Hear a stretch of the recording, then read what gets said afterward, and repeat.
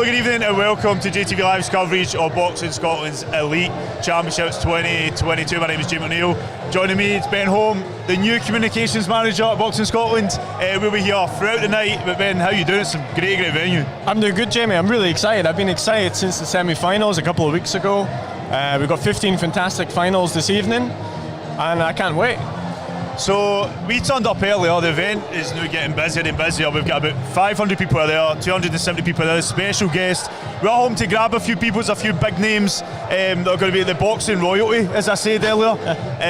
But this is just, I don't know if you've been seeing some of the clips of the rings, and we've got a great camera team working with us today as well. Yeah. So we're kind of moving in the right direction. We've gone all out for the finals. So we've got the big screen, the big entrance, which people will see later in the evening. It feels like a big event. It feels fantastic. They've done a great job. Got fantastic lighting up, which we haven't had for the other events. So no, it's going to be a great night of boxing. So I've spent the last 20 minutes saying hello to people. There's a good few people online. If you are watching, let us know where you're watching from. Cheer on who you're cheering, but try and keep the comments nice and clean. We don't want to throw anybody off. This is going out across JATVLive, and also Boxing Scotland's YouTube channel, so we'll try to keep it as nice and clean as possible. After every bout, Ben's going to be chatting to the winners, so he'll be chatting to the newly crowned elite champions, but we'll also be witnessing them be given their belt, and the belts look amazing. Yeah, no, we've got commissioned special championship belts. Some of you might have seen already on social media. They look fantastic. As some of the boxers have been saying, obviously in the build-up to this, how much they want to get their hands on that belt. So maybe an extra bit of motivation for the boxers this evening. Yeah, the belts look amazing. I want one. How do I get one? How can I get a belt? So some of the names, whether we look at who is boxing tonight. So first up, we have a light flyweight final. That's Francis Heath, Dunhamers, and Megan Gordon from Elgin. Great, and Megan done great in the semis. But Francis, was it a walkover, Francis? No, she got a bye. There was a bye into the final for Francis. And then we saw Megan beat Kelsey Hughes of Rob Roy in the semi-finals a couple of weeks ago. So they'll start us off. Now, we're not going to go lightest to heaviest like we have at the other stages of the competition. So we have mixed it up for the finals. So we do actually have the lightest on first, as it has been for the others, but we end today with the light welterweight final between Colin Kearney and Charlie Doig of St. Francis.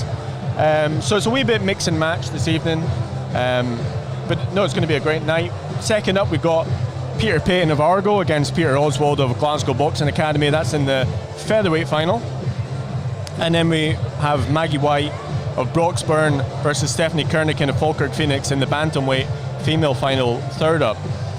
So we've got 10 male belts and 5 female belts this evening. And some new categories as well. Cruiserweight makes its debut. Cruiserweight was only added on the 1st of January of this year. AIBA, the international governing body, brought it in August. We brought it in from the 1st of January. So there will be a first ever Cruiserweight Scottish champion.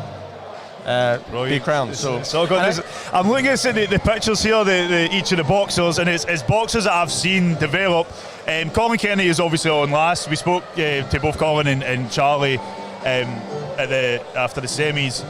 Charlie had said that they know each other, they've sort of sparred, they have to all sort of leave it in the ring, but a great fight, a great main event that's going to be. But some of the other names, I've loved watching Conor Hyde and Stephen Ferguson. In fact, you know, I could literally go through this. So I can't wait for Alex Arthur, Robert McNulty as well. I've seen Robert already. I'm just buzzing because of the names. So if you're supporting them, whether you're here or watching from home or watching back, thanks so much for it. But let us know you're watching, because we do have some big bouts. But have you got any favourites? You're allowed to say that? I don't have any favourites, but there's some that I'm definitely looking out for. Second up, Peter Payton of Argo. I thought he possibly had the performance of the semi-finals when he beat Fawaz Aberday of Byron Boxing Club, which I think a lot of us were expecting Fawaz, who had boxed at the World Championships last year, to be a favourite in that, but Peter boxed absolutely sensationally second, third rounds, picking him off with some clean shots. So will he be able to go one step further and take the title this evening? That's what we're waiting to see. I think what's really interesting is that we have a lot of boxers where it's their first senior event. Because of the pandemic, this is our first elite finals in 3 years. It's not been since 2019 that we've had an elite finals. So we have a lot of boxers who might be 20 or even 21, but this is their first crack at the senior title. They've been had to wait patiently for it. Interestingly, I was actually speaking to Connor Hind and JP Hind, his dad and coach from Beef Boxing Club earlier. They were saying this is Connor's second senior fight, and he didn't have any youth fights either because of the pandemic. So he's almost effectively gone straight from the juniors straight into a senior final after one fight. So it'll be interesting to see how these boxers, how they cope with that. So I think that's really exciting. You know, we said a couple of weeks ago, a number of the top elite athletes in Scotland aren't involved in these championships as they prepare for the Commonwealth Games in Birmingham in the summer. There's obviously some international tournaments that they're trying to get ranking points from, the likes of Reece Lynch and Akil Ahmed are over in Finland at the moment at the GB tournament, and we've also had the likes of Sam Hickey away in Croatia, Charlie Doig's been in Lithuania, Stephen Nunes as well. So these boxers at the moment are all trying to get ranking points to make sure they qualify for the Commonwealth Games.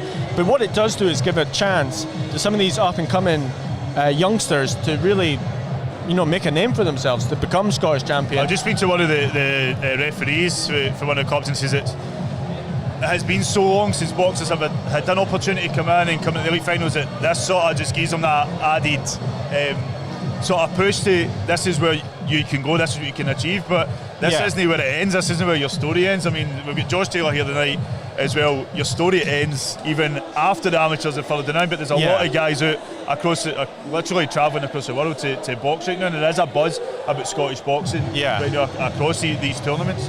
Yeah, and we're hoping to have a successful Commonwealth Games, and that's why it's so important that the likes of Reece Lynch are over at these competitions to make sure they get the points to qualify for. I mean, it would be great to have them here tonight. This does kind of happen every 4 years where the national championships take a back seat because of the Commonwealth Games, but it is still going to be a terrific night of boxing. We've got 15 bouts. What's really interesting for me is that since our last finals, which were 3 years ago in 2019, there's only 2 boxers who are back from those finals. So we have Stephen Ferguson, who won the flyweight title, now up at Bantamweight, and we have Ayman Amish from Granite City, who was a silver medalist in the super heavyweight. He's back in the super heavyweight final this evening. So every other boxer is different, which I don't think we've seen that before. Obviously, the pandemic has kind of forced that upon us.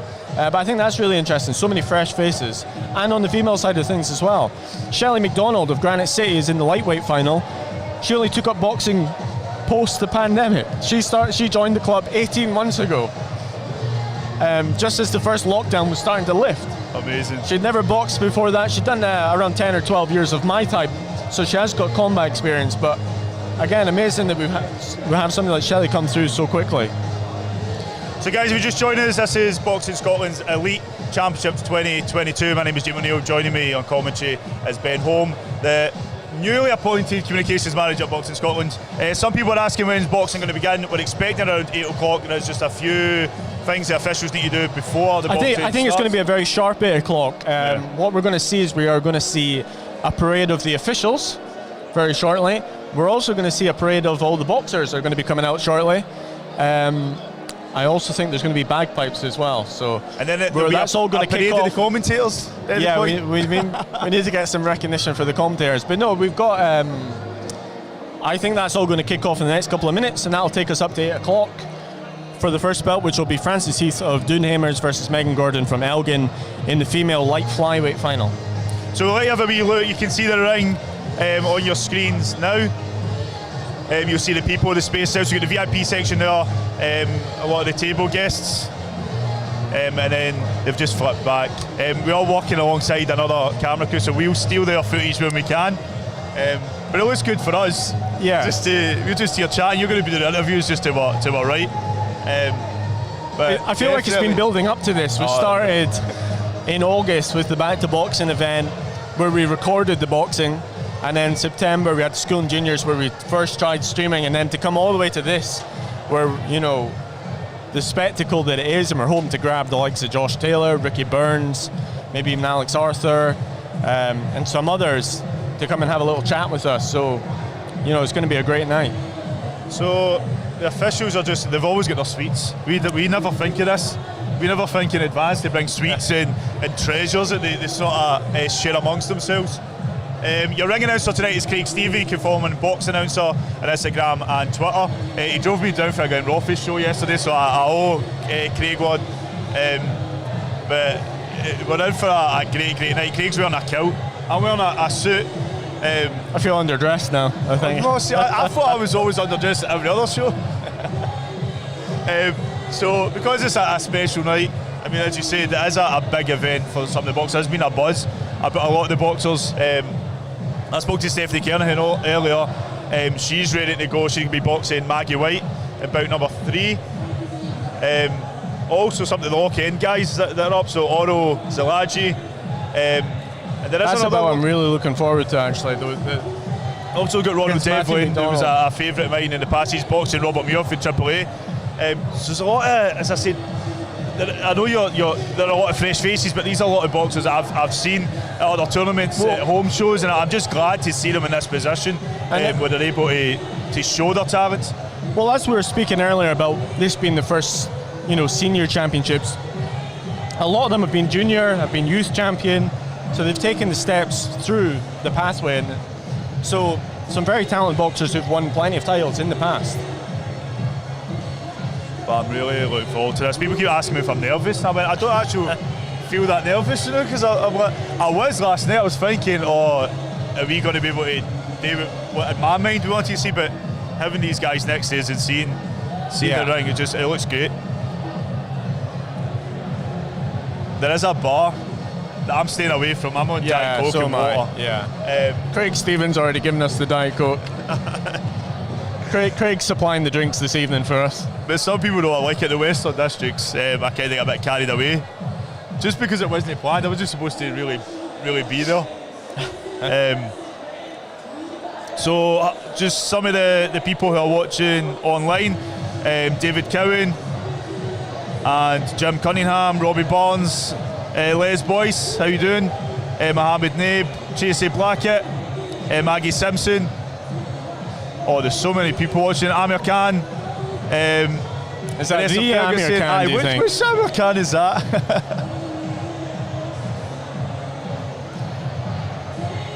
I'm just going to say that it is the Amir Khan. Yeah, we've got Amir Khan watching. So we're all going out across Boxing Scotland's official YouTube channel, also JATVLive. You can watch back. Everything is also pre-recorded, so we will try and put out individual bouts in the coming days.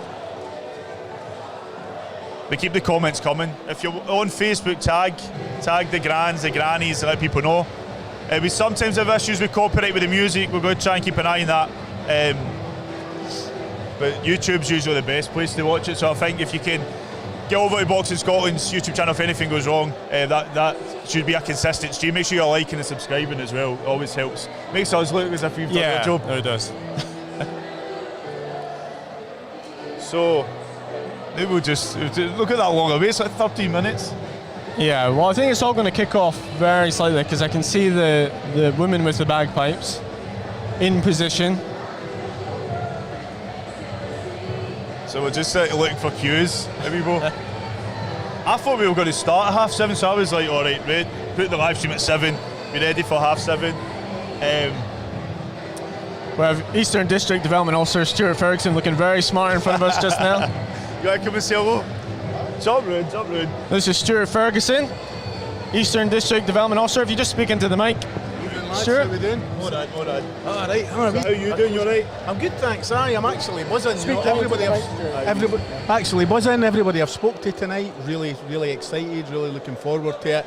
There's from all 4 corners of Scotland people have here, so there's been coaches coming down, coaches full of people, not coaches, boxing coaches, and everybody's dead excited. So if you're not here, you definitely should be somewhere because you're missing out. You've got an option to watch at home as well, so I think we've got a few thousands. If you add up everybody that's watching, it's definitely reaching the thousands now. Yeah. But it's great for Scottish boxing. We've been saying that the whole time. Boxing is back. It's been back in Scotland. Scotland was, even with the novices, the amount of boxers turning up, the amount of boxers registering. That was the biggest tournament at the time in Europe. It's just great to have this buzz about Scottish boxing, and to have an event like this. Sorry, I've just realised my mic's not been up. Oh, sorry. So everything I said was very, very intelligent and very articulate. What we'll ask you, is there any bout or two that you're really excited to see this evening? So these are the bouts that we've got coming up. So this is going to sound really cliche. I'm looking at these bouts and I'm telling you now, there's not one of them I would actually miss. Every one of them is going to be a cracker. I say that. Yeah. So, I mean, it would be wrong for me to say, oh, that particular bout. Now, there's a few kids there that I know, but absolutely every single one of them. If you're not here, you're missing out. And anybody, for the avoidance of any doubt, boxing's back, and it's back with a bang tonight. Brilliant. I thought I was smart earlier and started naming some of the bouts I was looking forward to, and as I looked through them, I was like, oh, I can't stop. So thanks for joining us. We're going to cut to Craig Stephen. Are we second? Thank you.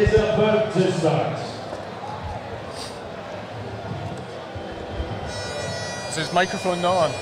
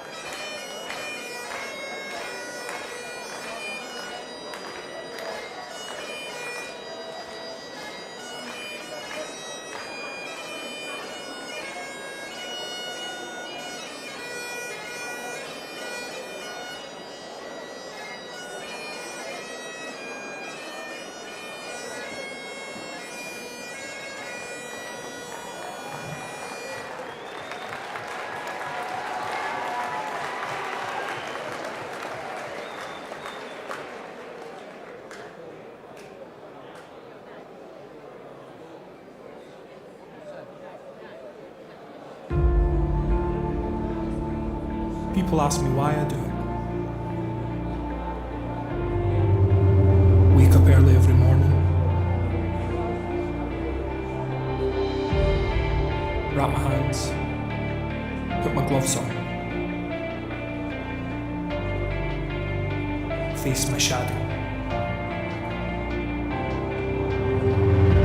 throwing, blocking, keep on moving. Every move starts the next one. Makes me better.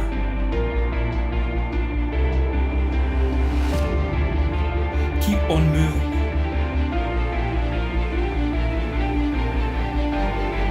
Don't stop.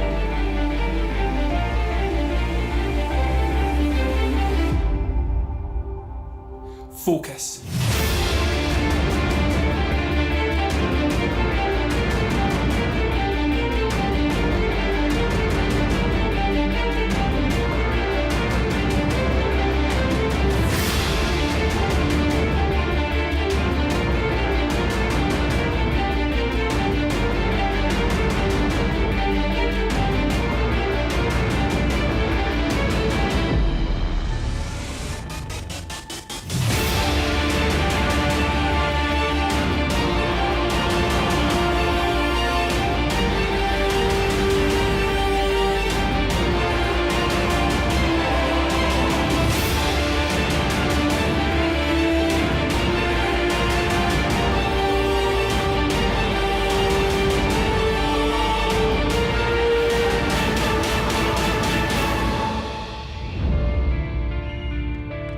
move.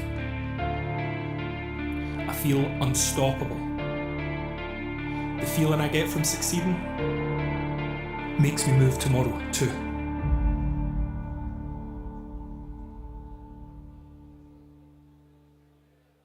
Ladies and gentlemen, welcome to the Ravenscraig Regional Sports Facility. Boxing Scotland very proud to present the Scottish Elite Championship Finals 2022.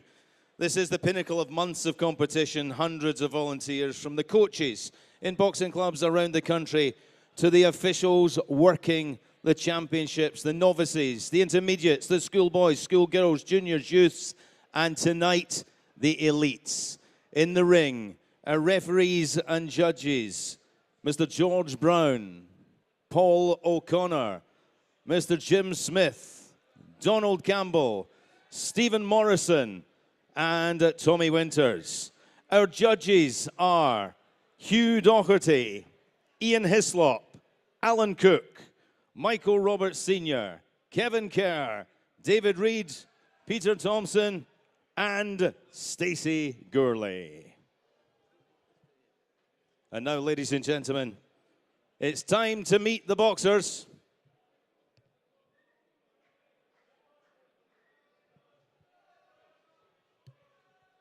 Air attack warning sounds like.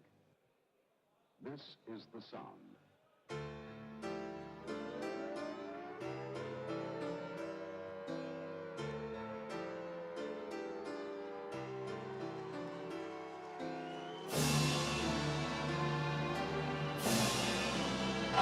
So this is our boxers parade as the boxers make their way to the ring to join the officials and the referees. Guys, you're watching JATVLive's coverage of Boxing Scotland's Elite Championships, and what a phenomenal and amazing start. I can't even get that word in there. The crowd are absolutely loving it. We will have guests throughout the night. First up will be Lee McGregor. He'll be here for bout number 2. But now our boxers and officials will make their way backstage as they prepare for the biggest night of 2022 for them here at the Boxing Scotland Elite Championships.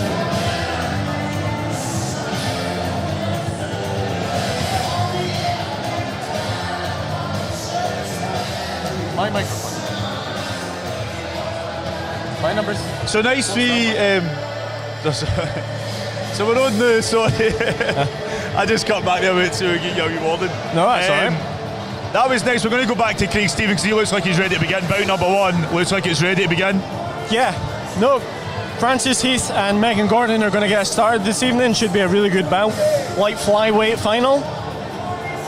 50 kilogram female bout. Ladies and gentlemen, before the competition starts, gives me great pleasure to welcome the Chief Executive Officer of Boxing Scotland, Chris Roberts, OBE.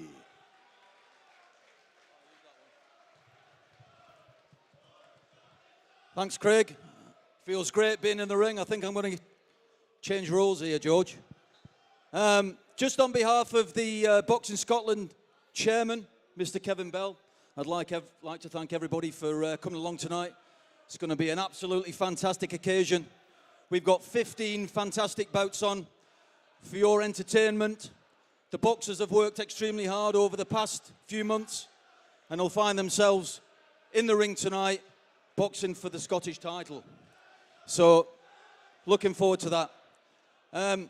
Just picking up on a couple of notes, we've clearly been looking at how our elite boxing group have been performing, so we pick up on grassroots boxing through our outstanding coaches who do the utmost every week, working hard to prepare the boxers, hopefully moving forward onto the pathway. And we've got Craig McAvoy down there, Mike, Neil, and the performance team who've been looking at the boxers through the semi-finals and bringing them into the pathway, so that's been fantastic. On the back of that, we've got a number of professionals in the house, Steve Simmons, Ricky Burns, so we're going to have a bit of commentary on the mic with Jamie this evening, so looking forward to that. So live streaming through Jamie and his company JATV, Raw. Just picking up on a little presentation we're going to do this evening. So we're talking about a number of boxers. So let's think about, and Stuart gave me this analogy, 1,000 buses. Imagine that packed. And we've got Mr. Alan Haining over there. Alan, who's he's telling me that he's retiring, who's always on point as the equipment manager. And if you didn't know, the equipment manager role is recognised at the highest level, international level. So Alan's been doing it for the past 50 years. So Alan's retiring. So what we've got is we've got a nice little presentation here, which Kevin, could you present our friend Alan there with a nice little gift on Alan's retirement.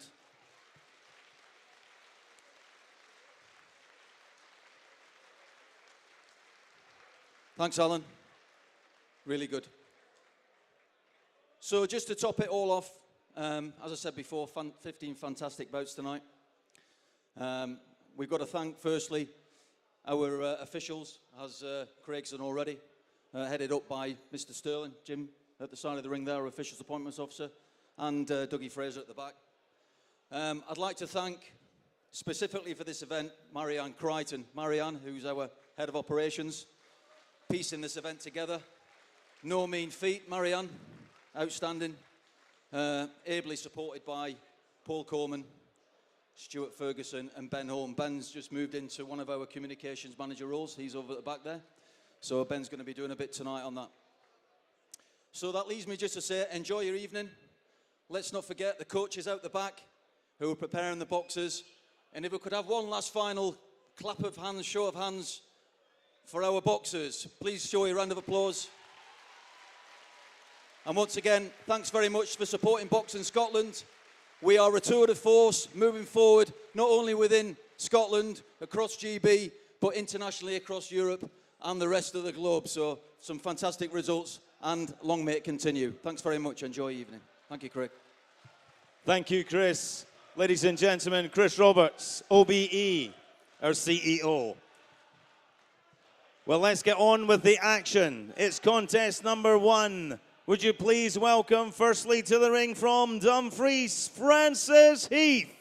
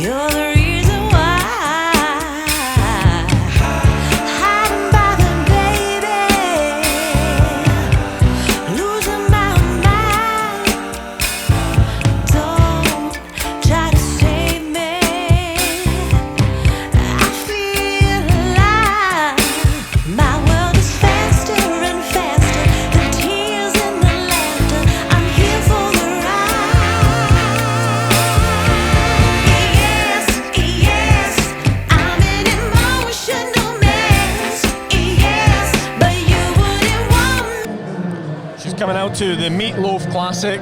Yeah. Bat out of hell. Rest in peace, Meatloaf.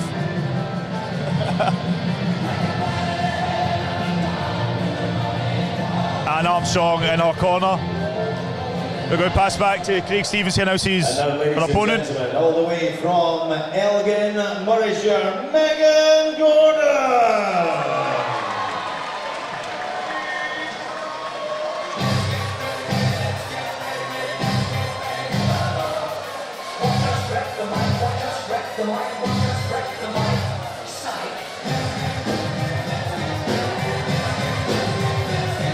Megan coming out to the Anton-Deck Classic. Let's get ready to rumble. Us wreck the mic.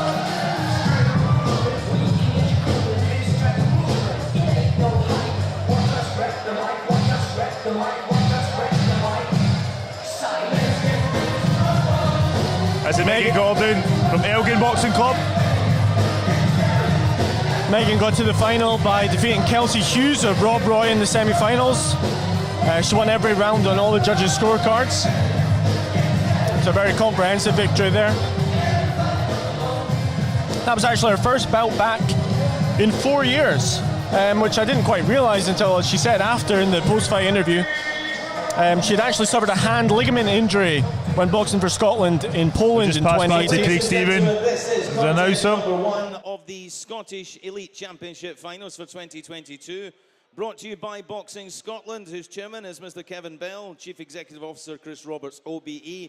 Our supervisors at ringside, Jim Sterling and Doogie Fraser. Our computer operator, Mr. Willie Arbuckle, and recorder alongside Joyce McDonald. Our timekeepers at the bell are Ryan O'Rourke and John McKenna.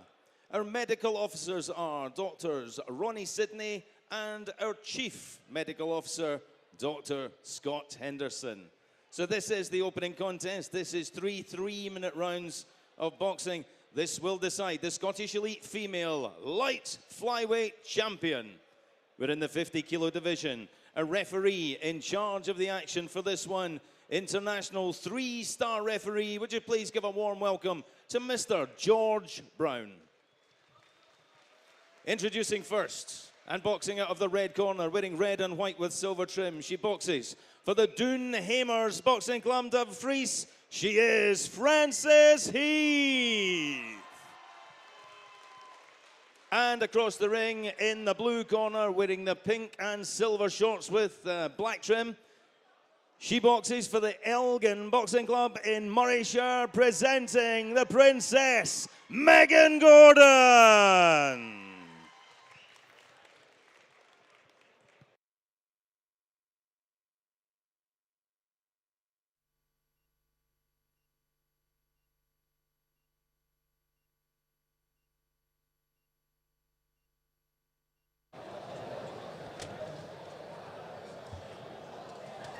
So we're just saying before Craig's introduction. Yeah, Megan defeated Kelsey Hughes of Rob Roy.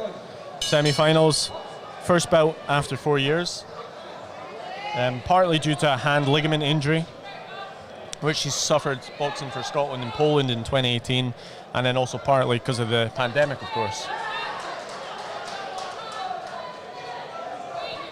So Megan has travelled all the way down from Elgin. But Frances, I've seen a lot of social media recently. She just had sort of pad session with Floyd Mayweather Senior before the Scotland. I saw he was at the gym, yeah. No, I think that's fantastic. So she actually got in the pads with him? Yeah. Brilliant. I think he was winding some people up. Was he? Right.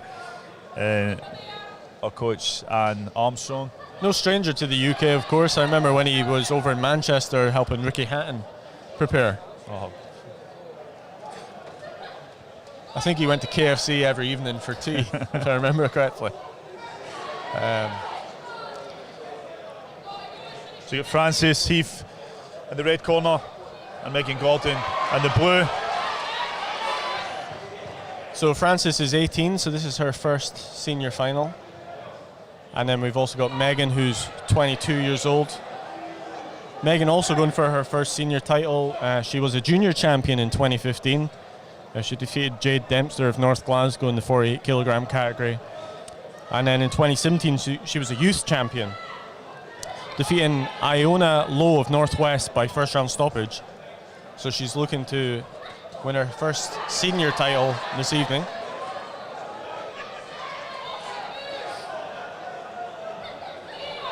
It's great work from Megan there, but I feel like Frances is sort of waiting for Megan to lead with the punches before she sort of looks to get on the inside, but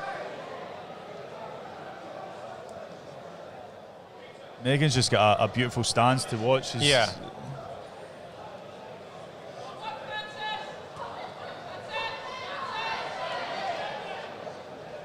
I'm not sure how much of that's actual landing though. There was a few body shots there, but Frances has got very nice head movement, just seen it there. A nice wee twist there.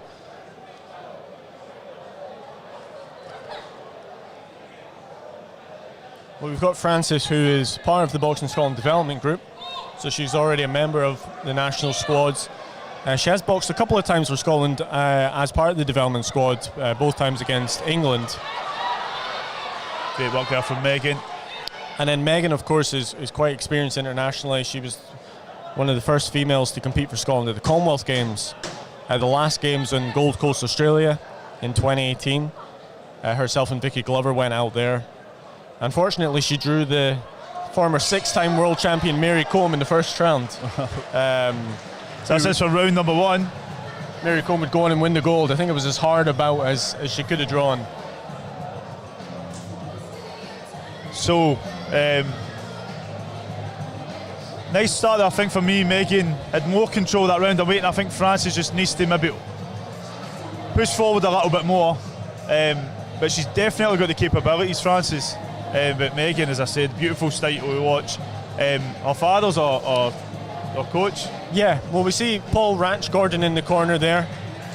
Father and coach, head coach of Elgin Boxing Club. We mentioned a couple of weeks ago that he'd won the BBC Sports Personality Unsung Hero Award last year for his work with the boxers up in Elgin during the lockdown and keeping them active. I've just realised that during the rounds, it's us that are going to be here. We're going to be the entertainment. Right? Going to go to round number 2. Megan herself, a registered coach. Oh yeah, that's right. Doing a wee bit of the coaching as well now, Megan, following her father's footsteps. I think that makes a difference, because when you've got someone even like Stephanie Kernahan, who's on later, when you have that, she's also doing start coaching, looking at coaching, and you're sort of looking at where other people are going on, where they can improve, and then sort of that can reflect back onto yourself. Or do you think you'd be the boxer first and then the coach? You know, it must help, because if you're teaching other people, I'm sure there are times when almost inadvertently you can pick things up yourself. Not that she's not already very experienced as a boxer, but I think with Stephanie, what she had said after the semi-final was that she concentrated completely on the boxing in preparation to this competition. So she stopped doing any coaching just so she could concentrate. So I'm not sure if Megan's done the same or not, but I'm sure she'll be well prepared. Ratch will have her well prepared.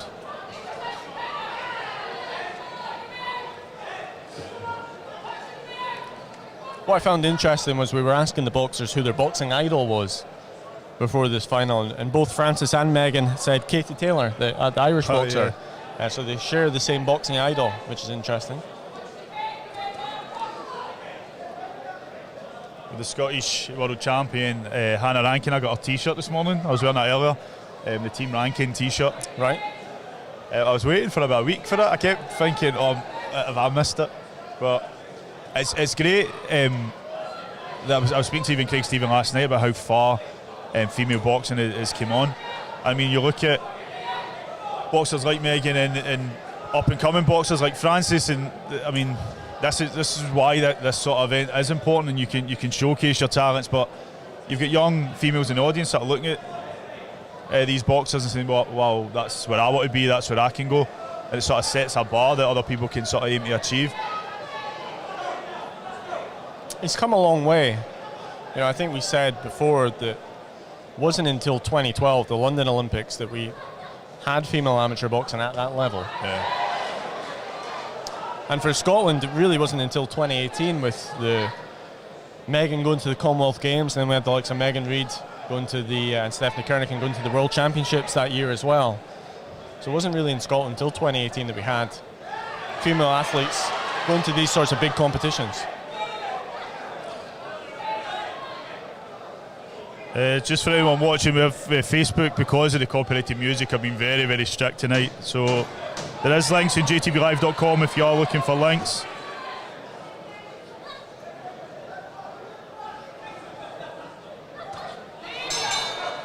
That's it for round number 2.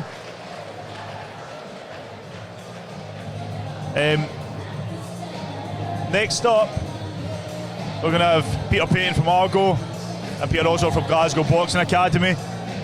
This was one that you were looking forward to, about number 2. Yeah, we were saying earlier, I think Peter Payton, possibly the performance of the semi-finals, where he defeated Fawaz Aberde of Byron Boxing Club. Fawaz is a member of our elite boxing group, our highest national group, and competed at the World Championships Last year he actually got a victory over Anthony Joseph of Trinidad and Tobago at those World Championships as well. So I think there was a bit of an expectation. Fawaz was the favourite for that one, but Peter did fantastically well to win that belt. And Peter Oswald himself came through against Declan Riley of Rob Roy. We're round 3.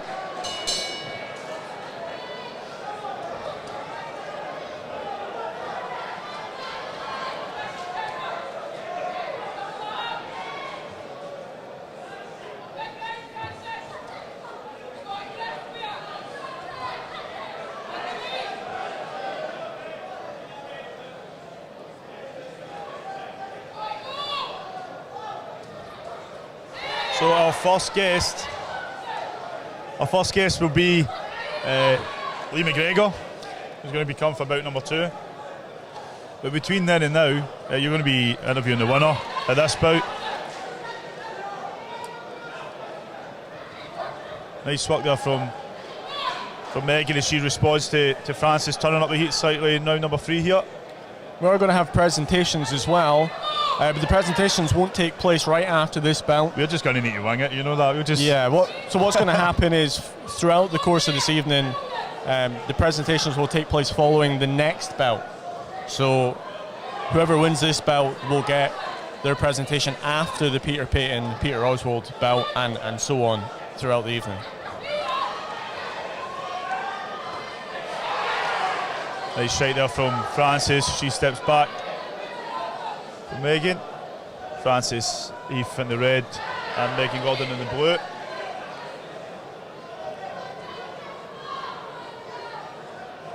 Megan just coming forward and looking to press the fight. We often see Megan on the back foot. She's coming right forward there from Megan.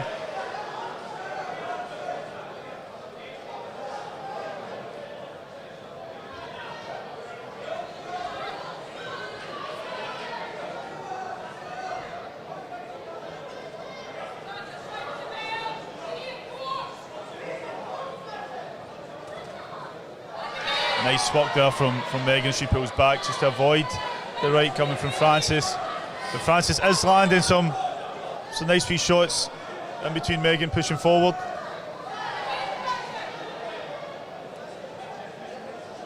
you going to give Lee that one? Or have you got...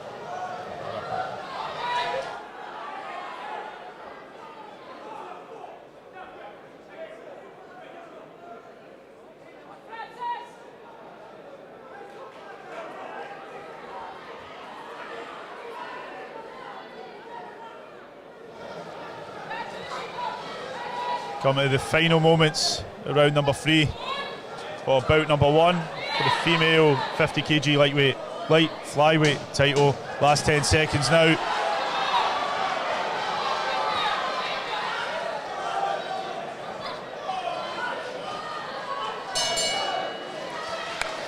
Well done to both boxers there. It's going to go down to the judges.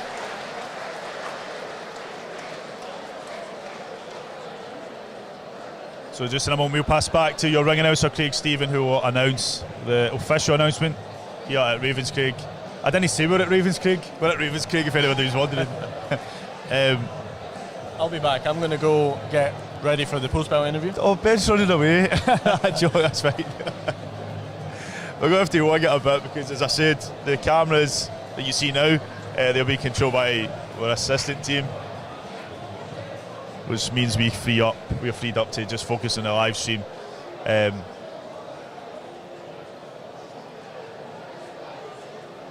So I'll be quiet as we pass back to ring announcer Craig Stephen for the official announcement. So, ladies and gentlemen, referee Mr. Brown has our boxers. We have the decision. Before we declare the result, please show your appreciation for both our boxers in the ring.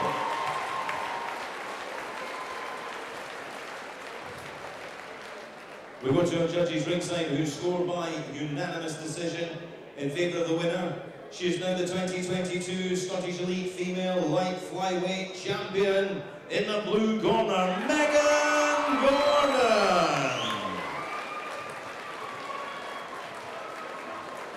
And please, ladies and gentlemen, keep the applause going for silver medalist Francis Heath.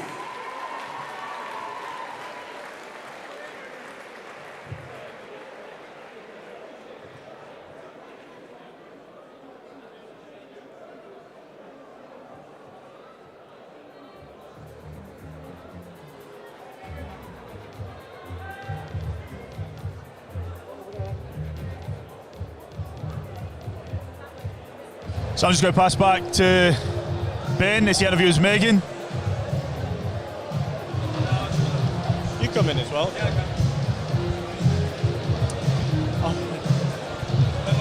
Congratulations, Megan. If you just stand here, how does it feel to become Scottish champion? I'm really chuffed. As I said before, I've been out the ring for a long time and I still feel it, but the more I get in, the more it'll get easier. Frances was a good girl, quite awkward. I don't really box the counter punch a lot, so obviously it's awkward getting it, but fair play to Frances. She was a good opponent and it'll be good to get back to normal. Said you need a few to get back on it, but I feel like now I'm Scottish champion. I'll do a few more home shows, not that, it'll be good. And that was just your second bout in 4 years, you were saying? Just over 4 years. My last actual bout was actually the Commonwealth Games. And that was my first senior bout, and obviously I got drawn against Mary Com. Well, obviously it's not the best, but I supposedly should get knocked out by the winner. And then, obviously before that, I was out with injury when I broke my hand in polling, so it's not been the best of a journey for now, but hopefully now my hand, I'm getting seen by Helen, who's my physio, and she's doing amazing work. And obviously I can't thank the club enough, or the coach, the Elgin, or the boxers, so none of this would be done without it. Well, we'll bring in your head coach and also your father, Paul Ratch-Gordon. How does it feel? I'm chuffed. She made hard work for it, I'm not going to lie, yeah? Right, she's going to box a lot better than that, she knows that, yeah? But in the end of the day, a win's a win, yeah? Frances really did well tonight as well, yeah? Credit to the girl, yeah? But there's more to Meg than that, and she knows that, yeah? But as we say in the end of the day, that's the belt, isn't it? Yeah? Junior, youth, and now senior champion, so happy with that. Well done. I'll be back next year and it'll be a better performance. Well, congratulations.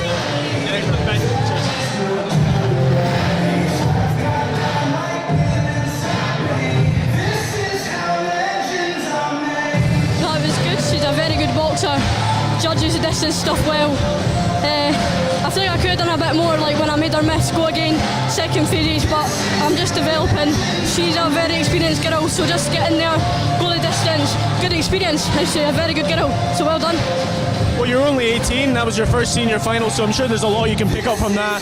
Your plan obviously to come back next year. Definitely. Well, I'm just learning, taking everything in. I'm still only 18, she's got loads more experience compared to me. I've been out the ring over 3 years because of COVID, so just to get back in there, get the ring rust off, just get going. It's great to be back in there. Well done to this evening, and hope to see you back soon.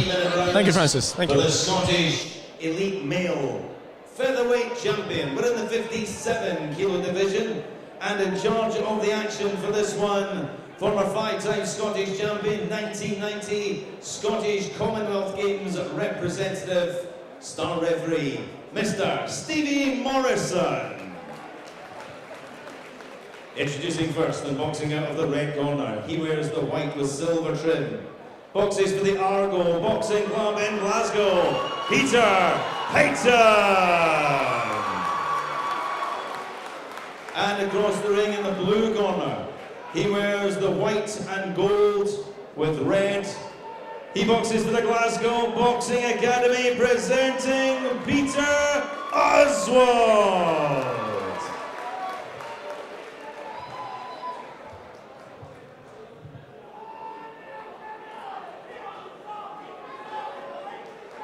Hey guys, bout number 2 joining us at ringside is Lee McGregor, who we've stole for his table. You had a good day today. What was the score? I know, so I was at the Edinburgh Derby the day, 3-1 Hearts, so you've got a happy guy here today. So you celebrated? I am through here, it was always planned. I knew we were going to have a busy day. I've been really looking forward to coming to these finals tonight as well. Day football and boxing, you can't beat it. So you've, back in the day, must seem like years, well, it wasn't actually that long, because you're still really young. Wasn't that long ago you were boxing in the elite finals, and then you went down, before you went down to GBs, you've had a great amateur career. Definitely, and it's it's always nice to come back and see the talent coming through, and especially when you've been there yourself and done it. And again, it's at this fight's at my old weight. I was obviously, it was 56 kilos back then, the bantamweight champion. So it's good to see my old weight, and again another good fight to look forward to. We just opened the show with Francis Heath and Megan Gordon fight, so it looks like we're in for a good night of boxing.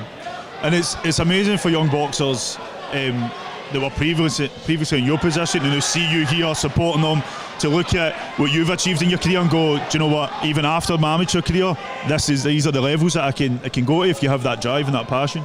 Definitely, and advice I always pass on to younger fighters or anybody coming through is just believe in yourself, and if you believe in yourself, anything can be done. I've not come from any rich parents. I've come, if anything, it's been a tough upbringing, but I've worked hard, I've stayed in the gym, stayed disciplined, and just believed in myself, to be honest, and I feel like I'm in a good position now. And like you say, it gives these guys inspiration and that to show that anything is possible. I remember seeing you, Lee. Actually, I joined Boxing Scotland in 2016, and the first week was the Tri-Nations event at the Alhambra in Dunfermline. Oh yeah. And you were boxing on that, and you won that evening. I remember seeing you that. Yeah, that's right. That was Dunfermline. I think that was was that my first senior? I think that was my first senior GB title. Yeah, I beat the Welsh kid in the final, and the English boy Jack Hillier actually the day before in the semis. So again, it's good because I've won three or four British titles, and I've been lucky enough to win most of them in Scotland, in my home country. So it's been amazing, and again it's brilliant to be back here and seeing all this young Scottish talent coming through. And again, they'll be hopefully win these championships and go through to the British championships. So there's sometimes a Glasgow Edinburgh divide, you know that more than anybody, but we've got two Glasgow boxers in the ring, and now we've got a few later, both for Edinburgh. Big left hook there from Peter Payne. Cracking fight, actually. We knew this was going to be a brilliant bout. Have you seen either of these boxers before, Lee? I've not, to be honest, but I've been looking at, obviously, I looked up a bit at the two guys before, and I seen that the guy Peter Oswald, that he was a former Navy champion and that, so you know right away what you're getting with him. He's going to be a fit, strong boy, and he's proven exactly that. And obviously the Payton name rings a bell. I think as you get Peter Payton, Patrick Payton. Patrick's his younger brother, sorry. Yeah. Peter's the older brother.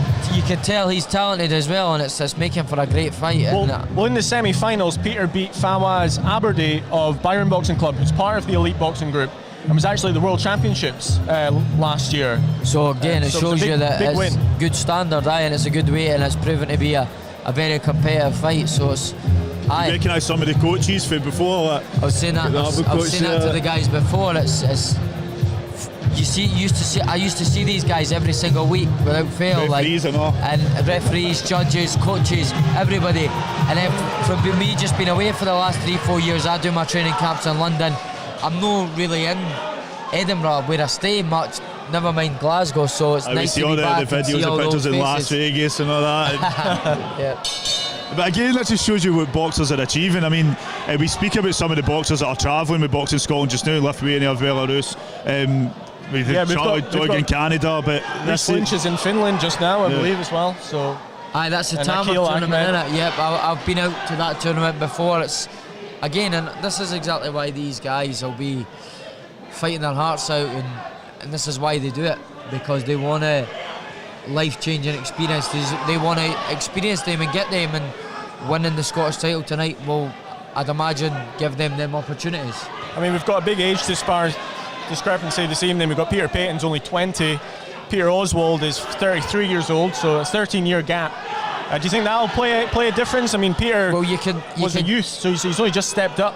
You can kind of see it with the way the fight's going. You can tell that Peter's slightly more talented, but the guy Peter Payton I'm talking about, obviously younger, bit more talented, but this Peter Oswald's a strong, fit man who's 33-year-old. He's got his man strength, and I think Peter Payton actually nicked the first round. Second, it's getting a bit closer, and I would not be surprised if Peter Oswald comes on very strong in the last round. Because I think that win in the semi-finals a couple of weeks ago was his first ever senior bout. So this is only his second senior bout. 3 years ago, the last Youth and Elite Championships, Peter Payne won the Youth Championship at 52 kilograms. So he does have some pedigree. Definitely, and again, just touching on what I said, you can tell he's very talented and very skillful. And like you just said, as winning his semi-final last week was his first elite fight, so he's now in here with a strong man, and I think he's starting to realise that it's a different ball game from the youths and seniors. He's going to be fit because Peter Oswald, he works for the Navy as a physical training instructor, so I'm guessing a Navy PTI is going to be among the fittest people you can get. Most boxers love in the gym anyway, innit? When you see that and you hear you're up against someone that's been in the Navy, you know you're in for a tough night. But I tell you what, take my hat off to both of them. They're putting up a great fight. They've obviously both left everything in the gym and they're leaving everything in the ring. They've prepared well, and it's a great fight. And I'd hate to be judging this actually. Is it easier in Scotland or more difficult because you've seen the guys before, you know them, you get a chance to go see their bouts before? Is it just talking rubbish? Do you know, like if they two probably seen each other box before, they get in Scotland isn't that big in a boxing community? You're seeing the same faces through the novices, through the youths, through the elites. Of course, you probably get familiar with faces that I wouldn't be surprised if these guys have maybe shared the ring before, maybe in sparring. Doesn't necessarily need to be a fight. So you definitely be used to the same sort of styles, and like you said, it's a small enough country that they probably have come across each other. But I think everything goes out the window when it's a Scottish title up for grabs. I think everything goes out the window, and no matter how familiar you are with them, there's going to be nerves, and you're going to leave absolutely everything in the ring, and they're definitely doing that.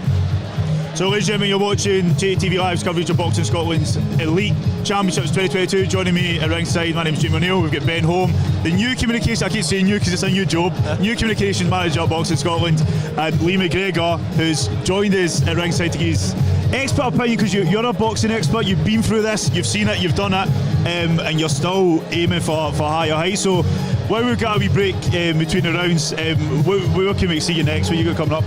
It's just, I think we're just in the process of sort of going back and forward with my team just now. We're just confirming what's next. I think we're looking at probably June time that I'm going to be getting back out in the ring.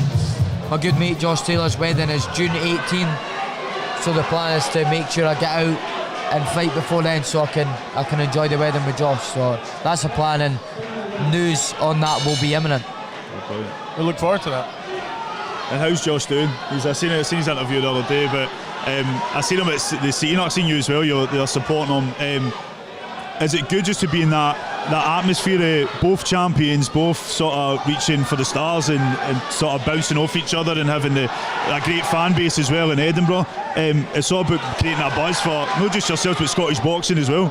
Definitely, and I've been very grateful and lucky enough to have Josh to follow in his footsteps and experience some life-changing experiences, and for when it's my time, and I'm literally following in his footsteps, I'm going in the same direction as him, and when I get to them big, huge nights, I've experienced a few huge nights, but I've got many more to come. World title fights, fight nights out in Vegas.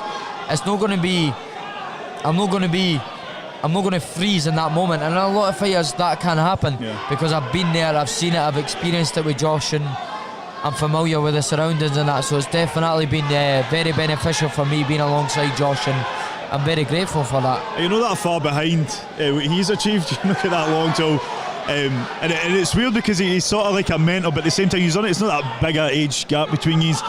You are progressing very rapidly through the ranks as well. Is there any younger boxers that we've got a count sort of see? We've got a count here. Peter Oswald getting a count. I think it was maybe a low. I think he's complaining that it was low anyway.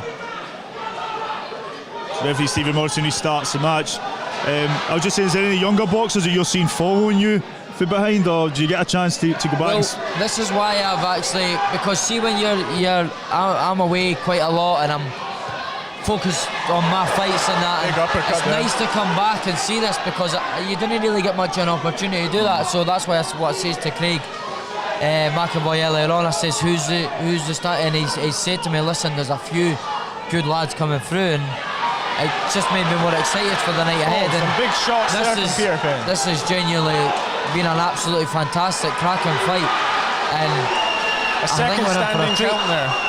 I think Peter Payne's really found his rhythm in the third round. It was the same actually in the semi-final, if you remember, against Fawaz. He really came into his zone in the third and picked his shots. And you sometimes see that. I see that again and again and again in the amateurs. The first, second and third rounds are always different. It's not like with yourself in pros, you have to pace yourself a bit more, but sometimes boxers can take time to suss each other at the first round, but the second and third are really starting to, but the third round they're definitely going for it, and I think Peter Payton's really wanting that belt. Have you seen the belts? I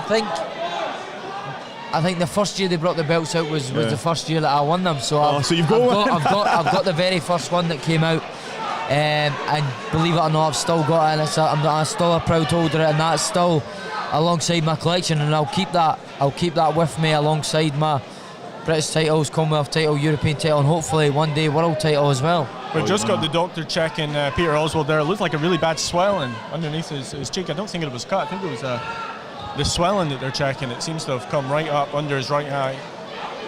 But the bout is going to continue. Are you being impressed by Peter Payton in this round? Definitely, very, very skilled fighter, and I'm actually very surprised by how composed and how well he picks his shots. I'm seriously impressed actually. He's come out this last round and been very good. Big uppercut. Great shot. I thought he might have been feeling the pace and the man strength for Oswald, like we said in the Navy and that, but he's proved that he's definitely one to be considered for getting on. Like I said, I think this is an assessment to get potentially onto the elite squad, so he's definitely, I would not be surprised if we see him in the elite squad very, very soon, because that was a great performance. Second senior fight and he could already be Scottish elite champion. Definitely.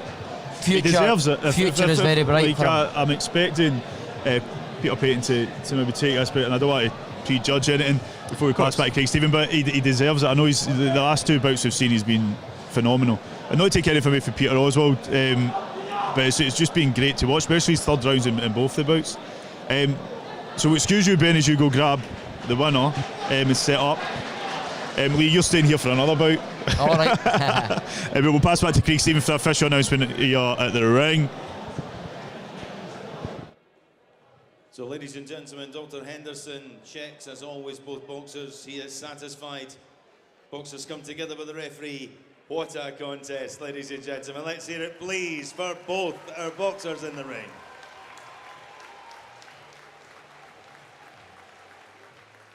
So we go to our judges. Unanimous decision, the winner. Now, the 2022 Scottish Elite Male Featherweight Champion in the red corner, Peter Payton.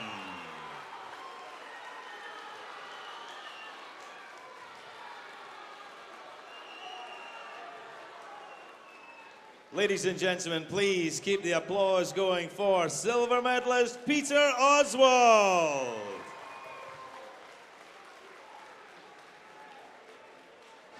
So great work there from both boxers, but Peter Payton, I kind of think his third round really took him over. Turn our attention to the presentation podium.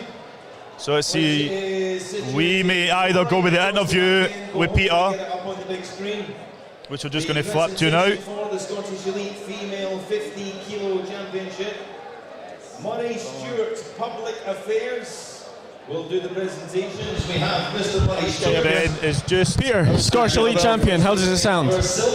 Unbelievable. Considering how long I took at the ring, and you know, during that time at the ring, I didn't know if I was going to come back boxing, but you know, just to come back over the new year, massive achievement, massive achievement. Aye. And that was just your second senior bout as well? Second senior bout, but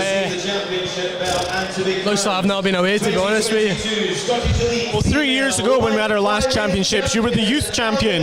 Obviously you've had to wait a while because of the pandemic and not being at championships. So, you know, great to see you come on. What's your plans now? Is big aims for trying to get into the Scotland squad? Definitely. You know, we got that letter from Boxing Scotland in the semis, so I'll definitely be attending that and just see where it goes for there. I mean, a terrific display. You know, that third round, you really found the shots. You know, he was a tough competitor though. That first couple of rounds, he was fit and hard. Definitely. I mean, somebody's that durable and that fit, it cause anybody problems. Do you know what I mean? So, you know, I did enough. You know, I didn't feel too great in there, but do you want to know what? I got a job done. That's the main thing. Well, well done, and congratulations, Scottish Elite Champion. Cheers, Peter.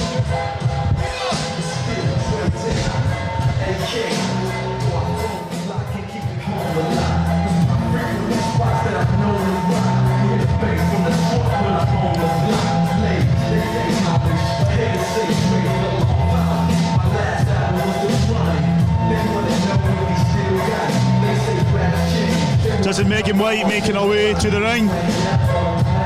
It's for bout number 3, the Bantamweight final against Stephanie Kernahan.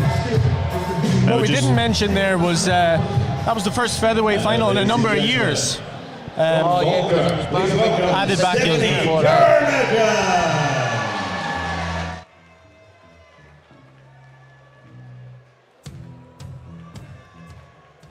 Championships, Vasily Lomachenko won the world title, and then it was removed, added back in last year by AIBA. They've expanded it from 10 to 13 weights now. Yeah, that's right, makes sense now, yeah. Because it was always, well, in my days, light flyweight 49, flyweight 52, bantamweight 56, and then obviously lightweight 60, so it's nice, it's good to see some more new weights added in. You get mates in the ring. That's Andy Leesky, used to be boxing coach at Clovenstone. That Clovenstone Amateur Boxing Club was my very first boxing club. I think it was about 12, 13 year old when I first walked through them doors, and I've known Andy for many years. He's now head coach at Broxburn. He's a great guy, yep. Got a lot of time for him.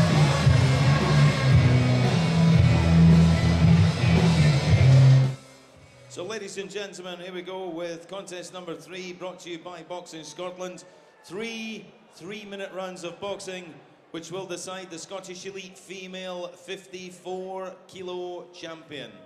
We're in the Bantamweight division. A referee in charge for this one from Irvine, Ayrshire, is star referee Mr. Paul O'Connor. Introducing first, and boxing out of the red corner. She wears solid white shorts. She boxes for the Broxburn Boxing Club West Lothian, presenting Maggie White. And across the ring in the blue corner, she wears black with grey trim. She boxes for the Falkirk Phoenix Boxing Club. It's Stephanie Kernahan. I'm guessing Stephanie's someone you might know well from being around the Scotland squad. I was just thinking that Stephanie's been about for years and years. It's good to still see her in and around the boxing Scotland. I've been on a couple of international trips and all that with her, so, and then she's obviously up against young Maggie White, who used to box for Craig Miller. I've seen her in Craig Miller gym a couple of times, so as I feel like it's youth versus experience here, so it'll be a good fight. Well, Stephanie first won the elite title in 2011, would you believe? That 2000, that's we were all babies at that. My first ever fight was, amateur fight was May 2012. So she's won their Scottish title a year before then. Crazy. Yeah, so she's 29 years old now, Stephanie. A 5-time elite champion. One of the first Scottish women as well to represent Scotland at the World Championships in 2018. I've got that vest, I bid for that vest.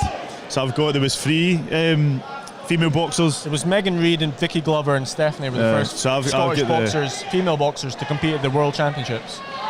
Brilliant. As I said, she's obviously dedicated herself for a long time, and she's been in the game for a long time, like I said, so it'll be nice to obviously see her. She's won many Scottish titles, and she looks like she's actually come out to a great start, and she might win another Scottish title here tonight. So 10 years difference. Maggie's only 19. She has been a junior national champion back in 2018 at 50 kilograms. This is her first crack at a senior title.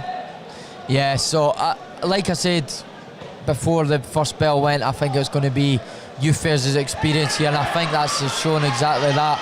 I just think Steph's experience is just a bit too much for Maggie, but listen, like I said earlier on, you've got to take them risks to get them rewards, and Maggie's taking this risk, going in the deep end. I can imagine she's given away a lot of experience in terms of fights here, but she's going to give it her all, and may the best fighter win. Well, we saw Stephanie in the semi-final. She boxed Dion Polland of Icons, who's a member of the Boxing Scotland Development Group. Stephanie winning by second round stoppage. A phenomenal display in that semi-final. And Maggie actually got a bye into this final, so this is her first bout in the competition. So all the momentum experiences with Steph, yeah. Isn't it? She started strongly as well in this first round. Yep, we can. But again, we never know what can happen in this boxing game. It's a funny old game, and one shot can change anything. So credit to Maggie, young 19-year-old, and like I said, Steph's probably got triple the amounts of fights as us. So we'll see what happens here. But I think Steph's just a bit too much, and I hope Maggie can actually see this through. But I'd be it's great experience regardless, isn't it? I think Stephanie is one of these boxers, similar to yourself, just very comfortable in the ring, grew up in the ring. Well, I suppose the more you're in that ring, the more familiar you become with it. But even with the atmosphere as well, the people, that adds to a pressure sometimes. That you know yourself, you've done the big arenas. Some of the boxers can't hack that, and it does play on them.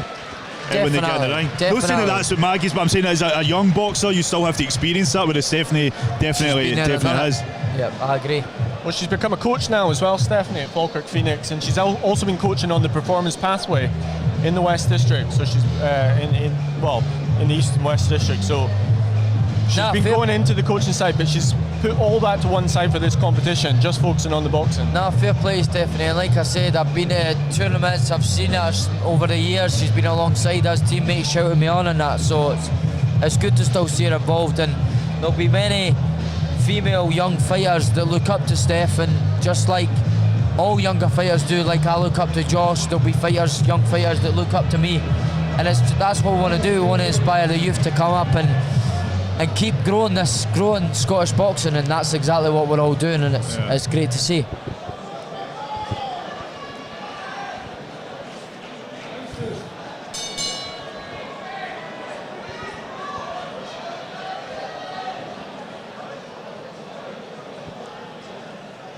So we go round number 2, Maggie White, Boxburn Boxing Club in the red corner, and Stephanie Kernahan for Falkirk Phoenix Boxing Club in the blue. Falkirk Phoenix it's a new club run by Stevie Morrison. We've got the home show coming up, I think just maybe May, second week in May, so we'll be looking forward to that. I know they've got a table of 10 young boxers here that have made their way to support Stephanie.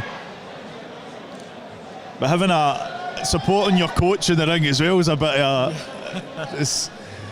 you ever thought you'd see that? Maybe you watch, you've got one of your coaches in the ring. I know, well, it's funny enough, it makes me think one of the boys that trains in the gym with us, Ramez Mahmood, he is actually a maths school teacher, and it's almost sort of the same. He says he's got his pupils that watch him and come and cheer him on and that.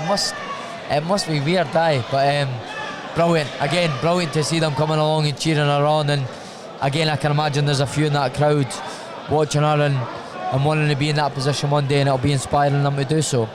She's coming out and being aggressive again. She was very aggressive in the semi-final. She didn't give Dion any space to breathe. And she said that was her tactic going into that semi-final. She knew Dion was a good boxer, so she just had to bite on the gum shield and come forward. And much of the same again tonight, I think, against Maggie, who you can see has talent as a boxer, but Stephanie's just coming forward and putting a lot of pressure on her. Definitely, and like you just touched on there, like Maggie's a talented fighter as well, and the only difference here is just experience, and she's been there and done it so many times, Steph, and that's the only difference here. The talent-wise, there's not much in between them. Steph's obviously, like I said, more experienced and just a bit too strong for Maggie, but one that Maggie will certainly learn from, and she's not bowing down easily. She's fighting back and giving everything she's got. And that's what I like with Maggie, is that she's not giving up, and she's want to see this through and still really try and push forward when she can. Well, again, she's got nothing to lose, and I'm sure her coach would have told her that before the fight. You go in there and you do what you can, you've got nothing to lose, and she's doing exactly that, to be honest, and I take my hat off to her. She deserved to see the final bell. But it's getting tough now. It's getting quite hard. But she's showing no sign of quit, not one bit. And I like that. I love that. You can't teach that. You can teach boxing, you can teach talent, you can improve fighters, but there's one thing you can't teach, and it's what Maggie White's showing tonight, and that's heart. So for those of you watching at home, we have had some spamming comments. We'll try to like block them as we go. Just the nature of YouTube and putting stuff online. It's like no sites that I want to be visited, and it's none of my sites, not to do with us or Boxing Scotland. But you're joining us at ringside, Ben Holm from Boxing Scotland, Jamie O'Neill for JTV, and the amazing Lee McGregor, Lightning Lee McGregor, who's buzzing after his team. Well, tell us again. Yep, Hearts 3-1 against the Hibernian today. We went 1-0 down actually after the first 5 minutes. I says, this is going to be a long day. Quickly turned around, the equaliser just on half time, and we come out second half, tossed them, and then we're going to take that momentum into next week for the semi-final and beat them again, and then you've got obviously the Old Firm the next day as well. My family gets really involved. We'll look forward to see who we're playing in the final as well after that one. Go round number 3, back to boxing. I think that's one of the hashtags in it. Back to boxing, boxing's back. Yeah. He's ducking, but none of the cameras are. Find out the time. Would they have cameras? The officials stand in front of them when the cameras are elsewhere. They duck. So if anyone's just joined us, this is the female 54 kilogram bantamweight final. We've got Maggie White of Broxburn in the red and Stephanie Kernican of Falkirk Phoenix in the blue. And we have Lee McGregor joining us as well. Bantamweight, this was obviously your weight division. Yep, bantamweight was I won my first Scottish title as a youth at 49 kilos, light flyweight. I won the British title at 49 kilos as well, and then represented GB at the World Championships, Scotland, and that, all at 49 kilos. And I wasn't much smaller than what I am now. I don't know how I managed to make 49 kilos. I then moved up to flyweight 52 kilos, and I think with me staying at 49 kilos for so long with all the opportunities I was getting, proved that I didn't stay there for too long, and then 56 bantamweight was my more natural weight, and that's where I won my elite titles. And yeah, like I said, it's now obviously they've changed up the weights now. Bantamweight's now 54 kilos, which probably would have suited me more. That's sort of the weight I fight in now as a professional, 53.5. However, I've got a 24-hour window with a weigh-in this day before, because I could never make bantamweight and fight on the same day. Definitely not. No these days anyway.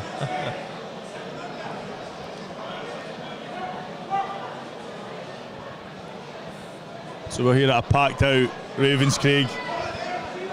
Did you hear that it was all like a football team had came in earlier when Chris Roberts, the CEO, was in the ring. So there's a lot of fans. We got a count here. Standing count for Maggie White.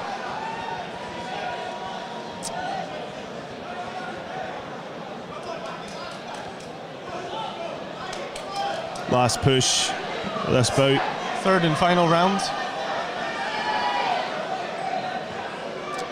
I think it's fair to say Stephanie's, unless anything drastic happens, Stephanie's going to take another elite title this evening. Yeah, definitely. But I want to just shout out how tough Maggie's been. She's been absolutely incredible, and she deserves to see the final bell here. Yeah, she really does. I'm home. She does. I know she does. Because she deserves it 100%. Just make sure he's not shook that before you get it. Probably done that over it. Craig McAvoy just dropped a Pepsi Maxo for Lee. Just warned him, it's still been shook. Yeah, last 10 settings here, round number 3. She's deserved that. She's done well. She's dug in, and she'll learn from this, and she'll come back. And I can see Maggie White winning a Scottish title one day as well. Yeah. She's only young, plenty more opportunities for her. And Stephanie, I think the deserved winner here. She's been around for a long time, and she actually talked about hanging her gloves up. She was saying she was going to have one last bout last year, and the bout got cancelled because of COVID. She was actually going to box Megan Gordon, who just won the light flyweight title, and then so she decided, well, it's championships, I'll just go in for it. So it looks like she's still got plenty left in the tank. Still plenty left in the tank, and I wouldn't be surprised if I see her again here next year, picking up another one. So just before we pass back to Craig, Stephen and the ring for the official announcement, Lightning Lee McGregor, thanks so much for joining us. Thank you very much, Lee. You can go and finish your celebrations now. Cheers, but listen, guys. man, thank you for joining us. Thank you, mate. And Cheers. Ben will be back with the winner, but I'm going to pass back to Craig Stephen for the official announcement here. As always here this evening, please show your appreciation for both our boxers in the ring. We go to our judges who score by unanimous decision. The winner, who is now the 2022 Scottish Elite Female Bantamweight Champion in the blue corner, Stephanie Kernahan. And please, ladies and gentlemen, your appreciation, silver medalist Maggie White.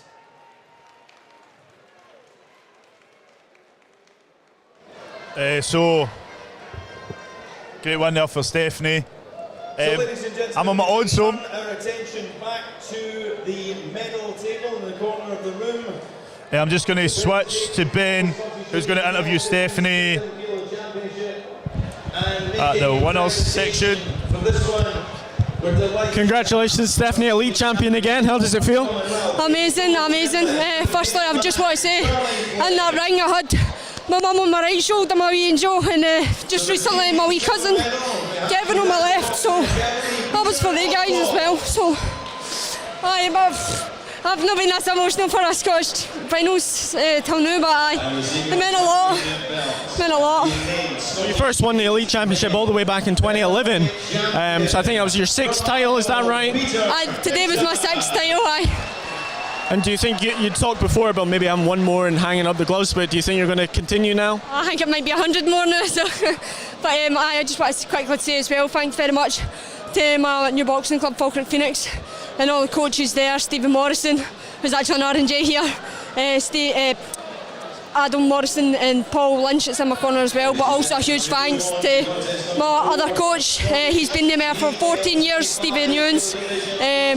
You know, he's the one that's built all the foundations, and then now Falkirk Phoenix is just getting the rest of that all put together and adding more tools to the toolkit, so Just a quick word on Maggie White. You know, she showed a lot of heart in there, no quitting her. Aye, well that's it. I was giving her some quite big digs. She was giving me some back, you know. Lassie's definitely full of heart, ambition.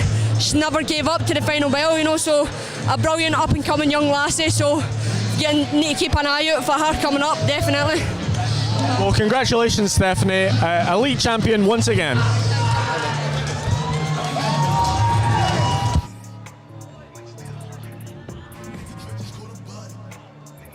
So Stephanie Kernahan there, making his way to the ring. Libby Casosula, he'll be boxing Aaron Devine.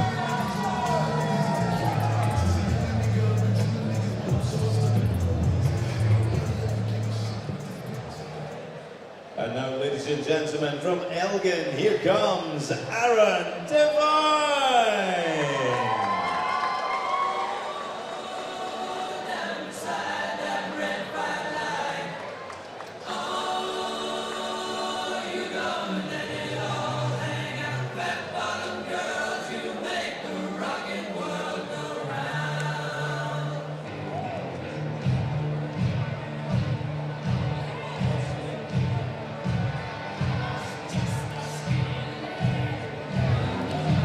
It'll just be us two for this one? Yep, so Aaron Devine making his way to the ring.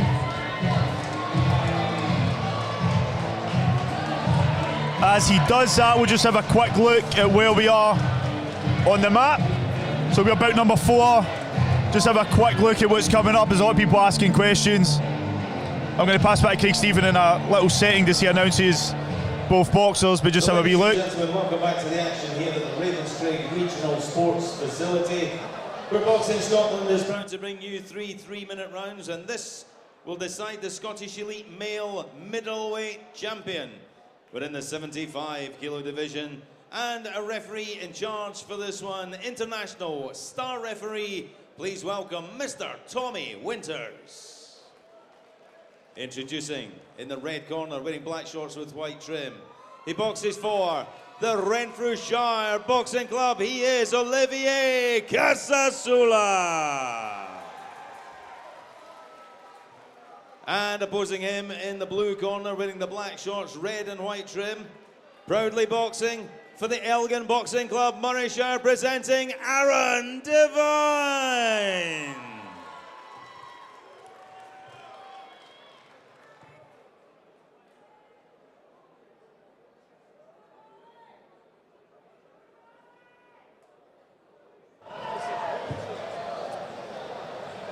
So just before this bout starts, I've just been reminded, this is JTV Raw's third birthday.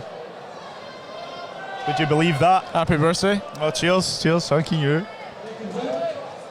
So we go round number one. Olivier Casasula for Renfrewshire Boxing in the red corner, Aaron Devine, Elgin Boxing Club in the blue. You're watching JTV Live's coverage of Boxing Scotland's Elite Championships, going out on Boxing Scotland's official YouTube channel and JTVLive.com.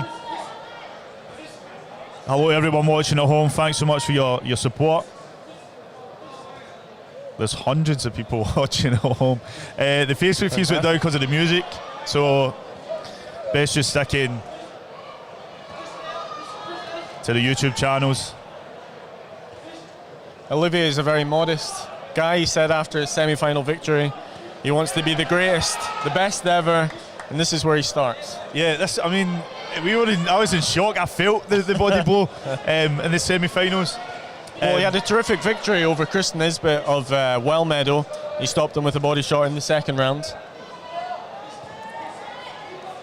And then we have Aaron Devine.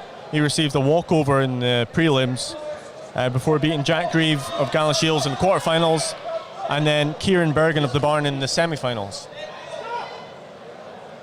And this is another serviceman in the ring? Yeah, so Aaron Devine works for the RAF. He's a senior aircraft man up in Moray. He's also vice captain of the UK RAF boxing team.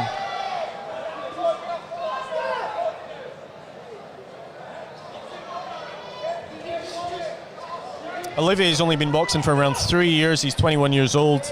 He only started when he was 18. But he did do Taekwondo from the age of 12, so he has a bit of combat experience before that. You certainly wouldn't think he'd only been doing it for 3 years, considering a couple of them were during the pandemic as well.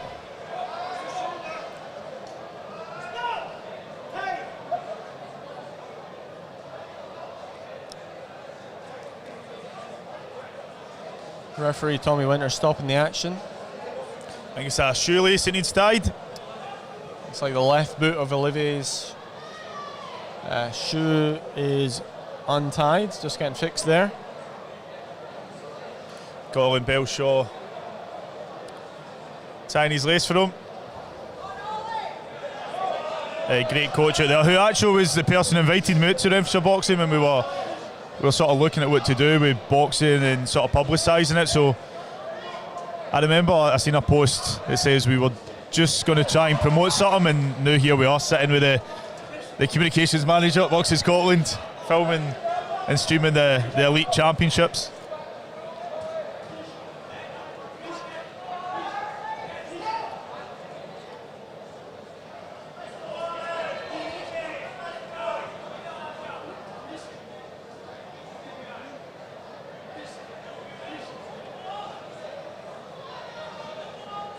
Olivier, originally from the Democratic Republic of Congo, moved over to Glasgow with his parents at the age of 7. And I think for his interview, he's looking at boxing as being a way to elevate him to world success. And as we're talking to Lee, I mean, the world is your oyster. It doesn't matter what your background is or where you come from. This is the amazing thing with boxing, is that you can have that opportunity if you. That's it. You can be even like Stephanie Kernahan, who just be boxing for such a long time and still appreciate what the importance of the Scottish Elites finals is. When she's boxed around the world and she's done it, and it's still very, very important to you get could back. See she was very emotional there, Stephanie, in her post-bout interview. Obviously that was her 6th victory in the Elite Championships, but it still meant the world to her. Yeah. Olivier, he sort of said how much he wants to use this as a springboard to get into the Scotland squad. He talked about wanting to go to the Commonwealth Games, Olympic Games. So I think he very much sees this as his chance to go and make a name for himself. Craig McAvoy was certainly impressed a couple of weeks ago at the semi-finals with his performance, the Scotland national coach. Obviously, I know Renfrewshire boxing really well, not to take anything away from Elgin, because I know they are an amazing boxing club up north. But it's a good group. They're sitting in the front row, the front 2-3 rows, supporting Ollie. They really get behind their boxers, and you've got a great team. The likes of Cash Farouk, Boris Crichton, that are the professional boxers that are boxing out of Renfrewshire boxing, Ahmed Muever. Get my mate Chucks, who just signed with St Andrews as a professional, but he will be boxing at Renfrewshire as well. So it's a very dynamic group of boxers that train in that gym. Olivier just moved there, of course. He was with East Isles Phoenix.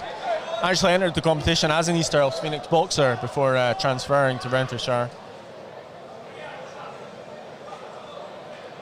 Elgin, of course, looking for their second victory this evening after Megan Gordon won the female light flyweight title in our opening contest.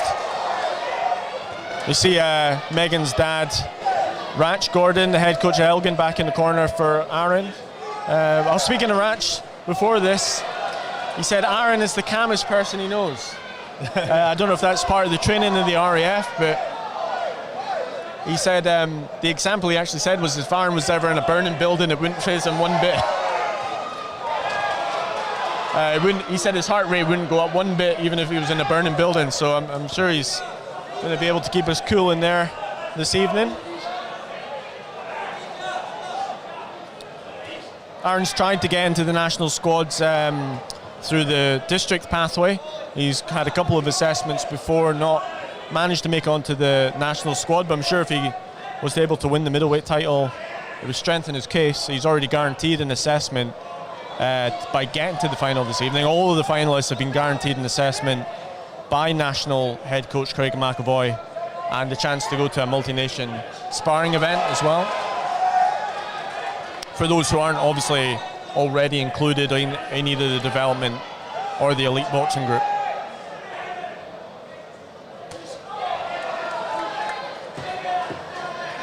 I think only Charlie Doig is in the elite boxing group on this evening. Yeah. We do have some others who are part of the development squad.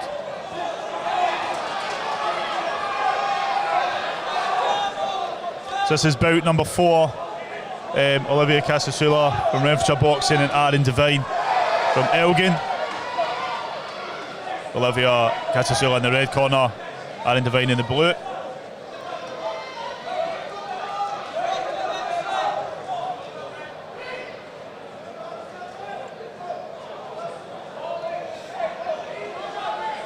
If you are watching us live, thanks so much. Make sure you click like and subscribe. Final 10 seconds of this round.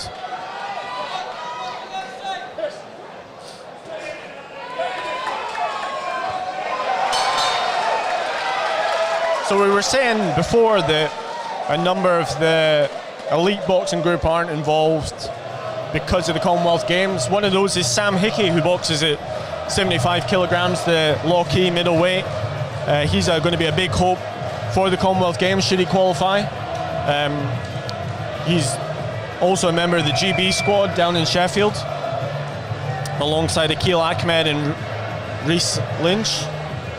Tyler Jolly's got an assessment as well coming up, I believe, so we might have 4 down there in Sheffield, which would be fantastic.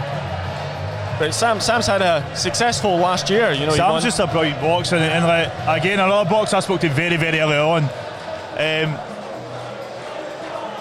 He just won the bronze medal at the European Under-22 Championships in Croatia last month. That'll certainly strengthen his case for going down to Birmingham this summer and part of the Commonwealth Games team.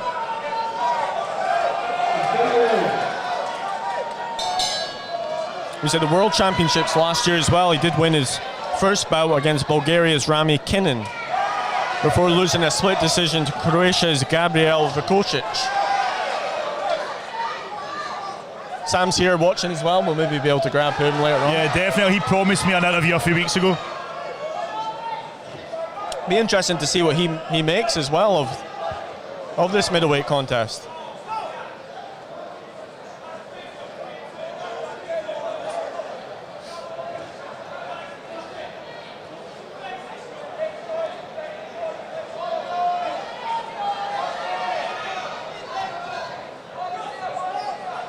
Scotland obviously picked up a medal in the middleweight division at the last Commonwealth Games in 2018. John Docherty of Byron Boxing Club getting a bronze medal over in Australia. One of 2 bronze medals with Rhys McFadden picking up his second Commonwealth bronze medal at flyweight following the Glasgow Games 4 years earlier.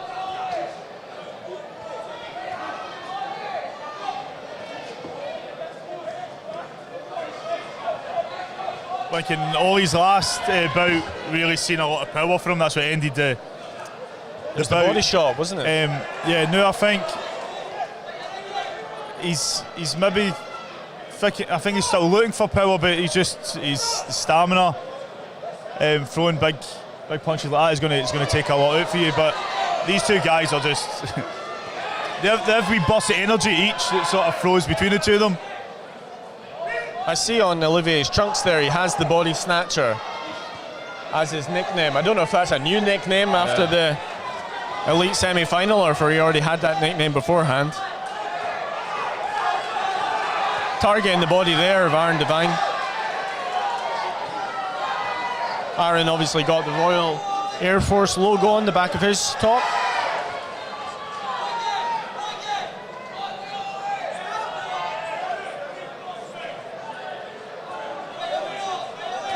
Our second serviceman in a final this evening after Peter Oswald of Glasgow Boxing Academy, who works for the Navy, former Navy champion.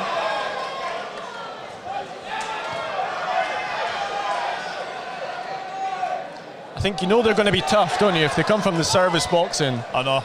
You can guarantee one thing, that they're going to be fit and they're going to be tough. And I think Aaron's both of those things. We'll just throw in there congratulations to Renfrewshire Boxing's, well, former Renfrewshire Boxing, but he's still here with the team, Jason McCormick, who's cheering on Ollie, who's just recently joined the Royal Navy. He's boxed for the Royal Navy and has passing out. Parade was just a few days ago.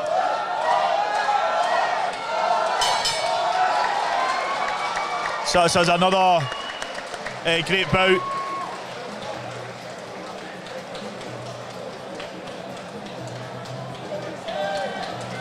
And Ben is going to grab the winner as we just await Craig Stevens with an official announcement. Guys, you're watching JATVLive's coverage of Boxing Scotland's elite championships here at Ravenscraig Sport Facility in Motherwell. My name is Jamie O'Neill. Joining me in commentary was Ben Holm, who's just about to go set up the next interview. We've had Lee McGregor on. We're going to grab a couple other guests, a few big names. We'll go past by Craig Stevens for the official announcement.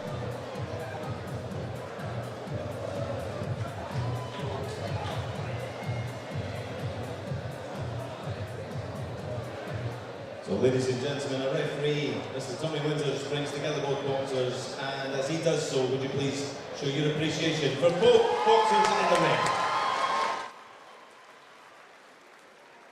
As always, we go to our judges at ringside. We have a unanimous decision. The winner, who's now the 2022 Scottish Elite Male Middleweight Champion, in the blue corner, Aaron Devine.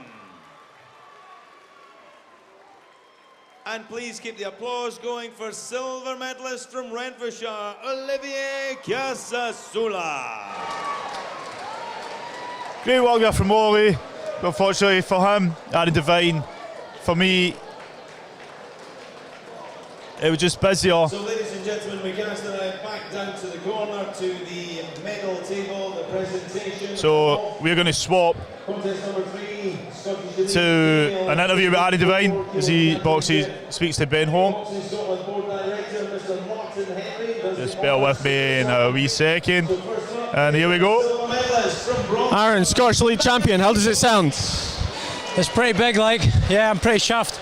I've been genuinely this has been the goal since I don't know how long now, so with having a couple of years off as well, it's only made it a bigger goal, really.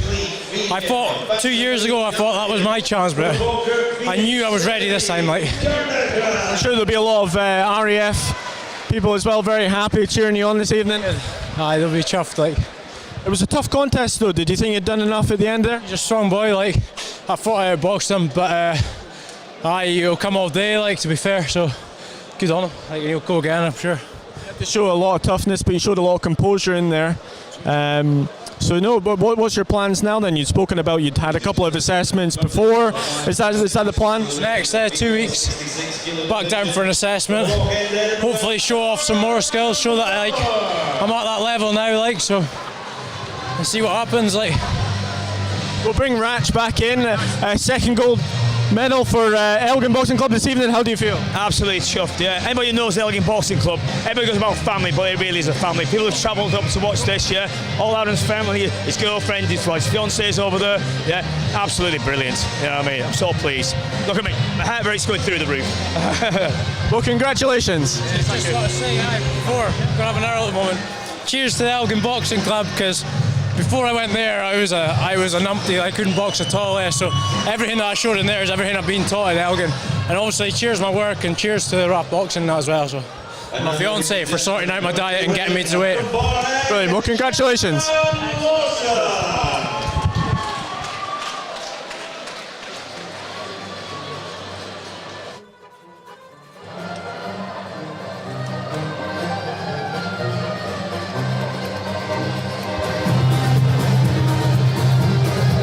That was a very hard contest, wasn't it, Jamie?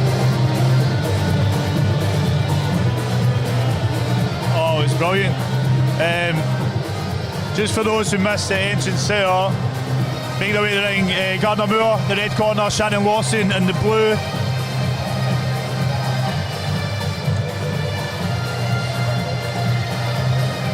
As we go about number 5.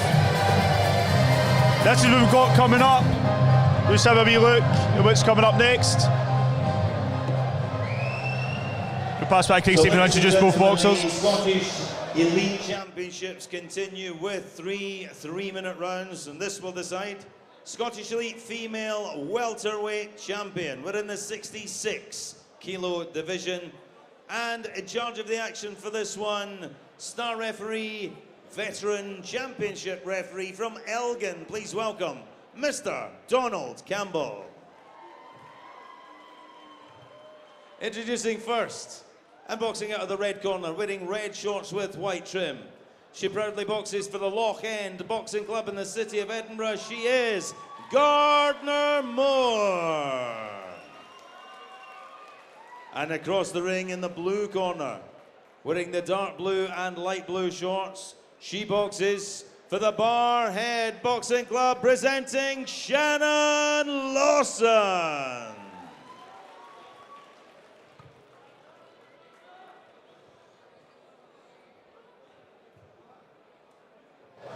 Female 66 kilogram welterweight final here. As Craig Stephen just said, Gardner Moore of Loch End in the red versus Shannon Lawson of Barhead in the blue. It's the first bout in the competition for both boxers. It's actually a rematch of the 2017 final, which Gardner Moore won by second round stoppage. So will it be repeat or will it be revenge for Shannon Lawson?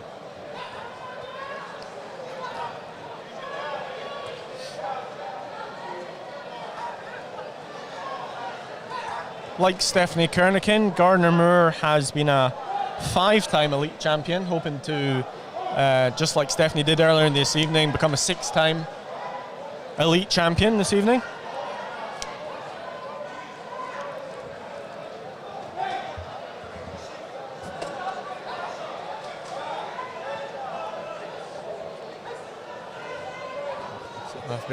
I believe we've got Ricky Burns joining us on commentary for the next bout. Which will be the male light middleweight final between Ross McAllister Byron against Harry McGrenna of Rob Roy. I think I've managed to twist his arm enough to come and join us. He's one of these boxers that they just love to get in, do their thing, box, and that's it. Ricky's obviously helping the national team for Boxing Scotland as a coach now, so.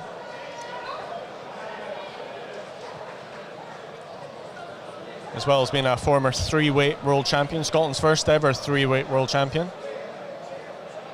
I was at his bout for Michele De Rocco, I believe it was, where he won the light welterweight title to become a 3-weight champion. That was at the Hydro. So I'm just reading some messages coming in. Shout out to Craig Thomas Dixon, sorry, who's watching online.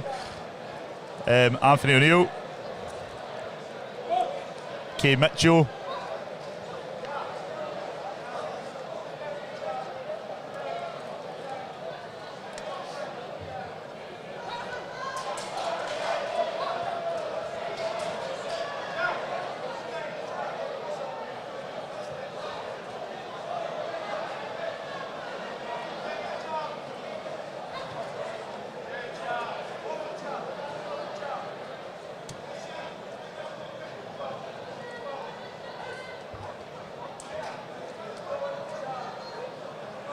We have Donna Bodwick and Chloe Bodwick. And thanks for messaging me to say happy birthday to JTV. Well, JTV Raw. JTV is a bit older than JTV Raw, about 2 years.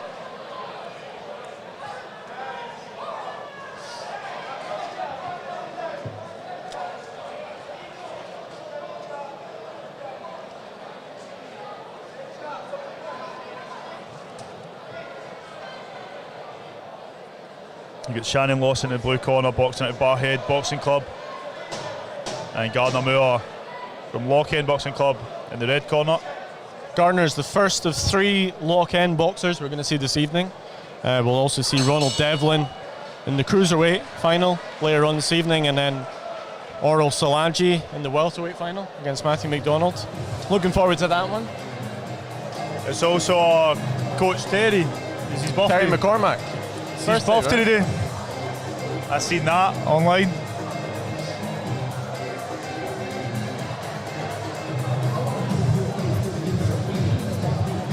So this is bout number 5. For those of you asking, this is what we've got coming up. So we'll have bout number 6 will be Ross McAllister, Andy McGregor, then bout 7, Clara Honey Fitzma and Caitlin Kelly. Then Ronald Devlin, Robert Muir, Caitlin Greaves, Shelley McDonald, Connor Hyde, Stephen Ferguson. But take a note of the rest. We'll go through them a bit later on.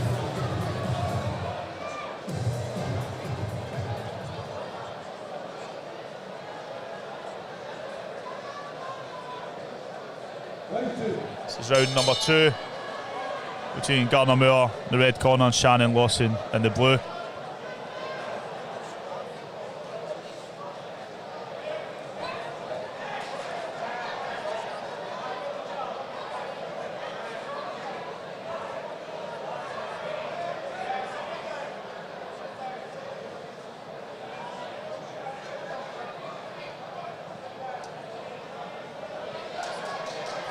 Hi, Stephen Caris, thanks for the shout out. It's a shout out to both of us. You say we're doing a sterling job. Thanks for that.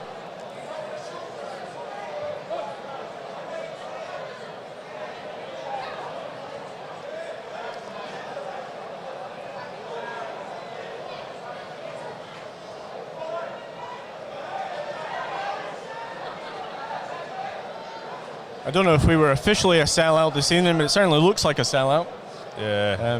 Looks like every floor seat is occupied. We'd sold out the tables before this evening, so all of the tables were pre-sold before the event.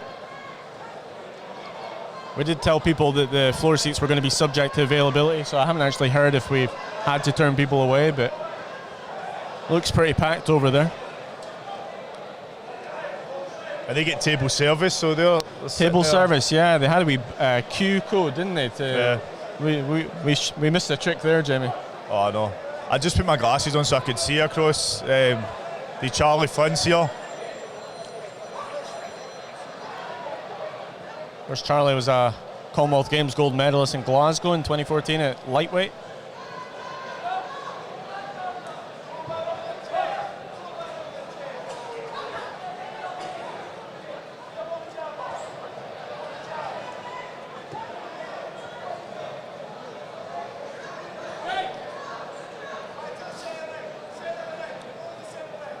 Certainly feels a little bit quieter after that Olivier Casula, Aaron Devine. Yeah. But there was a lot of support for both boxers in the first 2 or 3 rows. And the support for both got here nice and early.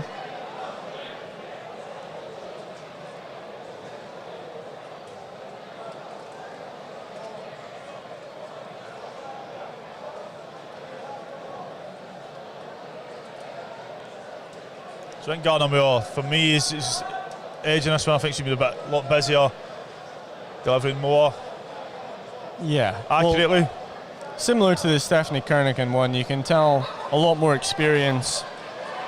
She has been involved in the Scotland squads before. Before the pathway system was introduced.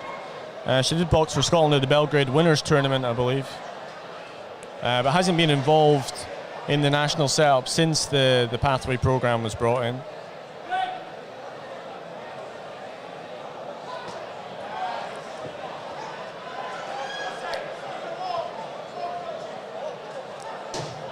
Obviously, it's up to the 5 judges at the ringside to make the decision, but I think I think Gardner Moore is edging this contest.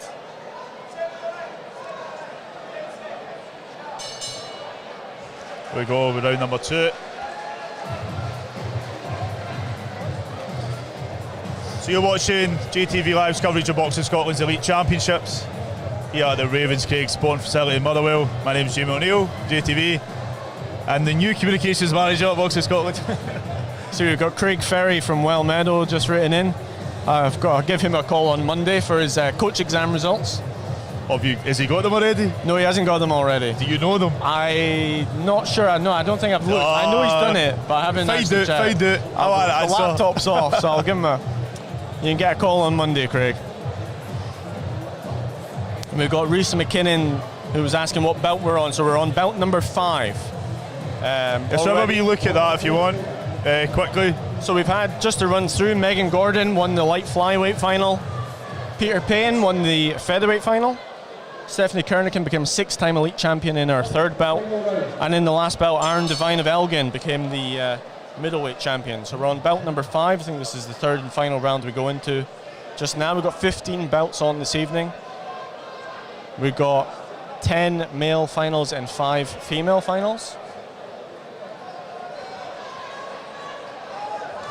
Next up, of course, the male light middleweight final. Ross McAllister Byron against Harry McGrenor of Rob Roy. And we hope Ricky Burns, former three-weight world champion, is going to be joining us. I think we'll put him in the middle. We'll sit him in the middle and I'll get so he can't escape.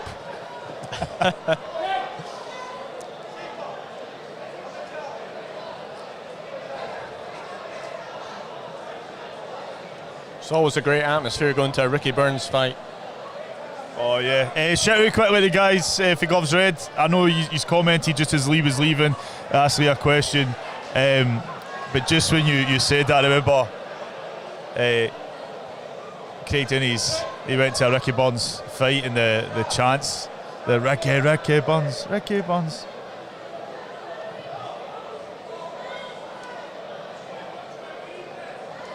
If you're having any issues with lagging, it should automatically sort itself out. Just get a wee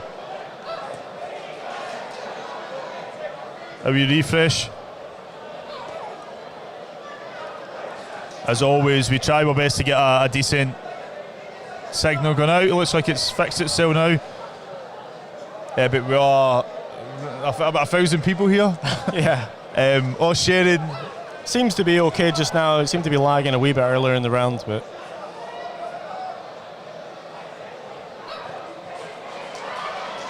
obviously we're not Sky Sports. This is a free service that we're trying to offer. Unless you want to pay for it, we don't mind. Just make a check out to Ben and Jamie. I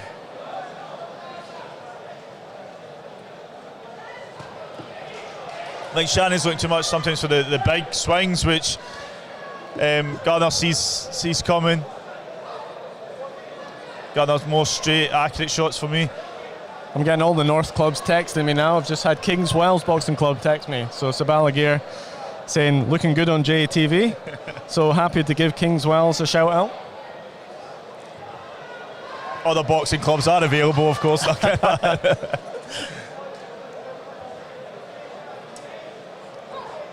We've got over 120 clubs, so from Shannon, but take us a while if we want to shout out them all.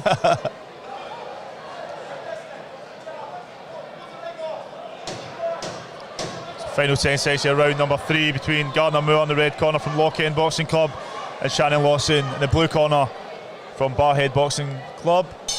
I think Gardner's So done enough there to become a 6-time champion, but we'll wait and see from Craig Stephen what the official announcement you is. have the winner. You have, that's his cue.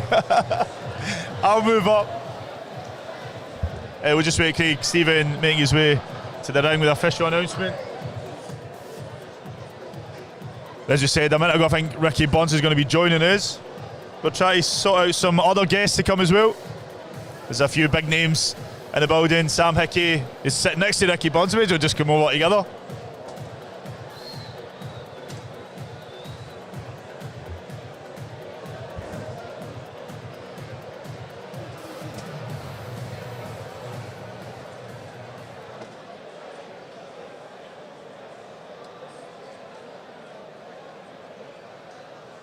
Well, ladies and gentlemen, the referee, Mr. Donald Campbell, will bring together both boxers.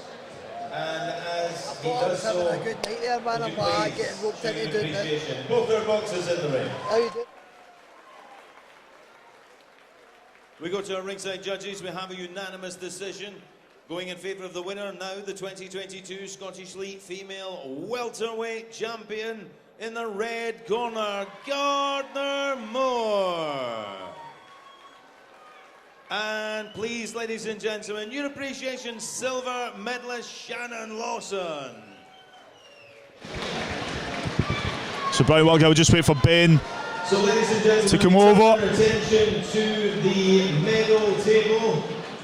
But before we do the presentation, we have found a credit card. It is with security beside the medal table. We obviously cannot tell you the name on it. But if you have lost the credit card, go see security, tell them your name, tell them what the credit card is. That might well be. Gardner, congratulations, elite champion again. How does it feel? Well, pretty tiring, to be honest. It was a good fight. It's the second time Shannon and I have boxed, and I think for both of us this was a much better display. So I think most importantly we put on a good show for women's boxing in Scotland, and we showed that we deserve this, we deserve to be on this show. Well, that's obviously your 6th title as well, so same as Stephanie Kernigan, she won her 6th title, so what's your plans for the future? I don't know, to be honest. I'm just happy to be back in the ring and happy to be fighting again, happy to get my title back, and I'm the first 66 kilo champion in Scotland. That's pretty cool, and it was great to have Stephanie there today as well. She's been a pal of mine for 10 years. We've been in the trenches together, so it's absolutely brilliant to have her winning with me tonight. And you've got 2 more lock-end boxers coming on. Are you going to be cheering both of them on? Of course I am! I'm glad I was on first. I've got my shouting voice on. Well, congratulations and enjoy the rest of the night. Thank you. Thank you for your time. Thank you.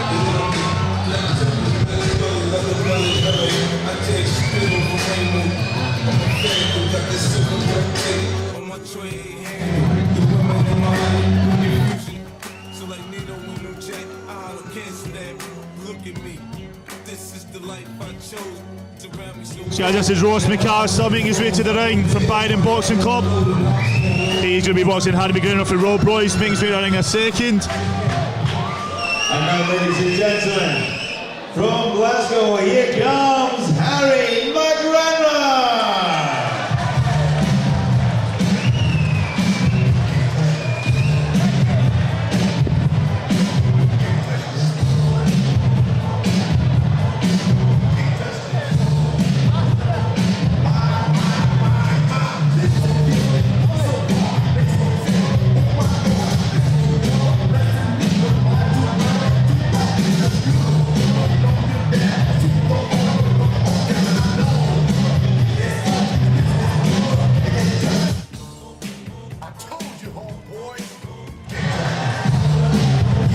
So this is bout number 6 for light middleweight final. We'll pass back to King Stephen who will introduce both boxers in the ring. Scotland, which will decide the Scottish Elite Male Light Middleweight Champion. We're in the 71 kilo division. Our referee once again is Mr. Paul O'Connor. Introducing first in the red corner, wearing the black shorts with sparkling gold and white trim. He boxes for the Byron Boxing Club in the city of Aberdeen. He is Ross McAllister.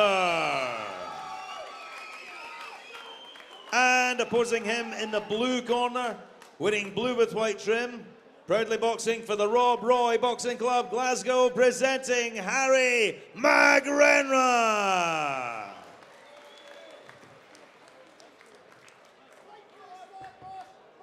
Joining us at ringside is Ricky Burns, boxing legend, also now Boxing Scotland coach. I've done a podcast for you no longer, so we talked about all that and everything that you've done during COVID, but you're still travelling about, you're still getting in and out of the country? Well, you know, I've still been training away, just waiting on my date getting finalised, but like I said, still coaching at Boxing Scotland, still enjoying teaching all the youngsters a few things or two. So there's a few boxers that you'll be keeping an eye on because they maybe be coming up to start boxing in the elite groups. Ben, you were speaking about that earlier, like how both semi-finalists, both finalists. All the finalists are going to be offered an assessment. Yep. So everyone that you'll see this evening is going to get an assessment. Obviously, there's some who are already on the development group. We've got Charlie Doig, who's on the elite boxing group. But a few of these, I know Ross McAllister, who in the red from Byron, is desperate to try and get onto the national squad. So a great opportunity for him tonight if he can go in and win the light middleweight title. Well, there's a few boxers like fighting tonight who are in the gym already. But you know, all the fights so far, there is definitely some there to be keeping an eye on. So I'm looking forward to the assessments and see what it brings. Is Harry McGrenra someone you've seen before? I know he's previously been part of the elite boxing group. No, well, this is the first time I've seen these two boys boxing, but looking good so far. Good. Well, Harry McGrenra in the blue from Rob Roy used to be a part of the elite boxing group, but he's currently studying to become a lawyer, so he stepped away from it. So I'll maybe take his phone number because I sometimes need a good lawyer. a good lawyer that can box as well would be great. Well, we saw Ross in the semi-final. He beat Mark Johnston of Muir Hill to get into the final. And Harry McGregor, he got a walkover against Fraser Edwards, but he did beat Ahmed Saleh in the quarterfinals. Oh, shout out to Ahmed Saleh, who's always watching. Guys, keep the comments to boxing. We don't want to be talking about Bitcoin on this chat. You'll get blocked. You won't be able to watch. It's a tough job sometimes, 70. But I really think Ross is trying his best just to push forward. My worry is that he doesn't tire himself out as the round's going. No try to give Harry much. So Ross is a relative of the McAllister family in Aberdeen, who obviously the likes of Lee McAllister, Matthew McAllister. He's their cousin, and also David Jr., who's the head coach at Granite City. He did previously box at Granite City, but he moved over to Byron in 2019. I think Lee McAllister was always looking for a bout with you, Ricky. Back in the day, I seem to recall Lee looking for... I got on really well with Lee, you know, all his family and that. We actually been a good few trips away when we were younger, boxing for Scotland and stuff like that. So Ricky, you're presenting some awards as well with some of the belts, is that right? Sorry? Are you going to be presenting some of the belts? They were just saying to me there. I just seen the note, that's right. We've roped you in. That was a good first round for both boxers. Oh, yeah, right. no, it was. It really was. Ross obviously forcing the pace. Harry wanted to try and keep that distance and getting these shots off. Southpaw stance is working on from here, but... So this is his first senior competition. 3 years ago when we had our last championships, he won the youth gold medal. So this is his first crack at a senior title. He's 21 years old, Ross a bit older at 28. Right. I was asking for some information from Byron on the boxers. They told me Rossi's a strict vegan. Right, okay. He certainly showed that he had a lot of energy in that semi-final bout. He really took over in the third and final round against Mark Johnston. Don't know if the diet was maybe a part of that, the energy. This is round number 2 in the blue corner, Harry McGrenra from Rob Roy Boxing Club, and the red corner, Ross McAllister from Byron Boxing Club. You're watching JTV Live's coverage of Boxing Scotland's elite championships. With me, Jamie O'Neill, being home from Boxing Scotland. They also told me Ross in 2018 he went over to America and trained for a week in the Wildcard gym and then a week in the Mayweather gym in Las Vegas. So he took him. So I think you've done that as well, haven't you? You've gone over there and done a wee bit of training. I've been over there for a couple of camps before. We were in Wildcard. We were in Robert Garcia's as well. I managed to squeeze a few rounds in with Robert Garcia, so good trip. What is it like over there? I mean, I've only ever seen it on the TV, but the Wildcard looks like a busy place, but you know, a lot of top boxers in there. There's actually 2 separate gyms. So is there? Right. There's a gym upstairs. Obviously, that one's open to the public, but then you've got the one downstairs. I'm thinking that's just for the pros. Okay. That's where we were, but upstairs. Brilliant. So there's 2 separate gyms. But for me, Harry's landed more accurate shots in this round. He's sort of adapted a bit to Ross. Try to still push forward. Just the energy isn't as much as what it was in the first round for obvious reasons.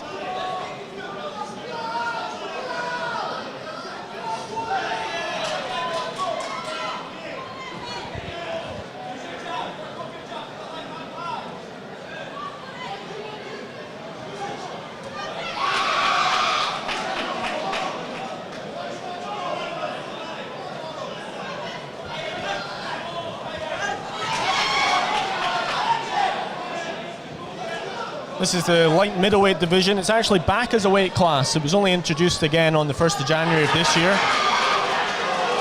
It's actually been 20 years since there's been a light middleweight division in amateur boxing.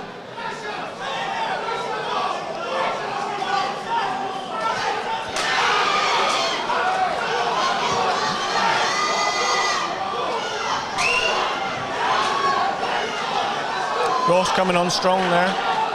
Harry almost tripped there over the referee. I mean, from the semi-final, Ross, he didn't relent. He actually seemed to get stronger as the bout went on. He had a really strong 3rd round, so you'll be hoping he can do that again in the final. This is the pace Ross should be fighting this fight at. Yeah.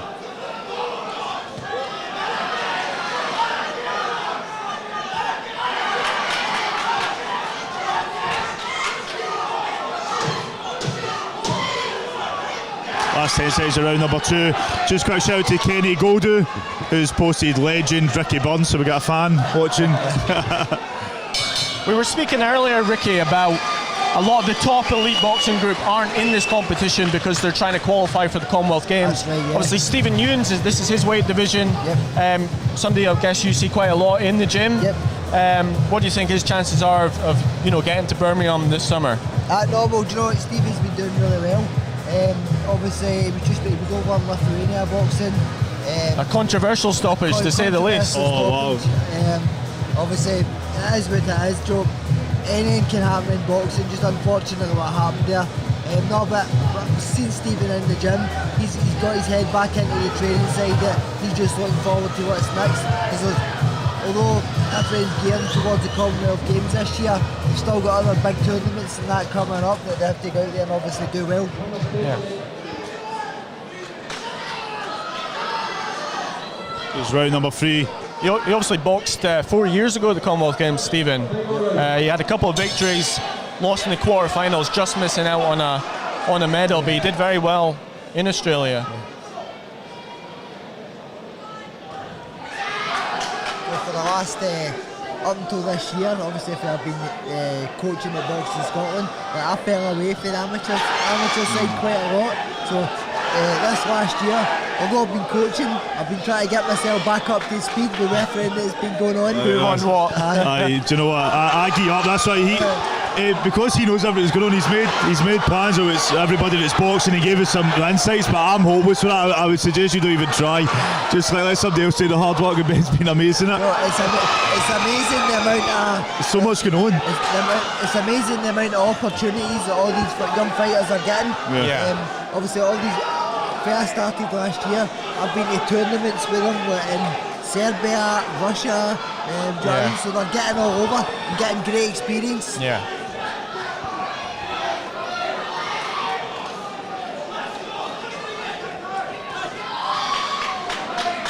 I still think Harry's got this calm and collected way to box. That although Ross is, since round one's really pushing forward, it's not really phased Harry that much. I still think he's trying to control, for me, try to control the bout when he can. Controlling the distance well here. Have you been impressed by what you've seen from both boxers? Sorry? Have you been impressed by both boxers? I know, Josh, this has been a good fight, yeah.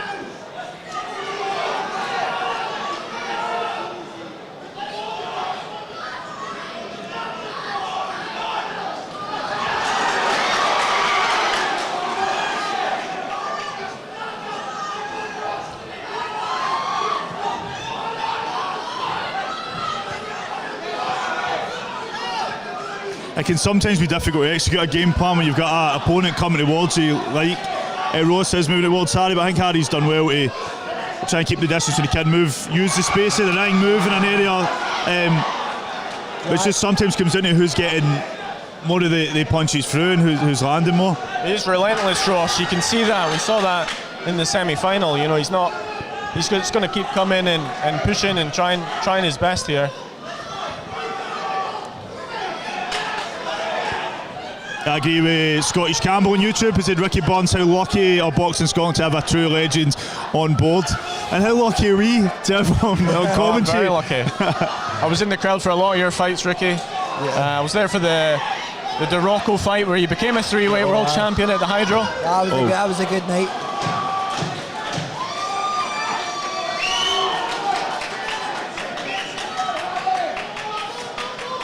I think my favourite was the Kevin Mitchell. That's one of my top ones. That was a brilliant night. So, Ricky, you're going to go present the award for the last bout. Thank you very much for joining us, Ricky. But listen, thanks so much. That was a cracking fight. It was good to get us over. Cheers, my man. We'll catch up with you very, very soon. Cheers, man. Thank you. We're going to pass back to Craig Stephen for the official announcement. Ben will grab the winner, and you'll see Ricky as he presents the previous winners' boxing championship belts.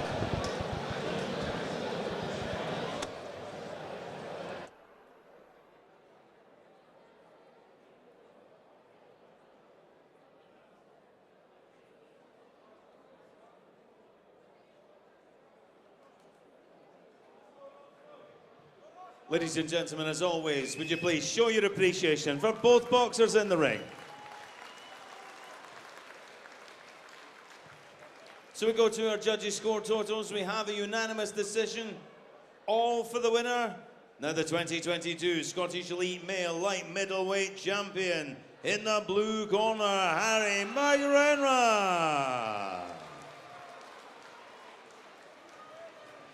And ladies and gentlemen, don't forget it takes two boxers to make a contest. Let's hear it for silver medalist Ross McAllister.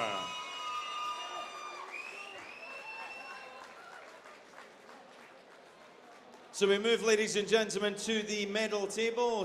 And we move to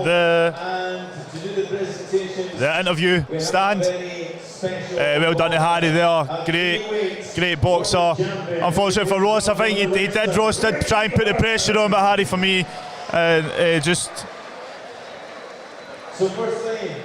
edged it with a. Sorry, never just edged it. For me, it was a different style. We're going to pass back because you just speak to Harry. Yeah, nice way. Ben. Well done, Harry. Congratulations. How does it feel? Feels amazing. Absolutely amazing. It was a hard fight, to be fair. It was a lot more come forward than I was expecting, but I think I boxed well, boxed the instruction, moving, just cutting the angles, and I think I definitely won. But I need to say thanks to my coaches, James, Ped, Davey, Jake and my dad, because they're fucking, sorry for swearing, sorry, because they're amazing in there, and that's the reason I'm winning. It was a hard fight though, Ross. You know, he was relentless, he kept coming for the whole 3 rounds. Yeah, no, it was good. Obviously, it's a big age difference. Actually, they got it wrong in the Facebook post. Wrong, sorry. I'm 19. He's obviously 28, so it's a big difference when it comes to being a man. I like to think I'm quite big and muscly. I'm not a man yet. Do you know what I mean? Sorry, starting again. You won the youth title the last time we had championships 3 years ago. So this is your first senior title. Yeah, this actual marks. I've won a schools, a junior, a youth, and a senior open one now. So now we're going for the British ones. We're going for the Commonwealth, Euros, anything they can get, I'll get, and I'll beat them all. I mean, you've previously been part of the elite boxing group. You're studying to train to be a lawyer just now. Is that right? What's your plans in terms of then your ambitions? I'm studying law at Glasgow right now. I've got 4 exams left, and then I'm actually taking a wee break, 1 or 2 years out, and I'm going to try to get back in the team, travel the world, do as much as I can. And if at the end of the 2 years I don't think I've cut it, I'll go back to law. Law's always there. I'm not going to be like this all my life. I mean, so I think you just need to grasp it when you can. Well, congratulations and enjoy the rest of the night. Cheers. Cheers.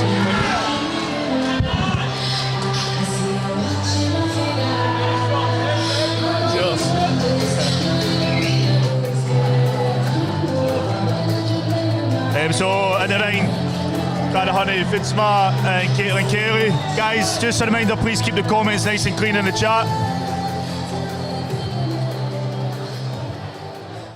So here we go, ladies and gentlemen. This is 3 3-minute rounds of boxing brought to you by Boxing Scotland, and this will decide the Scottish Elite Female Middleweight Champion. We're in the 75 kilo division, and in charge of the action, his first assignment inside the ring this evening. Would you please welcome international referee, one of Scotland's finest, Mr. Jim Smith. Introducing first, boxing out of the red corner, wearing black with white. She boxes for the Glasgow Boxing Academy. She is Clara Honey Fitzma. And across the ring in the blue corner, wearing white with tartan, boxing for the Antonine Boxing Club, Dalmuir, Clydebank, Caitlin Kelly. So this is Cara Honey, Fitzma, Glasgow Boxing Academy, Caitlin Kelly, Antonine in the blue. Just a shout out to Monty Ogilvie. I say keep the comments nice and clean.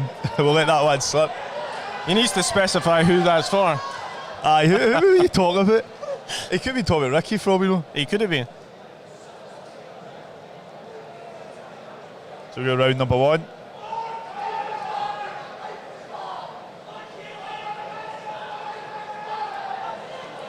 This is our 4th female final of the evening. Clara Honey Fitzma of Glasgow Boxing Academy in the red versus Caitlin Kelly of Antonine in the blue. First bout in the competition for both boxers. It was a straight final.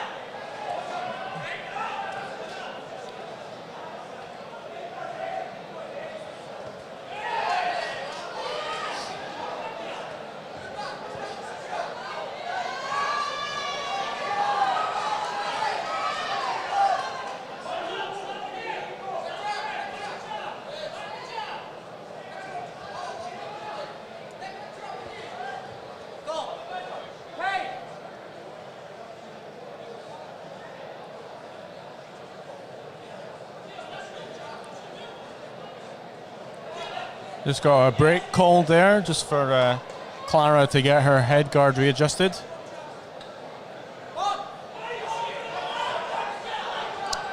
Both young competitors here. Clara only 20 years old, Caitlin's 19.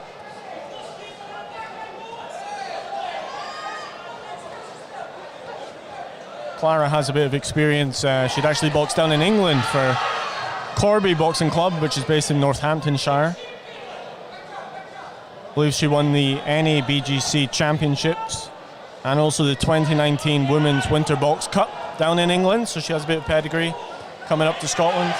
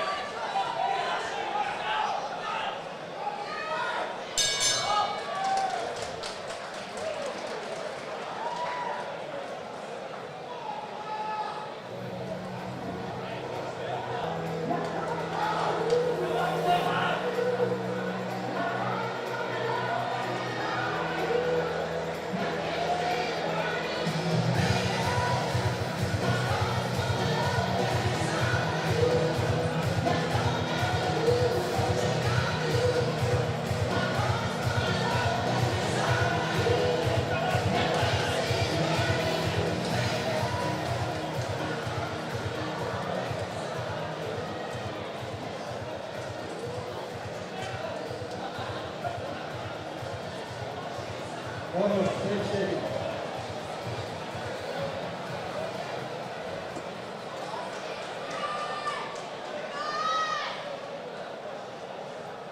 2.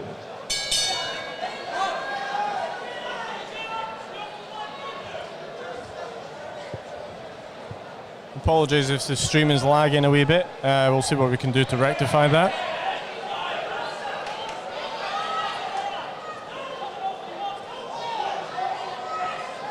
It's obviously very busy in here in Ravenscraig, so might be affecting the bandwidth.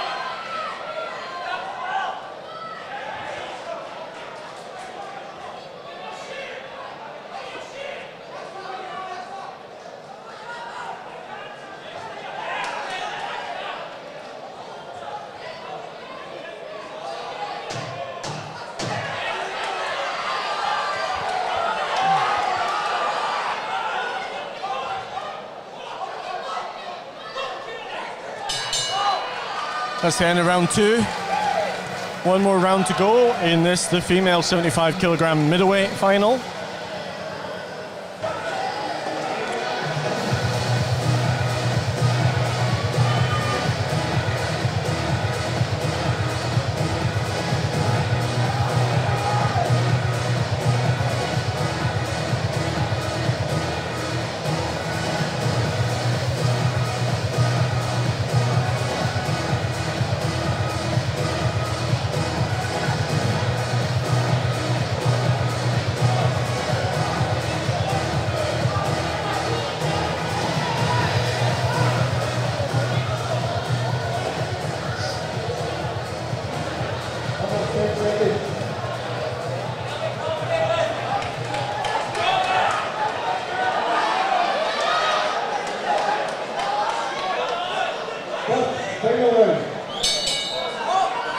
Third and final round here.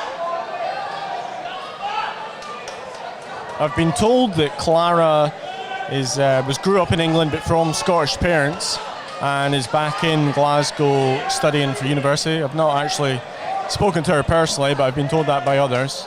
If she wins tonight, I'll maybe ask.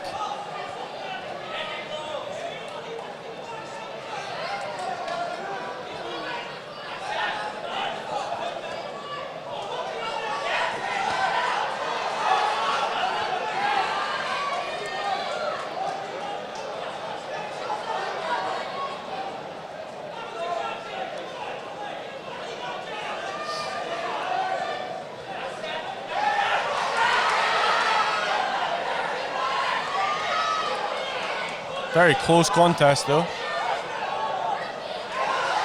Good right hand there from Caitlin.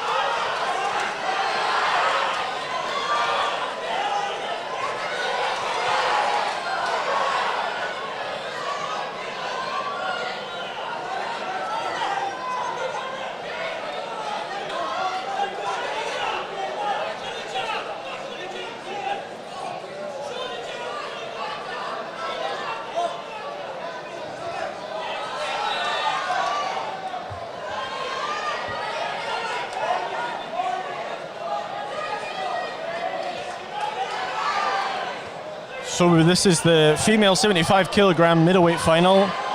Our 7th bout of the evening. We have Clara Honeyvisman of Glasgow Boxing Academy in the red, Caitlin Kelly of Antonine Boxing Club in the blue.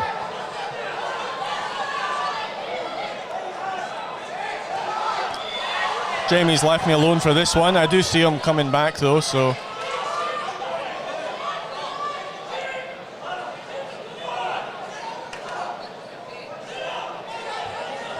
Hope he's back because I don't know how to change the camera for the interview, so that'll be interesting.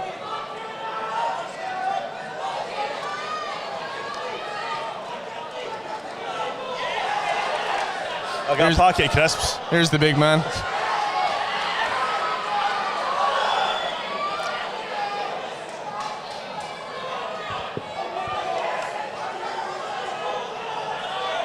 I took a chance to rest my voice actually a wee bit. This bout is very loud in here, so I'm having to shout really to be heard. So I'm feeling it already. We've still got 8 bouts to go. I know it's going to be a long night, but it's been a brilliant night. It's been a very close contest this though. Really not sure who's going to pick up the result. Going to go to the 5 judges. Certainly Antonine, Caitlin Kelly from Antonine, her corner, looked pretty happy at the end, so if that's anything to go by, they think they've maybe done enough. Possibly edging that 3rd and final round. In that moment you'll be speaking to the winner. Craig Stevens going to announce the winner. These seconds just pass back to him.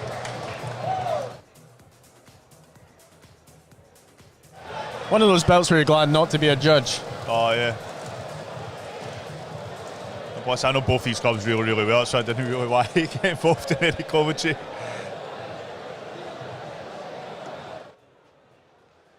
So ladies and gentlemen, Mr. Jim Smith, the referee, brings both boxers together, and as always, please show your appreciation. Both our boxers in the ring.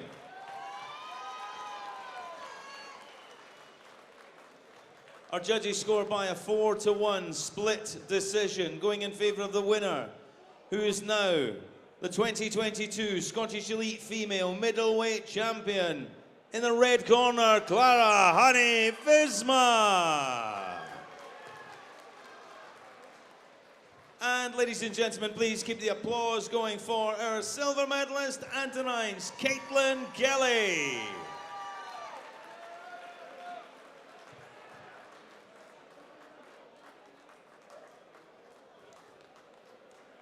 So ladies and gentlemen, we cast our eye over to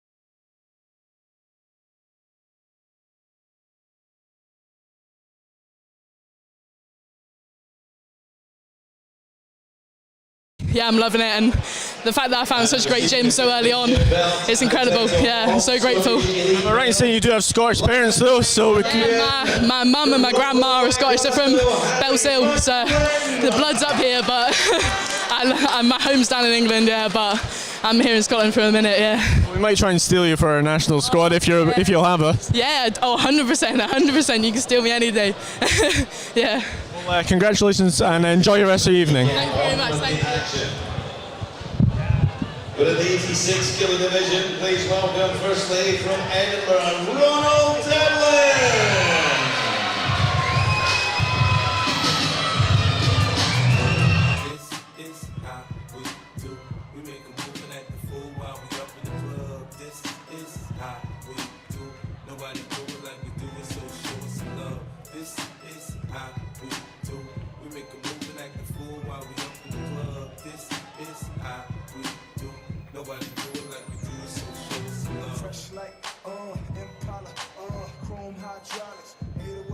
Drums, you don't want none.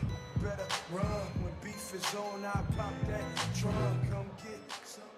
Well, ladies and gentlemen, it is an Edinburgh derby. Please welcome also from Edinburgh, Robert Muir.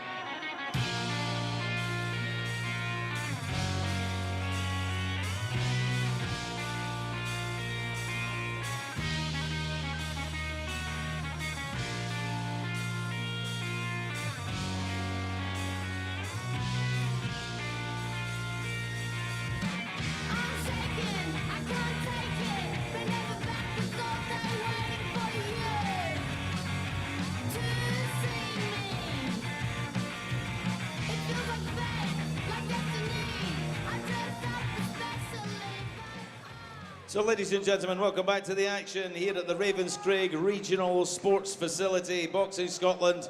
Very proud to bring you three 3-minute rounds of boxing, which will decide the Scottish Elite Male Cruiserweight Champion. We're in the 86 kilo division. Once again, our referee, 3-star international referee, Mr. George Brown. Introducing first in the red corner, winning red with white. Boxing proudly for the Loch End Boxing Club, Edinburgh, presenting Ronald Devlin. And opposing him across the ring in the blue corner, winning blue with white. Proudly boxing for the AAA Boxing Club, Edinburgh, he is Robert Muir.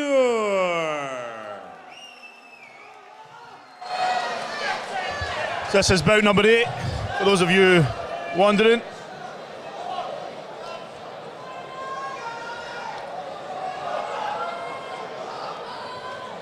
There's Ronald Devlin in the red corner and Robert Muir in the blue. Again, two boxers I know really, really well. I'm glad they're both favourites of mine, to be honest, so I'm going to try and just enjoy it. Yeah. Well, it's a new weight class, we said earlier, Cruiserweight, just added by EBA last year, adopted by Boxing Scotland from the 1st of January this year. The male weight class is expanded from 10 to 13. And the female weight class is expanded from 10 to 12. Still no cruiserweight class in the female side of the sport though. I think most people will be familiar with the cruiserweight based from the professionals. I think it was brought in the 80s.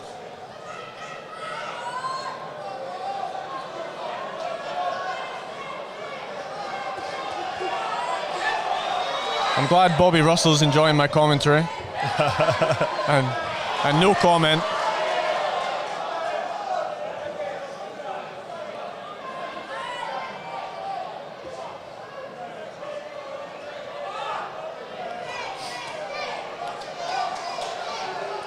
So we've got Ronald Devlin from Loch End, our second Loch End boxer this evening. We saw Gardner Moore win earlier. Still have Oral Salaji in the welterweight final from Loch End coming up a bit later on. He actually beat a fellow Loch End boxer in the semi-final, Jamie Buchanan, if you remember. Yeah, that's right, that's right. And Robert Muir, he got a walkover over a Loch End boxer. He's had 2 walkovers. He had a walkover against David Nelson of Kingdom in the semi-finals and James Nelson of Loch End in the quarterfinals. So this is his first bout in the competition. From AAA Boxing Club, he has former world champion Alex Arthur in his corner. And obviously Terry McCormack in the Loch End corner, our experienced coach.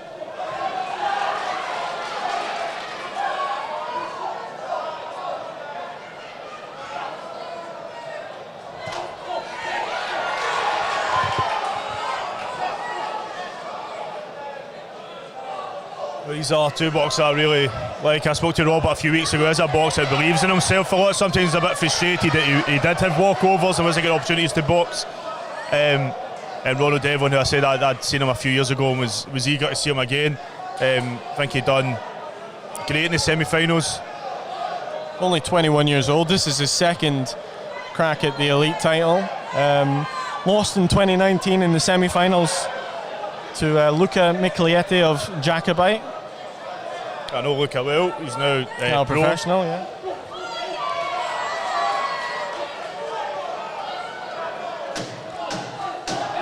He did win a silver medal, Ronald, at the Youth Championships in 2018 by losing to Jamie Buchanan of Lochend, who he beat this year in the semi-finals. So he actually avenged that youth final defeat from 2018. Yeah. I'm sure we got told that Ronald won that match. Who was that messaging last time? We definitely got told they boxed before and Ronald won, but great start there. Again, really impressed with Ronald. I think the next two rounds, Robert needs to be a bit more busier. I know he's got the power and the passion there, but Ronald, he'll sort of dance around slightly and dance for his opponent to land those shots, and he's not scared to put himself out there. I think Robert really needs to open up a bit going into this round.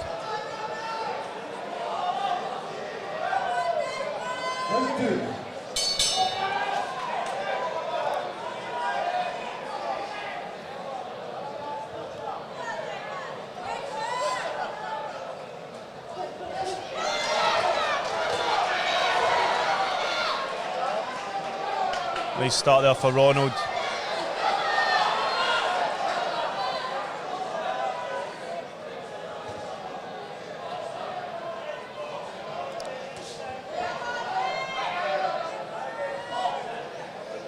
this round 2 of bout number 8, so we're officially halfway through the night, Jamie.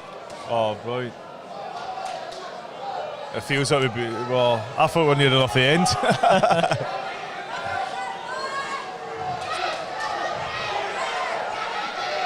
10 past 10, so I think that puts us on a 20 past midnight finish, we'll potentially. See. We'll see, nothing ever goes in time. But I'm enjoying it, it's brilliant. Big left hook there from Ronald.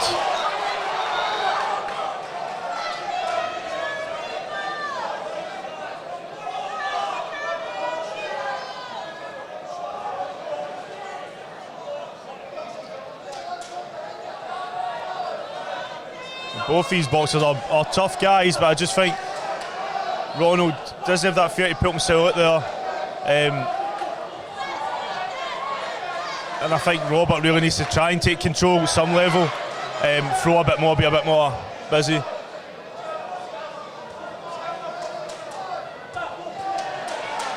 See that there again from Ronald, really breaking through in response to whatever Robert's thrown at him.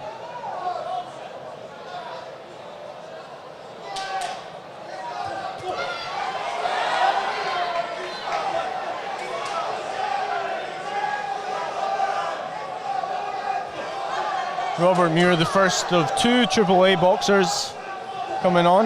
We have Alex Arthur Jr., of course, in the light heavyweight final. He's boxing with Robert McNulty, which is bout number 13. That's another one I'm going to be watching through my hands. Both really great boxers. I've interviewed both of them many times, watched their careers in the last few years. AAA hoping to do what Elgin have already done by getting 2 victories out of 2. Elgin with Megan Gordon and Aaron Devine picking up wins earlier this evening.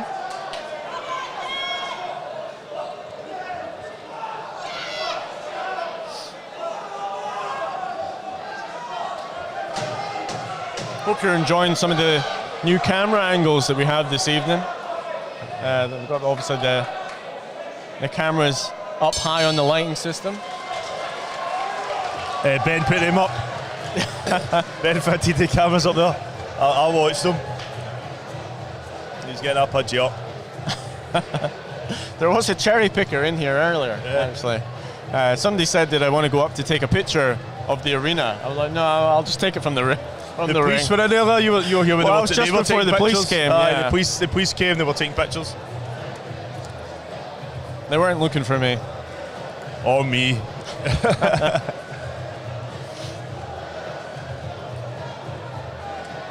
Just checking the comments are nice and clean. They look good. Everybody's doing a great job.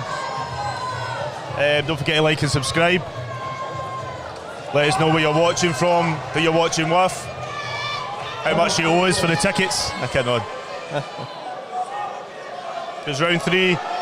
Ronald Devlin in the red corner, Robert Muir in the blue. Still very, very busy in here as well. Yeah.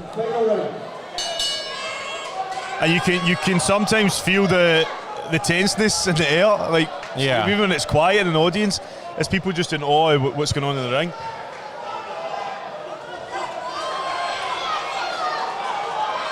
Ronald with a flurry there.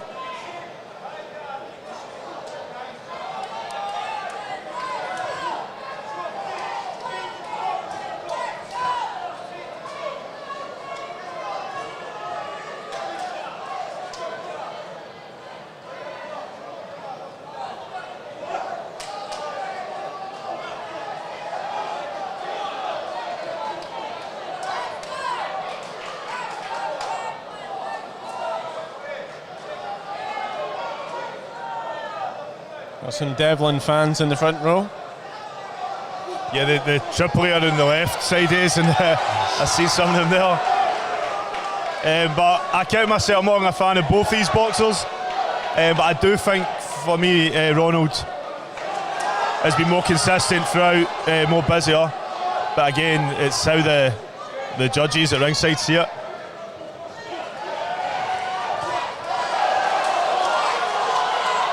You see that there, Ronald isn't scared to sort of put himself out and take a punch in retaliation. Often at times he does get great head movement as well. But I think in this round maybe Robert has been a bit more better at finding his feet, being a bit more comfortable and trying to at least do something. But we've got Craig James Morgan messaging that he's watching from Barbados. Barbados? On the beach, I hope.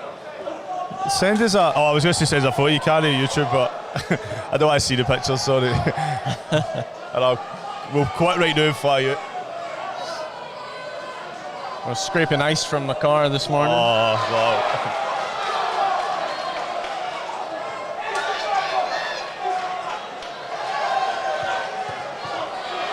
Robert is landing some big shots, but I think Ronald's, every time he sort of breaks out, it is a flurry, he's trying to throw a few combinations in while stepping forward. Even if 2 or 3 of those land out of 5, potentially picking up points.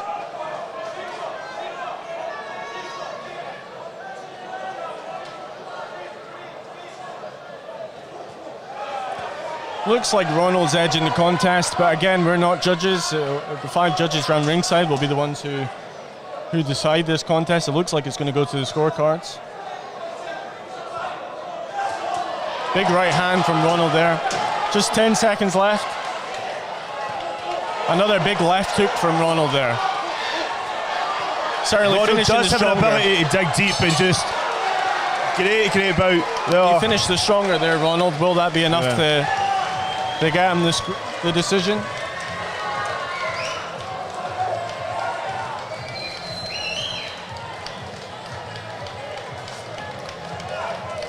I'll be back. Said that there, Ben will be back in a second. I'm here on my lonesome. I really need to sort my hair, man. I don't know what's going on with it. I need to take some pointers for Colin Kearney in the main event tonight. This is what we've got coming up.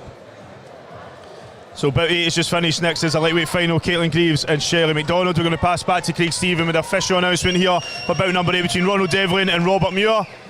My name's Jamie Marie, you're watching JTV Live. Ladies and gentlemen, we go back into the ring. A lot of noise in that contest. We think you liked it. Would you please show your appreciation for both our boxers in the ring? So we go to our judges ringside. We have a unanimous decision, all in favour of the winner.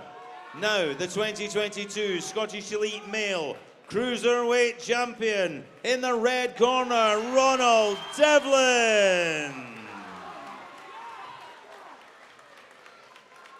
But ladies and gentlemen, we have said before it takes two to make a contest. Let's hear it please for silver medalist Robert Muir.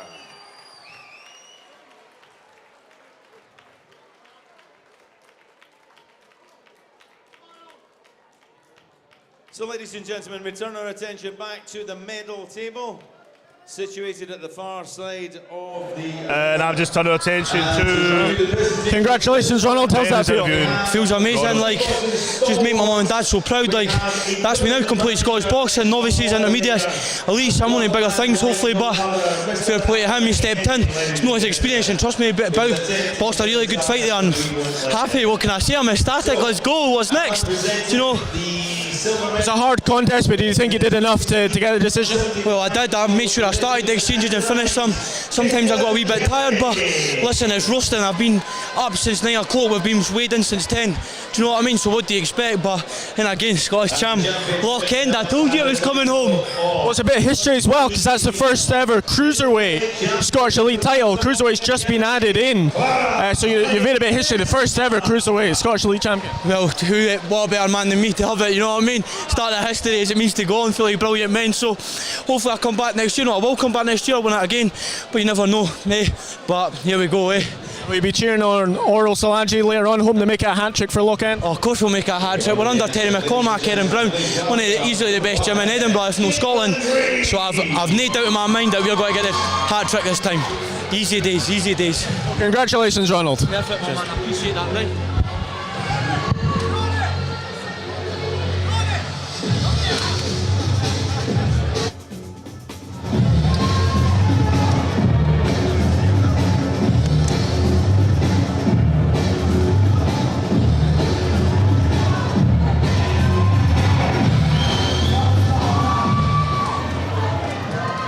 And now, ladies and gentlemen, from Aberdeen, Shelley MacDonald.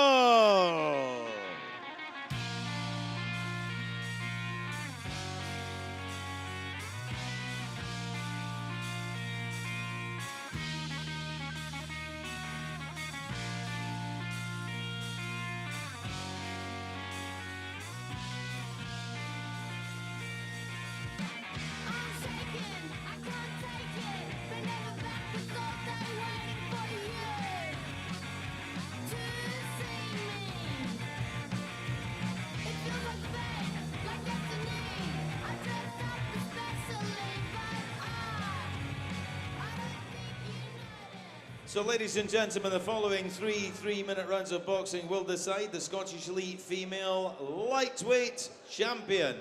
In charge of the action for this one, once again, Mr. Stevie Morrison. Introducing first, boxing out of the red corner, wearing dark and light blue. She boxes proudly for the Barhead Boxing Club. She is Caitlin Greaves. And in the blue corner, wearing blue shorts with white trim, she proudly boxes for the Granite City Boxing Club in the Granite City of Aberdeen, presenting Shelley MacDonald. So guys, joins at ringside, Mr. Sam Hickey, who we finally got back in the country after he's been on a bloody world tour. Sam, how you doing? Yeah, all good, mate. How are you getting on? I'm alright, but I'm alright. Yeah. We grabbed you, well, Ben grabbed you for the table. You enjoying sitting there? I was in the VIP section. Enjoying it, mate. Yeah, it's good. It's good. Dragged you from the VIP section. Aye, good to just get seated and watching the boxing. You know what I mean? Enjoying it. So in the ring we've got Caitlin Greaves and Shelley MacDonald. We go round number one.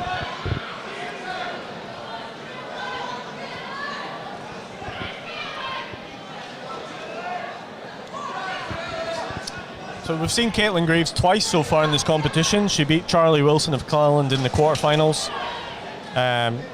Third round stoppage, and then she beat Farah Jamil of Govan in the semi-finals. Shelley actually got a walkover into the finals, so this is her first bout of the competition.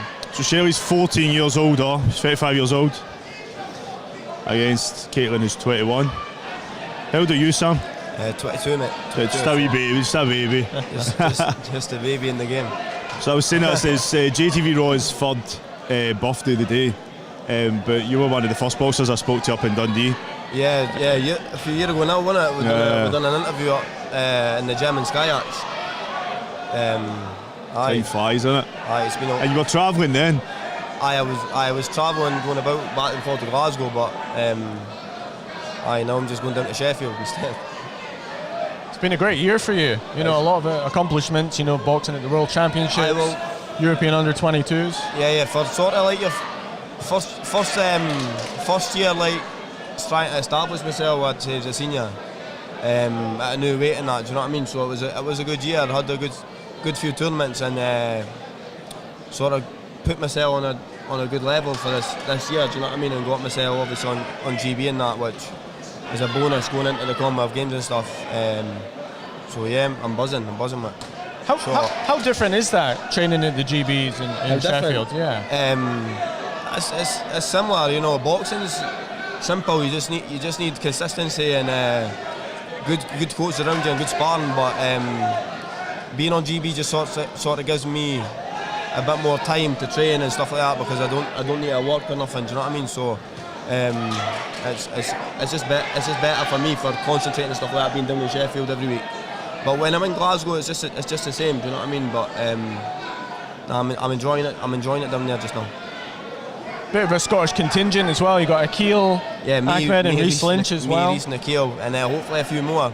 Well, Tyler Jolly's got an assessment as well, Tyler, doesn't he? And there's boys coming through and that who I think could get on. Like, but it's good. Obviously, all the lads down there are brand new. But when we're first down there, like we've got our own wee squad of the jocks. That's what they all about the jocks. It's good. Like, it's good. Me and Reece are usually in the flat together. So he's obviously in Finland just now. So of course, I'm missing him at the moment. Sure. You've got a lot of young boxers for Dundee in particular as well that have come through. We've seen at previous tournaments like Luca Flynn. He's an amazing boxer. Like you mentioned him a few years ago. I tried to keep an eye on him since then. Filmed about 4 or 5 of his bouts. Great young boxer. He's coming through good just now. Hopefully he gets a chance to get on the setup in the couple of years whenever his age group's allowed to, because obviously with the setup and that now you've got from when I was like his age, it's such like a better level now, a better platform to like sort of progress and make you a better boxer. Do you know what I mean? So yeah, hopefully he gets a chance and gets on and can do what I've been doing. Do you know what I mean? And better. But it's great for him to have a sort of mentor like you, like who's grew up in the same city. He's able to watch you. He's on holiday just now. He is. I feel like you need somebody like that when you're boxing anyway, just to somebody to look up to, and that it just helps. It keeps your head straight. Do you know what I mean? When you're getting older and that, you get to that age where it could turn a different way. Lee McGregor was saying that about Josh Taylor, but as equally you've got younger boxers that look up to you guys, and some boxers, when it's the first time they get away, it is good to have people like yourselves around that can sort of show that guidance and encouragement as well, because it is part of being a team as well at the end of the day, and like there is a buzz about Scottish boxing. I'd say Josh Taylor was a like that for every boxer around about my age anyway, and the younger ones now as well. Do you know what I mean? Like when I was like junior and that, he'd been to Olympics, and there'd not been a Scottish boxer at the Olympics probably since Dick McTaggart. So he was a big inspiration for every boxer in Scotland. Do you know what I mean? When we were growing up. It still is. So what's been the highlight for you over the last 12 months? Because obviously you got a silver medal at the Belgrade Winners. You got a bronze medal at European Under-22s. Under-22s was a good result for me. But the Belgrade Winners was good as well, because it sort of just let me know what level I was on, boxing all the top boys and seeing what I was all about. Do you know what I mean? But now I know, you know what you can do. Do you know what I mean? So every tournament you're going there, you're going to win.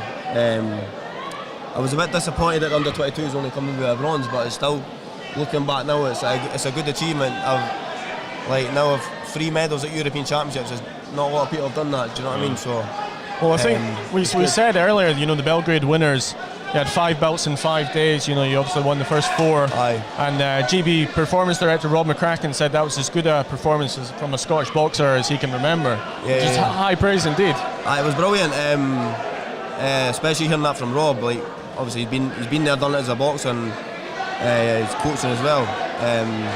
He knows what he's talking about. So I knew I was doing the right things then when he was saying that. So we get someone watching from Orlando, Florida. You been out of Florida? I've been.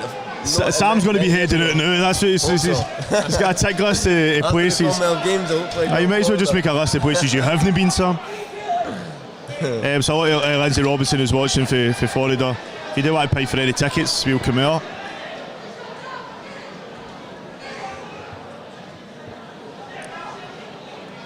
Next up, bout number 10 with Stephen Ferguson and Conor Hind. I heard Conor Hind's got 50 people here on a bus from Beath Boxing Clubs. Well, I've seen a few boxers posting that. I think it's going to be loud for the next one. There's going to be a few big fights on later on. Yeah. Was there any in particular you were looking forward to coming in? I'm here to watch Charlie and Colin. Obviously, both of them are proper close pals of both of them, so I'm sitting in the neutral corner. That's what I'll be like. Honestly, I'll be like with Mason's boots. But made like, you know what I mean? It's one of the things in boxing. You box your pals, and that is what it is. Well, we'd been asking all the boxers to name their boxing idol.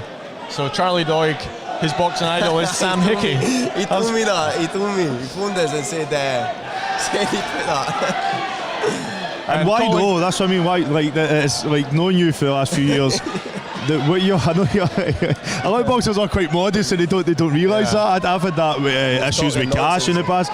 But you're going to say Collins. Well, Colin Kearney's boxing idol. Do you know this one? No, who's he put? He put himself. Did he? I'd expect him to do that. Because I actually asked him. He put down Colin Kearney. And I said, "Oh, is that his dad's Colin Kearney?" Aye. So I thought, "Oh, is that? Well, his dad is Colin Senior." That's just adrenaline after the fight. Yeah, but no, he confirmed it was himself. So this is bout number 9 for those asking. Bout number 9 is Caitlin Greaves in the red corner for Barhead, Shelley McDonald's for Gannett City in the blue corner. Joining us at ringside is Sam Hickey, who's back from his world travels. So where are you going next? European under 22. No, I've just back from under 22s now. There's a European elites in Armenia in May, so I think that's the next one. I think Scotland, they'll be taking a team near a full team, and GB obviously I'll be going with them. So that's the next one, 6 weeks. Do you ever think when you first step foot in a boxing ring, oh, do you know what, this is going to be like my passport to go visit places like Armenia, Belarus, Lithuania? I know you said we spoke about how lonely boxing can be sometimes, but now with so many people coming through, you're building a team and you're building like a sort of brotherhood as well. Aye, you become proper close pals with the boys who you go away with. Do you know what I mean? You get to know them. I've been going away with me and Reece Lynch. Have been going away with each other since we were 16-year-olds. Do you know what I mean? We're still travelling with each other now. Tyler Jolly, Reece Lynch, then obviously Colin and that was coming through as a youth. And we were going away places and that with Scotland, so you end up becoming proper close pals with them. And even the coaches, you build a relationship with the coaches. Yeah. You know, the coaches in Scotland have been training me since I was like 13-year-old. You know what I mean? Like you build a relationship with these guys, it's really good. It's really good. It's not like you're just going away with people who you don't know. You'll obviously be hoping to go to the Commonwealth Games as well in Birmingham. Obviously, it's still at the qualifying stage for that, so you won't know for a couple of months yet. But I guess that's a huge aim for yourself. Yeah. So those asking why we're not talking about, we are keeping an eye on what's going on with Sam. Me personally, been waiting for this opportunity to speak to him for a decent few months. Caitlin Greaves boxing quite well on the back foot. Just be happy we'll bring you the footage, right? I don't even care anymore. Right? So Caitlin's obviously the Western District champion. Shelley actually only boxing for about a year and a half. She actually was a Muay Thai boxer for about 12 years. And just switched to boxing during the pandemic. So she does have combat experience. I mean, considering she'd only been boxing for a year and a half, I think she's doing really well. You're distracting us, Sam, from the... Well, the thing is, like, the whole point of JTV Raw and the whole point I was wanting to get is to promote Scottish boxing as a whole. We don't get the chance to speak to some of the elite boxers, but we are bringing you the coverage. We did do a lot of background work in both boxers, so apologies if you don't like it. Next time you can come join us at ringside if you feel like it. I'm not going to get annoyed by it. How do you feel it's going, Sam, this contest? I'd say Caitlin Greaves is winning on the back foot. She looks pretty decent. I hope that's who that person's wanting us to talk about. I know Craig McAvoy was impressed with Caitlin's quarter-final victory. She had a second round. She is looking good. She had a third round stoppage, of Charlie Wilson, and I think Shelley's just walking her down, but not moving her head at the same time. So Caitlin can sort of just catch her as she comes in and moves off with the feet. She's looking pretty decent at it, but she got caught as she was leaving with the chin up. How difficult do you think it is for, Shelley done Muay Thai for 12 years. How do you think it is to transition into boxing? It's hard. It's a completely different sport. It's like MMA and boxing and stuff. Like any combat sport's completely different fundamentals. Like I know the Muay Thai fighters like to stand a bit more square on and stuff, and you can sort of see that in their stance. And obviously when you're boxing, you want to be fast on the feet. You don't really want to plod. You want to be good with the feet, especially over free frees. I think you saw the better footwork from Caitlin Greaves there, and so we are cleaner shots as well. I think that's going to win her the contest. Yeah. So we found out in a second, Ben, you'll grab the winner. Is Sam staying, or is it? You're welcome to stay, Sam. The next one up is Connor Hind of Beef. So the next one up, so Sam will stay with us. We're going to pass back to Craig Stephen for the official announcement in the ring. Shelley is also a Muay Thai champ. Feel free to share your comments. I mean, that's why you're here. Didn't bring you along for a laugh. Let us know. Keep the comments clean, but let us know how you're getting on, how you think the boxers are getting on in the ring. I apologise to Andrew Usher. I like Andrew. Hope he's keeping well. The thing is, I'm not actually that great at boxing knowledge. That's why we bring you guys in. Well, ladies and gentlemen, before we declare the result an exceptionally close contest, please let's hear it for both our boxers in the ring. Now, most of you know, but for anyone who doesn't, boxing, amateur boxing scoring, you cannot have a draw. The closest thing you can have is a 3-2 split decision. And that's what we have here, a 3-2 split decision. The winner, who is now the 2022 Scottish Elite Female Lightweight Champion, in the red corner, Caitlin Greaves.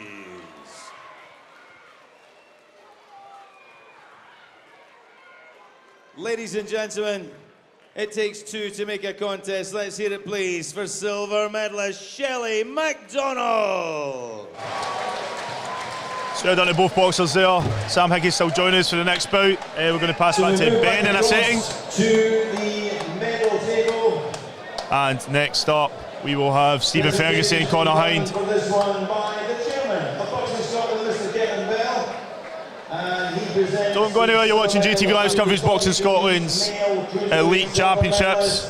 From AAA Edinburgh, Robert Muir.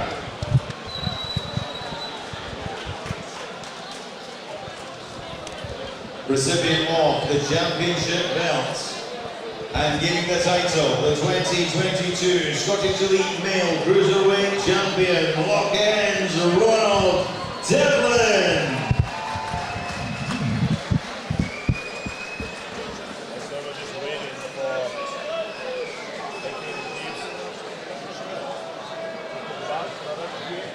So, ladies and gentlemen, we move straight on contest number 10. We're in the male 54 kilo division. Please welcome from Cardiff, Connor Hind.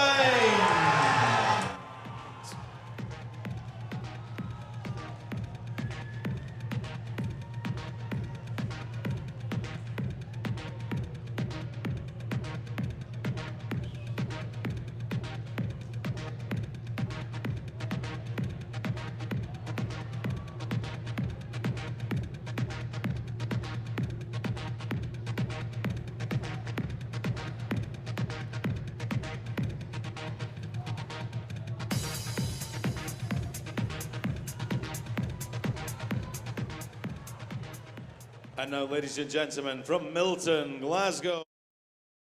Oh God, I don't even know what to say. Just amazing, pretty emotional. 3-2 split. Personally, didn't think it was that. Thought I boxed nicely on the back foot, but I'm glad it went my way. Yeah, and I'm just buzzing to bring it back to the gym. For my family and friends, you know, my mum, my sister, my brother, my friend Danielle, who's supported us all the way through. I have my sponsors over there, Alex Whelan from Pro-Life with his wife Morag, just the support from everybody.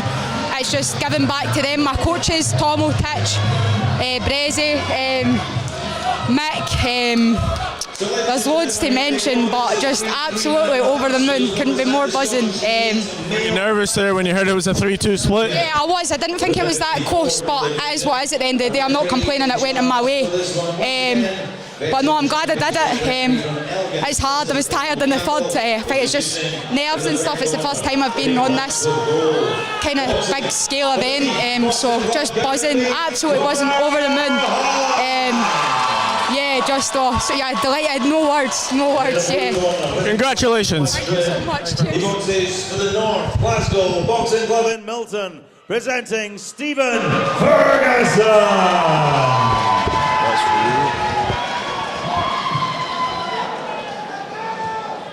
We go round number one, just coming up, Stephen Ferguson, Collar Hind.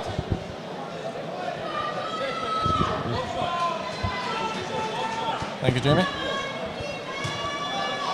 Looking forward to this one.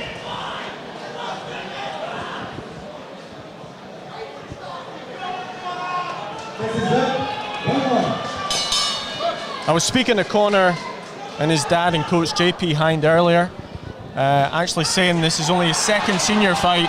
He actually didn't have any youth fights big either. left here from Stephen.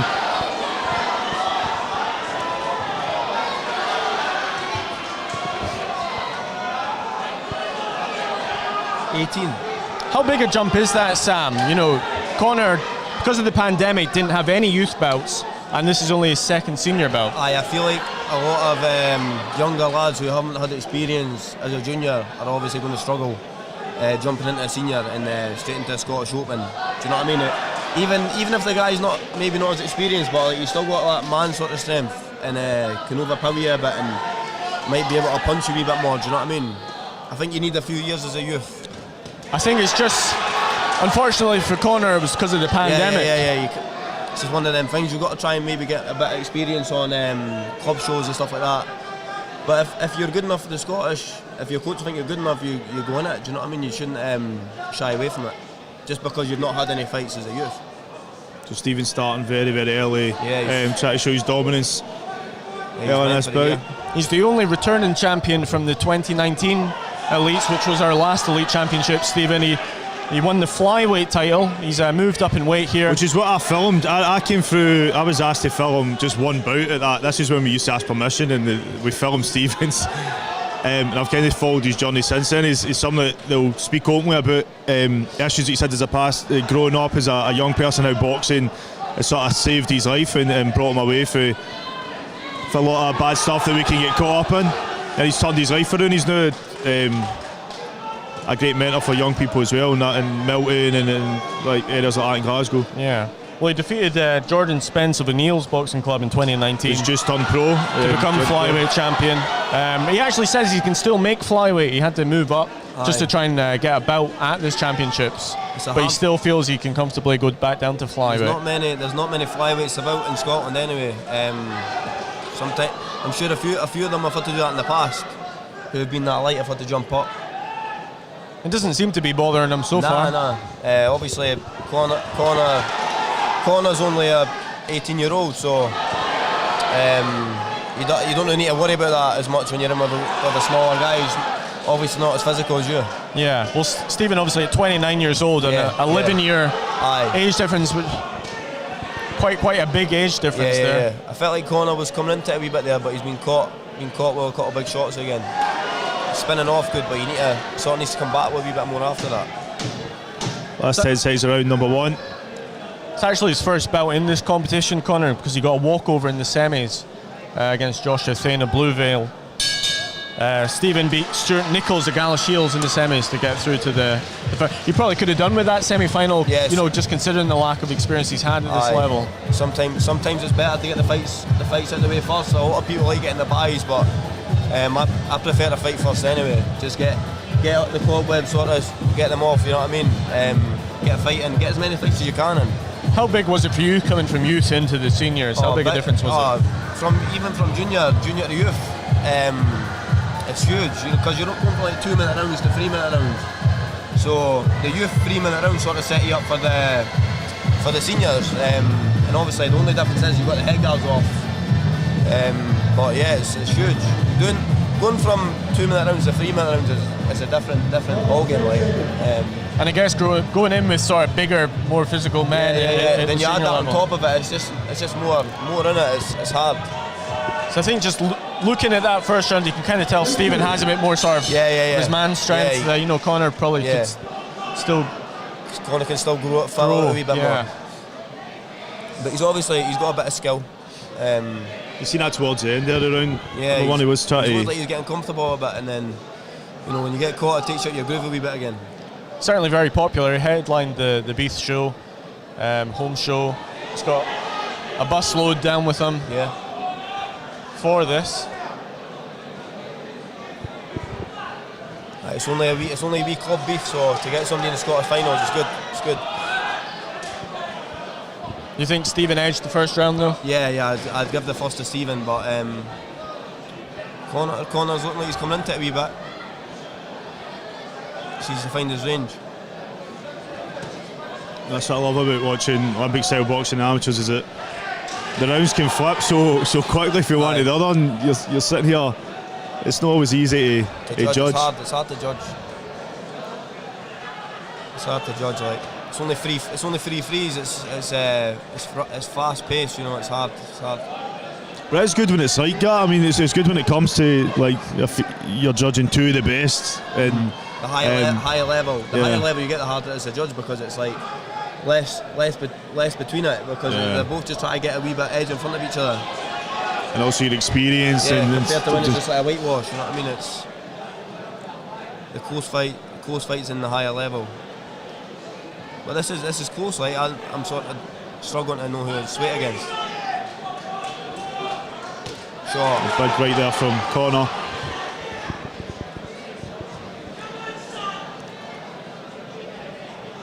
And I've seen bouts where Stephen, if he needs to scrap, he'll scrap. If he needs to try and box, he'll box. But I agree, Conor's been more comfortable in this round than he was in round one.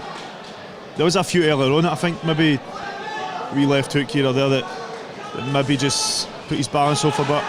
He's coming into it a bit now. Yeah. I'm guessing Stephen will have a lot of confidence though, having been an elite champion before, even if it was down at flyweight. Yeah, and he's no one to like show off it, but he's very calm and collected and laid back. It's difficult to understand what goes on in his head, but maybe in Conor's mind, he thinks, I'm boxing a former champion. Obviously you need to sort of know them personally to know that, but knowing you've won it before and stuff, and then you're coming up against a young lad, you know what I mean? You're obviously gonna have confidence. Maybe a bit more. But I've never really seen Conor, so I couldn't tell you. But he's looking decent here. He's getting caught with the odd shot, but it's a close round, this one. I think it may come down to the third round. Yeah.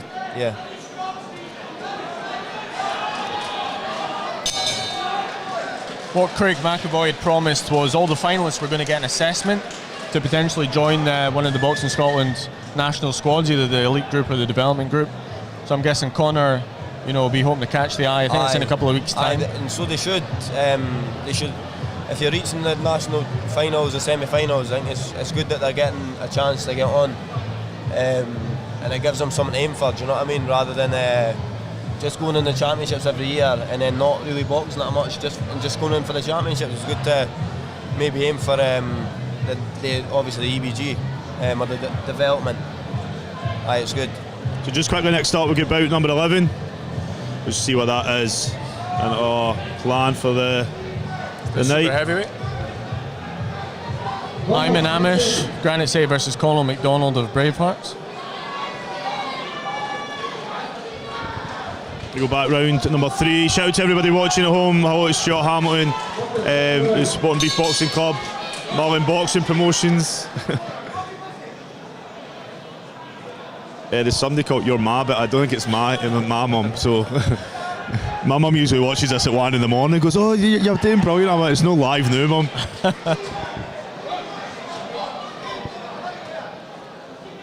So we're joined at ringside with Sam Hickey.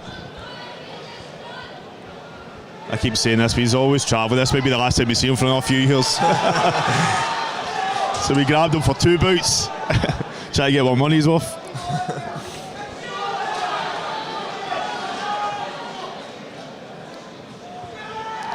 Stuart Hamilton Connor needs to win the 3rd, I think. It could. One apiece. I think I think Stephen definitely won the 1st. I think the 2nd round, Connor did a lot better. Be interesting to see how the judges score that 2nd round.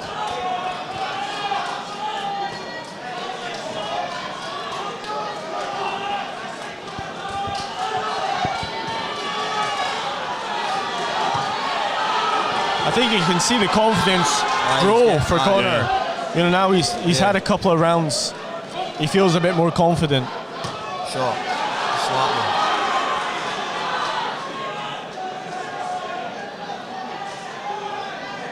Sometimes you just need to bite down and go for it. Do you know what I mean? Especially in the last round when it's one. Yeah. I'm sure the corner would have told him that he needs this last round.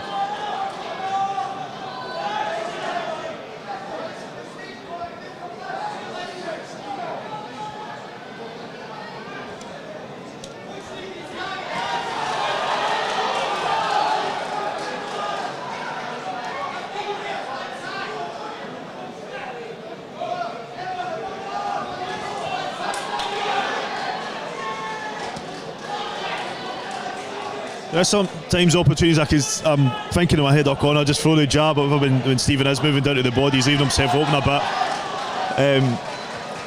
But it's great to watch some of this. It's good to see boxers sort of come to their own in championships like this. Like Connor's obviously knows experience. It's Stephen in finals. I mean, win or lose, this is going to do a lot for Connor. Yeah.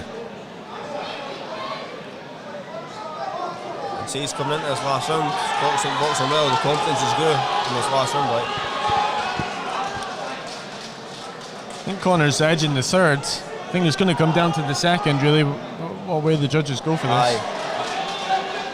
Just big shots like that, though, turn around like a different way in some judges' eyes. A big right hand in the last 10 seconds, you know what I mean?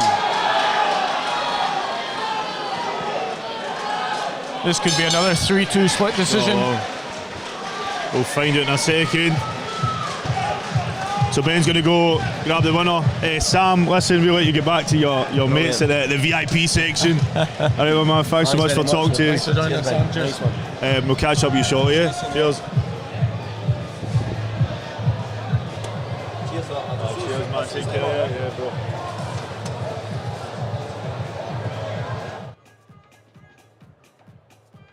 That was Sam Hickey there.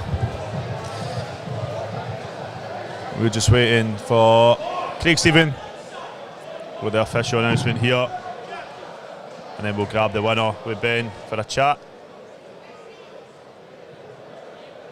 Ladies and gentlemen, as always, please your appreciation for both our boxers in the ring.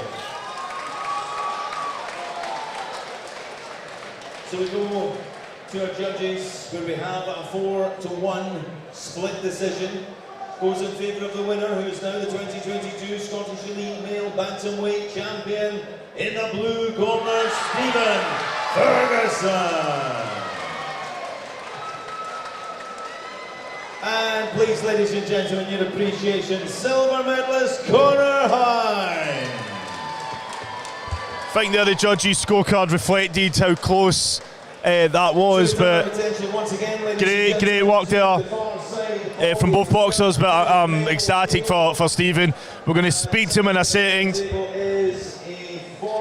You're watching JATVLive's coverage of Boxing Scotland's Elite Championships. And here is Stephen Ferguson from North Glasgow. I just said show where to go there. Congratulations, Stephen. How's that feel? Thank you. Aye, I'm buzzing. To win this at a different weight class, I don't usually fight it. It's unbelievable, man. I don't really know what else to say, but just thanks, coaches and stuff for the work they've done with me, and I'm happy performance. Two-weight elite champion. I mean, you said after the semi-final you can still comfortably make flyweight as well, so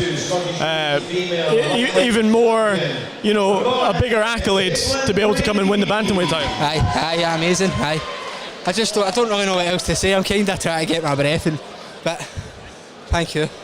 Well, congratulations. So, ladies and gentlemen, time to meet the big men. We're in the 92+ kilo division. Boxing Scotland crew to present 3 3-minute rounds for the Scottish Elite Male Super Heavyweight title. Please welcome from Aberdeen, Ivan Amish.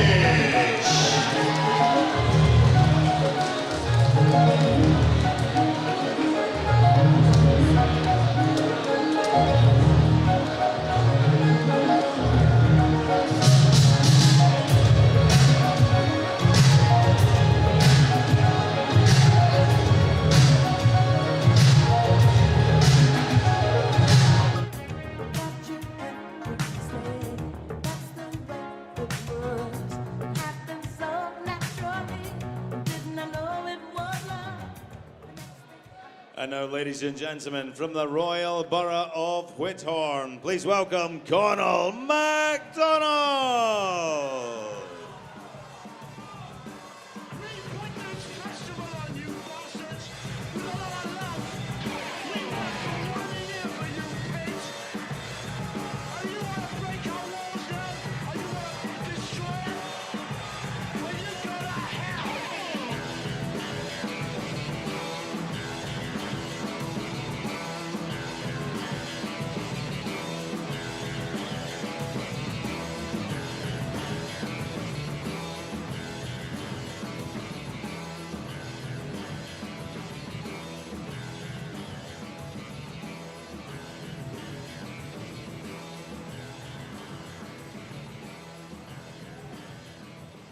So, ladies and gentlemen, here we go. It's time for the big men. This is 3 3-minute rounds to decide Scottish Elite Male Super Heavyweight Champion.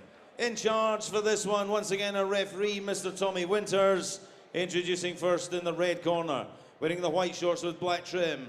Boxing for the Granite City Boxing Club in the Granite City of Aberdeen. Please welcome Ayman Amish. And across the ring in the blue corner, wearing black shorts with white.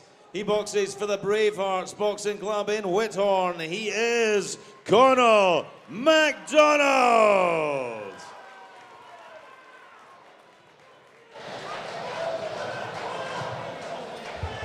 So Ayman Amish, Conal MacDonald. I'm agreeing with the comments coming in. Conor Hind, really impressive. We did say it would be close. We expected that. To be 18 years old to come in the finals and box a former champion.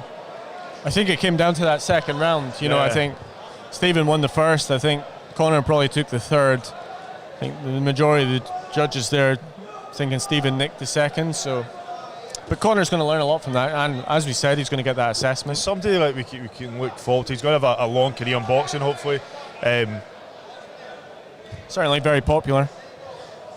So we've got the super heavyweight final. Speaking of Stephen Ferguson, the only other returning boxer from the 2019 elite finals is Ayman Amish of Granite City.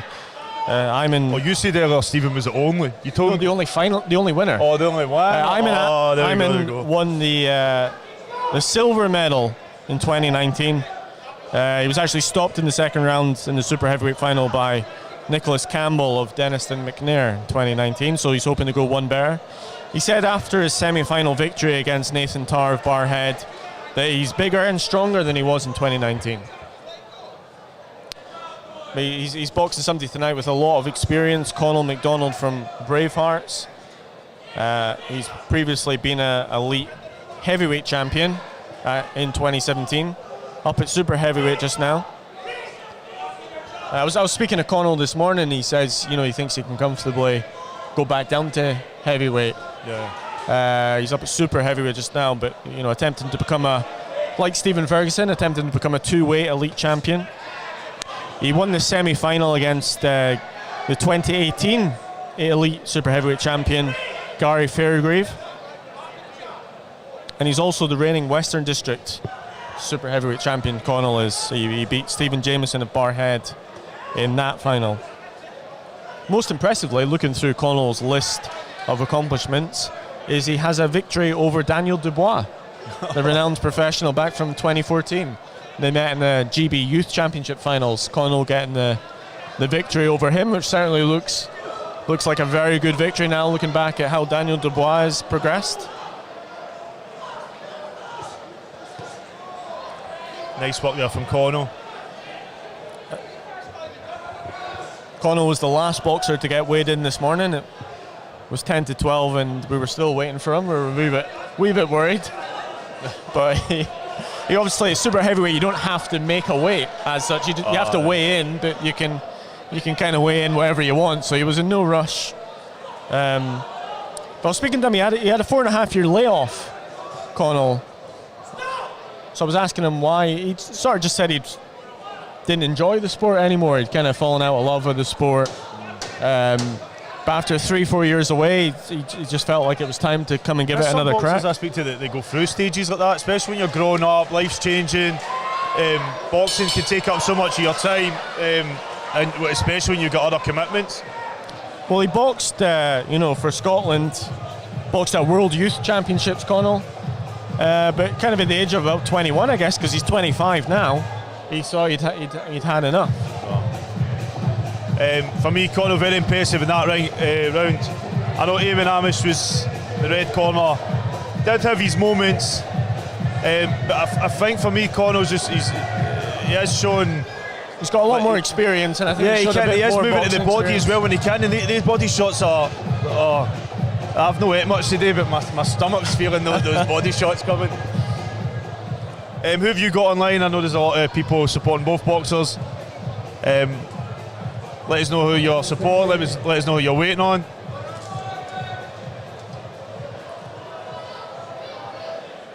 And so this is the second final for a Granite City boxer, Granite City up in Aberdeen. We saw Shelley McDonald lose on a 3-2 split decision to Caitlin Greaves of Barhead. A few comments there, some people disagreeing with that. They seem to think Shelley, it certainly seemed to be closer than what we thought it was, by the judges and from the public opinion. Possibly that was because of Sam Hickey distracting us. Just blame Sam. Oro will be up next. Oro Zalaji will be boxing Matthew McDonald for Irvine Vineborough.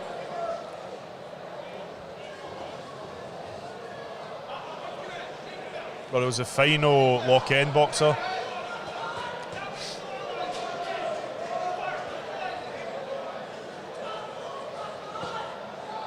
Good body shot there from Connell.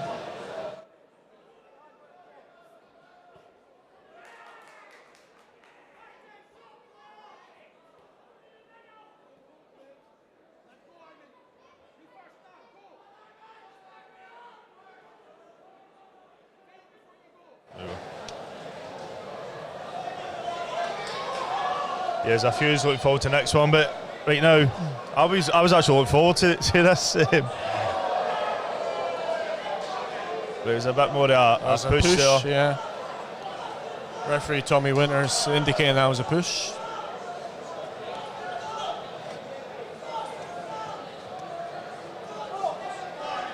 There has been a bar open since 6:30, but everyone's quite calm down. Some people have their moments, but there's a lot of decent spectators. I think we're going to have some busy ones coming up. I think Alex Arthur, Robert McNulty, I think that's going to get loud. You're predicting livelier. I think Dylan Arbuckle, Kieran McMaster as well. Could be quite noisy. Hello to Sally, mate.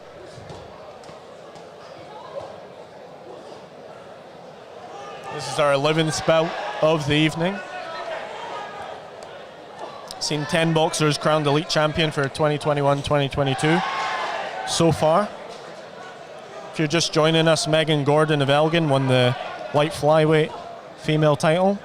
Peter Payton of Argo won the male featherweight title. Stephanie Kernican won the female bantamweight title. Aaron Devine won the male middleweight title. Gardner Moore won the female welterweight title. Harry McGrenna picking up the light middleweight title. Clary Honey Visman winning the female middleweight title. Ronald Devlin winning the cruiserweight title. Caitlin Greaves winning the lightweight female title. And finally Stephen Ferguson becoming a two-weight elite champion by winning the bantamweight title. Connell for me again this round through, just throwing headshots, body shots. Eamon, I think, just be a bit more busier. Go to round number 3. So let's have a look who we've got coming up. So we get about number 12, we just said Oro Zalaji, Matthew McDonald. Then about 13, Alex Arthur from Triple A Boxing Academy, and Robert McNulty from Rivershire Boxing. About number 14, Dylan Arbico from Newhill will be facing Kieran McMaster from Northwest. And then finally, our main event, about 15, lightweight, weight final, Colin Kearney from Joneses and Charlie Doy from St Francis. Good few bouts left. It's been a great night for boxing, great night for Scottish boxing.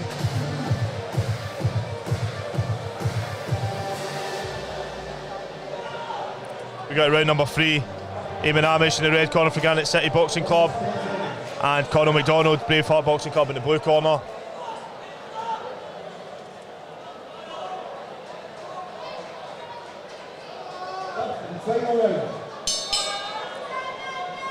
Here we go, third and final round in our super heavyweight final.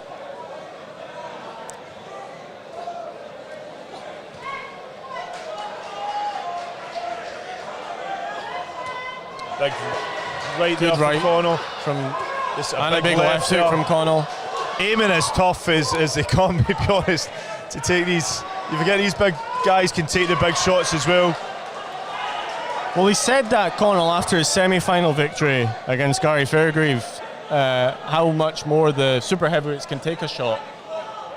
Obviously, he's used to boxing down at heavyweight and plans to go back down there as well. He didn't even rule out going all the way down to cruiserweight at 86 kilo, Connell. I think he admitted it was maybe a bit of a stretch, but was something he didn't rule out. Hello, guys, again in gloves red. Another big right there from Connell. Landing the cleaner shots in this third and final round. The lower right hand went through there for Ayman.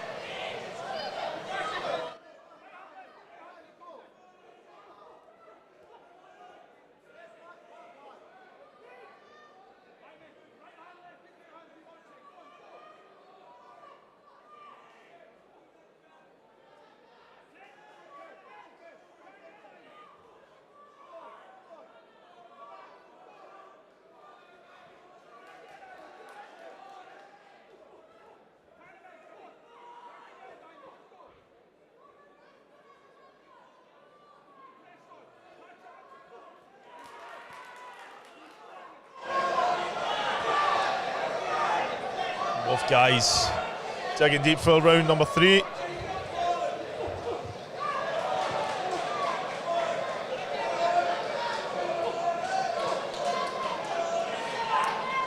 Connell doing the better work in this third round. I think he's edging the contest overall, but obviously it'll be up to the judges to make that decision.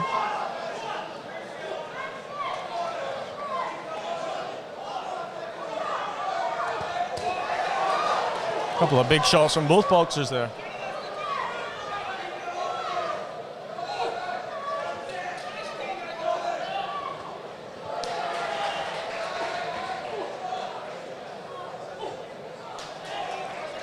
Nice boxing and moving there from Connell. I think he has got nice head movement as well throughout. You see the experience coming through. You know, you got to be good to box at like a World Youth Championship. So. Yeah.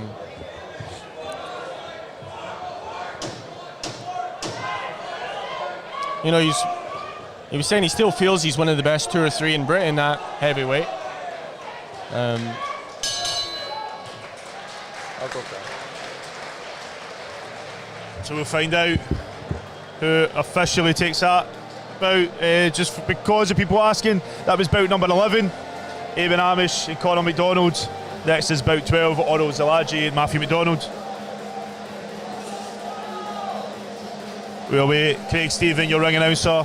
Follow at Box Announcer on Twitter and Instagram. And my hair's, I'm like looking at my hair trying to fix it. And that was a nice bout between both. Let's find out who the winner is, and we'll have the winner with Ben in a second.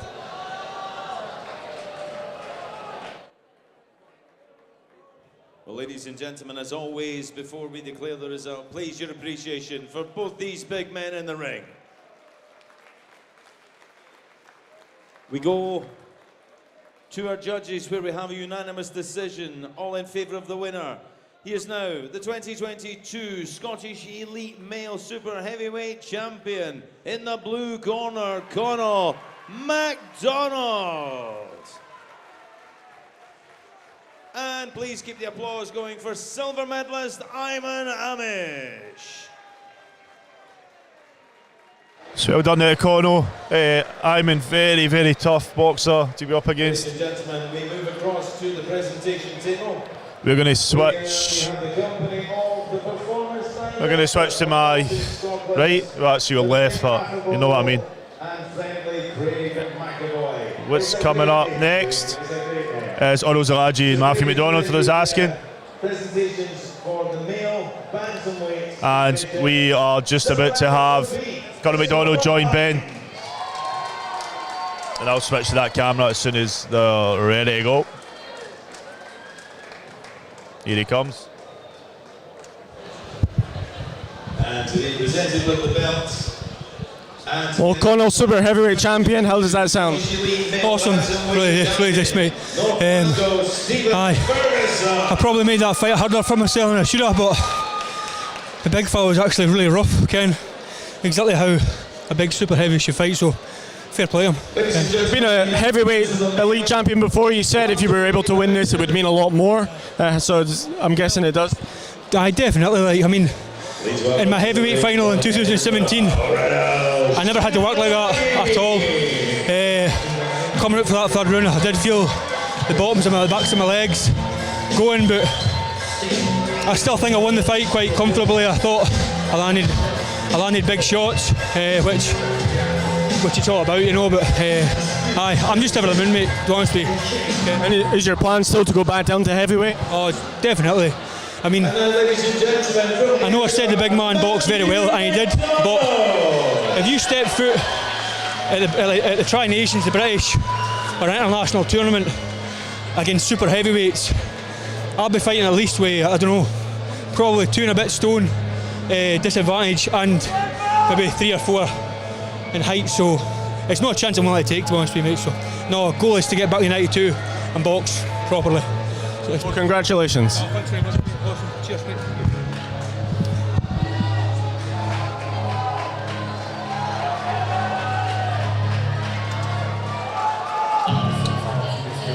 So this is Oro Zalaji, Matthew McDonald. Matthew McDonald making his way to the blue corner. Oro already in the ring.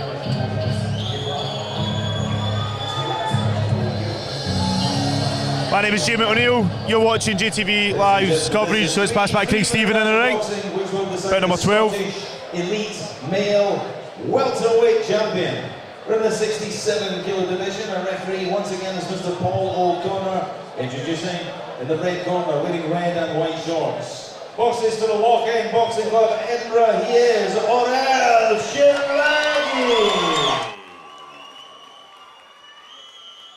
In the blue corner, wearing blue and white shorts, proudly boxing for the Irvine Vineborough Boxing Club in Ayrshire. Please welcome Matthew McDonald.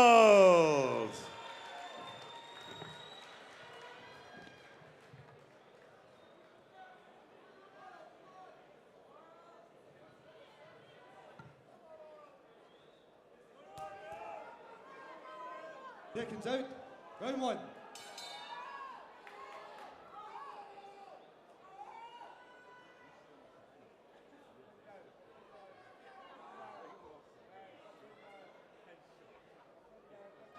So just quickly shout out to Antonio and Nicola. There you go, I've done it. We're in round number 1. Oro Zalaji, Matthew McDonald, joining us, Joe Ham. How you doing? Yeah, not too bad, mate. It's a good night of boxing so far. Enjoying it? Looking forward to it, yeah, mate. As I've been here myself many a time. This will be a belter, mate. This will be a belter. Obviously, we just had the Bantamweight. Sorry, my mic was down. You had to just forget for me, Ben. We have Joe Ham joining us. So we heard you, Joe, they didn't hear me. So much going on, man. I thought my life would be easy with these camera crews around. So we just had the Bantamweight final. That was your old weight, wasn't it? Yeah, definitely. It was a good fight. As says, I've won 5 Scottish senior bantamweight titles before I turned professional, so I know what the guys are feeling. It's they'll not forget it when their first Scottish titles and stuff. So it's a good night of boxing so far. We saw Stephen Ferguson win, but Conor Hind only 18. Certainly showed promise. To Craig, the performance director, and that's what he said. It was his first year as senior, and he was. It was a close fight. He could have went either way. Obviously, the boy from North Glasgow has obviously got a bit more experience, but it was a pick-em fight. It could have went either way. It was actually Conor's second senior fight. He'd only ever had one, and he had no youth fights because of the pandemic. He went straight from junior to senior. And it's a big gap. Sometimes if you can spar all you want, but when you're fighting men, it makes a difference going from junior to senior. But he done well with hand yourself, so you can definitely come again. Well, Joe, we've got a few fans of yours online. Ryan MC, I guess that's mixed something. Joe Ham, what a guy, great fighter. Do you know either of the boxers in today? Oral Salaji in Vineborough, and I know the coach Alec. He's travelled. When I boxed for Scotland, in 2007, he was the coach there. So he's still producing good fighters. Just for those watching home, Alex is recovering from a hip operation. So it's still officially the coach, but his coaching team will be assisting Matthew in the ring. But Alex is recovering well. He's made it out here. The boy in the Reds obviously for a good gym in Loch End, so that's plenty of fighters.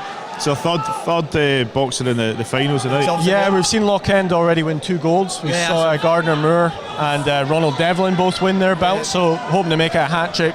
Yeah, Loch End's a good gym. Terry's a brilliant coach. Obviously, that's where Josh Taylor came from when we were young girls coming through. Our amateur gym in Loch End had many rivalries coming through and over the years, so still sees Terry produces so many good boxers coming through. Final 10 seconds of round number 1. You've got more fans pouring in, Joe, so we've got Gloves Red. They're looking forward to see you back at the Hydro. Joe Ham, wee legend. That's for Lewis. It's because I stayed at Bantamweight my whole life. I've fought the same weight for the last 10 years. I've never changed. So very close first round for me. I don't know how you... Very close, yeah. They'll probably edge it towards the boy in the red. Oro is he's a great boxer, but I know how much Matthew is. That's why I always find it difficult. So I know how much these boxers put in. Live and breathe boxing like yourself, and you don't want that to be a loser or something, or not a loser, that's a silver medalist. So everybody's a winner, they're finalists. They get the opportunity to go through the elite group. Oral's already a member of the Scottish Development Group. So you already trained. Oral's already a member of the Scottish Development Group, so you already trained. Sometimes that kind of experience with the sparring and that will always help you out, and when it gets closer to fights like this, because you're sparring better boys who are travelling the world boxing for Scotland. So when they're always getting experience, so when they're fighting, sometimes that's the difference. Both boxers have impressed so far, though. Oral had a couple of wins. He beat William Kerr of Hamilton in the quarterfinals, and then he beat Wazim Anib of Rob Roy in the semis. Matthew McDonald beat Matthew Clark of Glen Rothes in the quarterfinal, and then he beat Lewis Kerr of Hamilton in the semis. That actually avenged his Western District final defeat to Lewis. Oh, sorry, the Gloves Red says, can't believe Joe stole his dad's suit for the night. Always in the wind-up, you lot. So we were just saying Matthew was the Western District silver medalist, but he beat the person who beat him in the semi-final, so he's avenged that defeat. And he comfortably outboxed him really in that semi-finals. He had a fantastic display, Matthew. Sometimes it's the difference of opinions, and it's like you might feel you won something, you won the Westerns, it feels out great, but then you've got the chance to win the Scottish and then you lose to the person you just beat. You just expect to win because you beat him before, but it doesn't work like that. I've just noticed Oral's mum, Susan, is shouting, but she's in the blue corner shouting to the red. Very, very passionate. Always supported while live streams.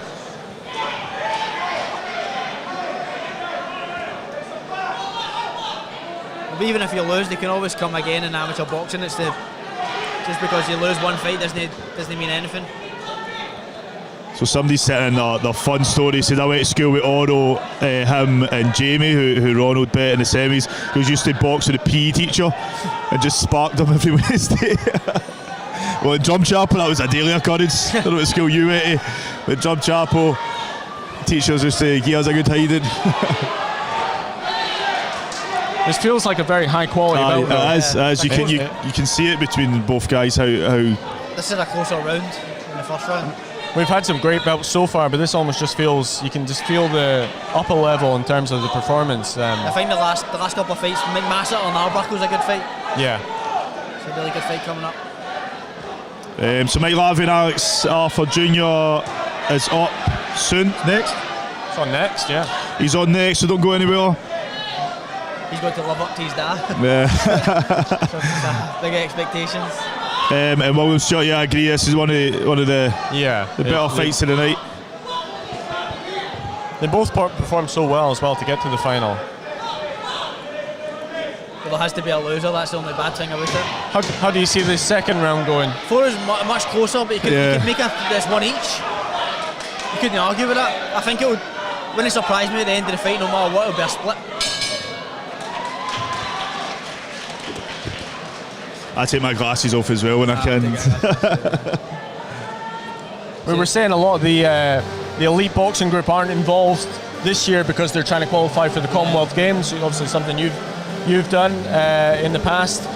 Tyler Jolly is probably the hope at this weight, at welterweight, to try and get. And it's bad, but you can see the level. Just Tyler Jolly is a very good boxer, but it happened to me in 2000 and the 2 years of the Commonwealth Games. I had to win the Scottish in both of the years to go. In 2010 and for Delhi, and then 2014 for Glasgow. But sometimes being the best, sometimes it can give people who might not have won before an opportunity, and to call yourself a Scottish champion will never leave you, so it's always good. And sometimes the people who are in the elite group, it's always good for them they're fighting the best people in the world, do you know what I mean? So you can feel the energy here for round 3.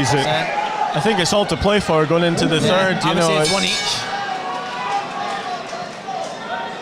We've got a mix of views online. Caroline McIntyre, LV Swandles, Italo. I'm guessing you're Italian, so ciao when I say that.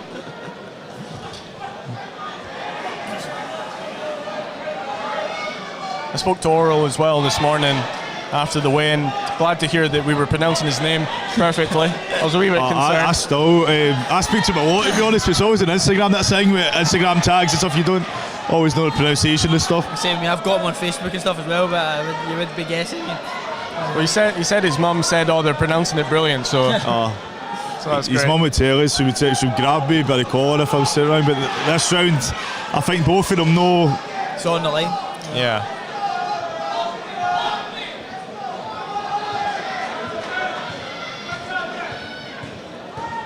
But I don't even know how many bouts. I'm guessing the red boys. Craig Stevens brought us some cakes. I think that was pies. He just brought us for the medical guy. He's got a nice guy. So we've got Oral's been an amateur for about 7 years. Matthew only for 4 years. Yeah, sometimes experience different, especially coming from a good gym and lock in. You're always going to get the best of sparring. Sometimes that can.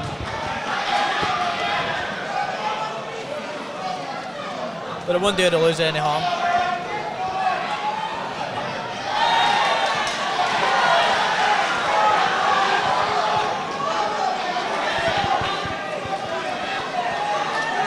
It's almost a shame somebody's got to lose this. Oh no. I would say the Blues edging this last round. Which I think he done again. Like I think he last round he sort of.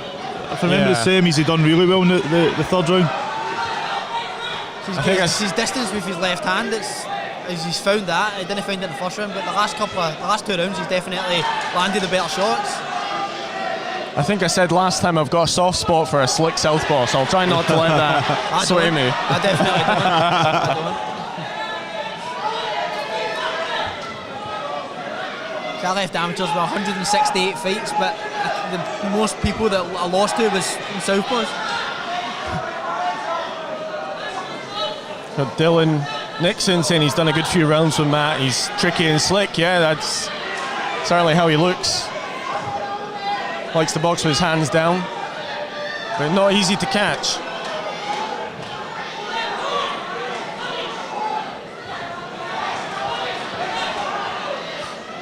You know, what we'd said was all the finalists are going to get an assessment to potentially join one of the national squads, win or lose. Oral's already on that development squad, but do you think Matthew would be a good addition to that? It'd be a good addition to that, definitely. He's boxed really well tonight, and I would probably edge it towards the blue. It's one of those contests where you don't want to be the judge. Oh, I don't want to. Again, no both of them well, no both their coaching teams. No matter what, I think it'll be a split. I'll be watching it like this. It won't be a unanimous decision. It'll be a 3-2 split. 3-2 split in blue. That's my... If I had to pick. We're not allowed to bet. We'll pass the 10 on the table. If I had to pick, I would say a 3-2 split in blue. But so we'll pass back to Craig Stephen, the ring announcer, with the official result in the ring. Ben will grab the winner for a chat. We've got Alex Arthur, Robert McNulty. Next, you're welcome to join us for that one. George, you can go back to the VIP. It's up to yourself. Sorry, I'm sitting here. You're happy to stay for the... Yeah. Let's find out who's won the contest.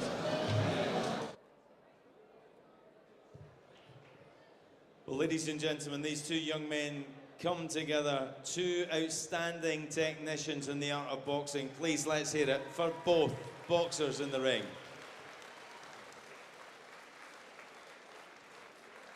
We go to our 5 scoring judges ringside, and it's close. It's a 3-2 split decision, going in favour of the winner, who is now the 2022 Scottish Elite Male Welterweight Champion. In the blue corner, Matthew McDonald.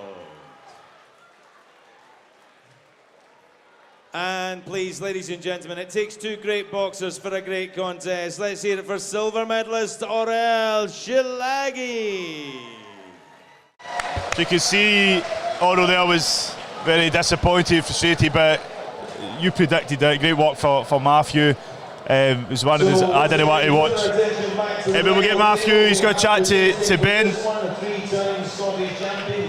Joe's sticking with us for the next bout. It'll be Alex Arthur and Robert McNulty. But let's just switch to an interview with Matthew. First with Oro. We have Orel Shilagi joining us first. Orel, commiserations, but an extremely close contest there. Yeah, I mean 3-2 split. It was a brilliant fight. It was fucking fair play to Matthew and his team. I mean 3-2 split. Could have got it another day if I just pushed a wee bit more, just a tiny bit more. But yeah, that's boxing for you, you know. It's onwards and upwards from here. We had Joe Ham on commentary for that bout, and he said it's going to be a 3-2 split. We really couldn't tell between the three of us who was going to win it. Obviously, the judges have gone that, so I think, you know, you can take still a lot from that performance. Yeah, I mean, yeah, like I said, it was a brilliant fight. I'm happy to be here, happy to make it to the finals. You know, it was my first year as a senior.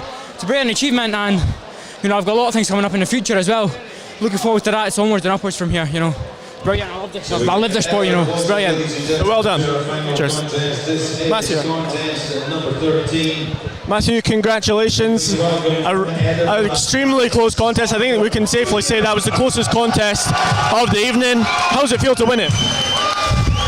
It just feels amazing. I've worked so hard for this. And like I said in the past interview, this is what it's all for. It was a close contest, the two are evenly matched, and I'm sure we'll meet again. It's a good fight, and I'm just glad that I got the decision.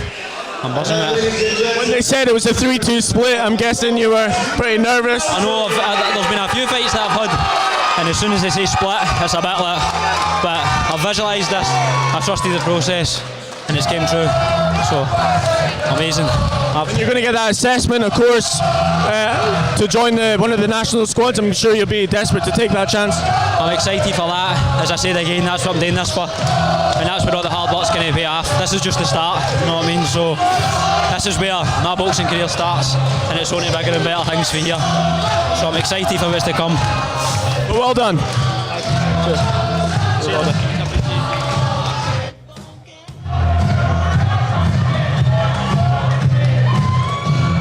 So guys, in the ring right now, Robert McNulty in the blue corner, Alex Arthur for Triple A, and the red corner, this is going to be an absolute belter. Joining us at ringside, Sal is Johan, Ben is just about to sit down.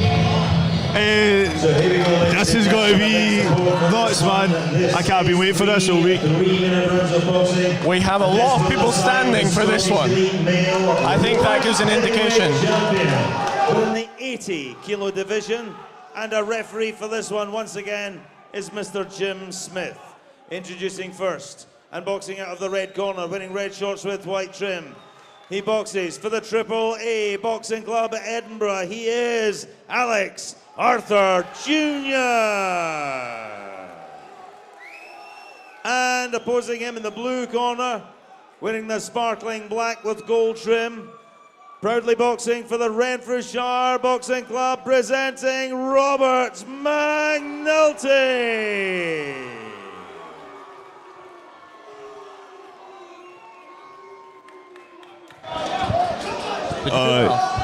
It's back on. There we go, we're back on. Well, there's a lot of people standing for this one. I think that gives an indication of what people think this bout's going to be like. Oh my days, man. This is going to be the loudest contest of the evening, I think. You don't see very rarely that two crowds are mixed in together. It wouldn't surprise me if we end up seeing some action in there. Like, there's a lot of the boxers for Renfrewshire always been respectful boxers, like Colin Belshaw. I filmed a lot of their shows, and if the boxers even don't win, he makes sure that the bouts go up, and they try and keep that level of respect that they have in the gym. Yeah, Alex Jr. sometimes tries to wind people up, but again, I've spoken to him, I've interviewed him. Great boxer. As you say, sometimes there's this pressure to follow in his dad's footsteps. But Will McNulty, as he says, Colin Belshaw before that was one of the amateur coaches. I've got a box for Renfrewshire, so it's good to see they're still producing good boxers. But as you said before, Alex Arthur is going to live up to his dad's name, but it's going to be very hard to do. But he's got to start somewhere, and the final of the Scottish Championship's a good place. And I've said that at the Western Districts, when he became Western District champion, that he's kind of found his own. He's became a more mature boxer, a more mature young guy. And even for him, this is probably the biggest challenge his boxing career so far. He does have Graham and Colin for Renfrewshire, as well as Craig Dixon in his corner. But Alex Arthur's got his dad, very world champion. And Colin McNeil as well. Experienced corner. We look at it. So I can't see who else he's Colin McNeil. Colin McNeil and Alex Arthur. It's the same as the last fight, Southpaw versus Orthodox, but it's kind of a different style because the Southpaw is more aggressive in this one.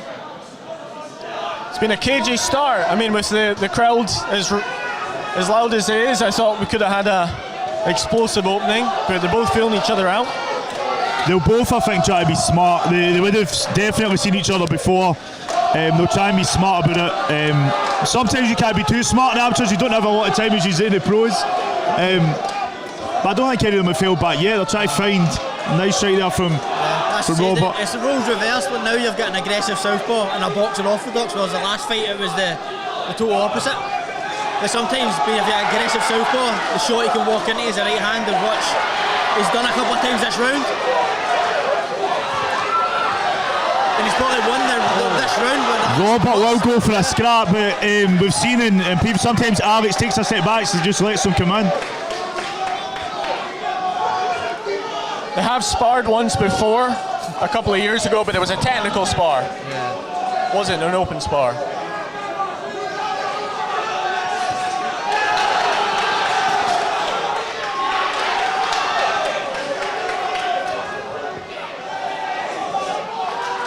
It's been a close round, but I feel the bust that Robert had in the end of that round probably edged it to him. Same again, good shots landed. But they will get scrapping. Robert isn't scared to scrap, I know that, but neither is Alex. It's been a good round. Probably my round of the night. I'm just going to throw this out there. If you do want to nominate any boxer, any Scottish boxer for the Scottish Boxing Year Awards, or any bout that you see or any professional fight, head out to jtvscotland.com/awards. There's been a few nominations. I'm not allowed to say anything yet about the nominations, but there's been a lot. There's been about 400. For the nominations, for boxing But so it'll be boxing year 2020. Pros or amateurs? Aye, we'll go with Let's go both. to the manager, the fan. So you can, there's a few. I can't confirm or deny what's in the nominations because after June we'll release the shortlist. I get the feeling something big's going to happen. Oh, I know. It feels like it's just I'm waiting getting nervous. for a big shot. I'm actually a bit nervous. If we get that, the two corners are very animated as well, and that's a good fight.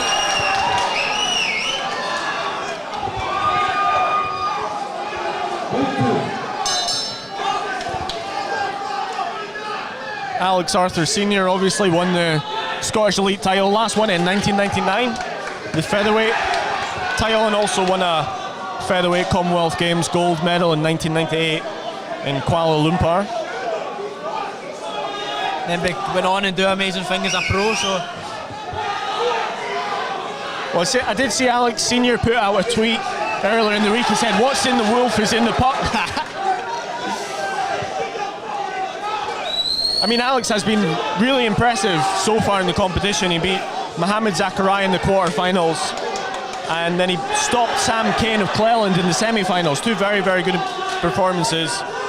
Robert beating Jack Sweeney of Gala Shields in his semi-final. Good shot. Good shot. I think what's amazing with both these boxers that they'll take instruction for their corners and they'll use the eyes of the corners to their advantage. I think that's what they do, but as soon as one gets hit, then it's automatically they have to try. They feel as if they have to try and get it back. And sometimes that's when you open yourself up to get hit with stupid shots. But I think that Alex started more aggressive in this round, but Robert's he's got good distance and good counter puncher on the back foot. Yeah. He's found his range with his right hand. And once you get that against the southpaw, it's the best thing you can do.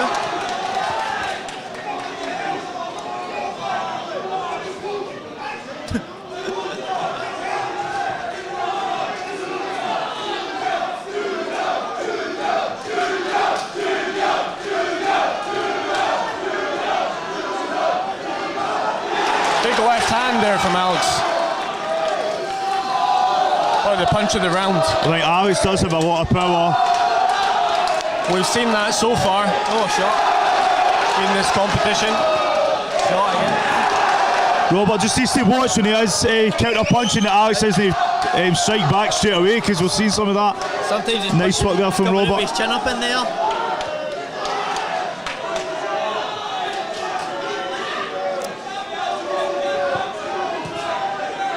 From what we've seen of Alex, he shows a lot of composure. You know, in the first two bouts he's had in this competition, he picks his shots really well. Even when he hurts somebody, he stays composed.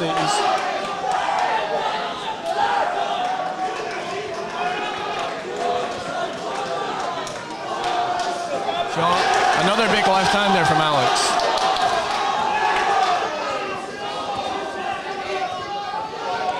The thing with Alex is he will look for the body shots and that when they do get up close, and those shots he's got a lot of strength. But I'm kind of rooting for Robert as well. I kind of want to see these strike backs. That's it for round number 2. Another. I would say that's one each. I would say Alex won. I think Alex won the second. 3 or 4 straight left hands, which similar with Robert landed 3 or 4 straight right hands in the first round. I've seen he evens himself out, and I say same as the last fight, it's going into the last round. I think it's all to play for. So William Schultz is saying, give Joe a job in commentary. This is the most you guys have actually commented in time with the fights. I think sometimes the boxers dictate how we respond as well. Like, there's a lot of stuff we want to get through, a lot of stuff we want to highlight. But this is, I've said, this is a bit I've been waiting for weeks since I knew it was going to happen. But aye, Joe, you're bringing out the best days. Yeah. We can't afford them though, William, so if you want to send us a check. But sometimes it's like this is just happened working well with the draw, that the two best boys have bet themselves in the final. So it's all in this last round, I would say. And they both have a lot of, I say this, at leadership, locker room leadership in the gyms. Robert has become a young boxer that's matured. Alex Jr. has been coaching as well. He's got a lot of respect in his gym. Yeah. And you feel that amongst our fans. Definitely, but I wouldn't like to be in amongst the fans when somebody loses. A lot of the comments are saying that it's even going into the third round. Albert Steptoe, Robbie Burns, Ewan Strachan all saying they think it's 1-1. I don't think we'd necessarily disagree with that. Yes, I would say it's 1-1. One landed better straight right hands in the first, one landed straight left hands in the second, and I think who can land the better shots, but I think no matter what, it's going to be a split decision. Nice head movement there for Robert, but likewise Alex, comfortable in the ring, knows what to expect in the return. Robert switched to southpaw there. And it's weird that you would think the last round's going to be the most hectic. This has been the most, as the two of the most South African. We saw Robert do that a wee bit in his last battle, a bit of switch in, he's gone into a southpaw stance, giving Alex a bit of a different look. Sometimes I think you should stick to what's been working for you.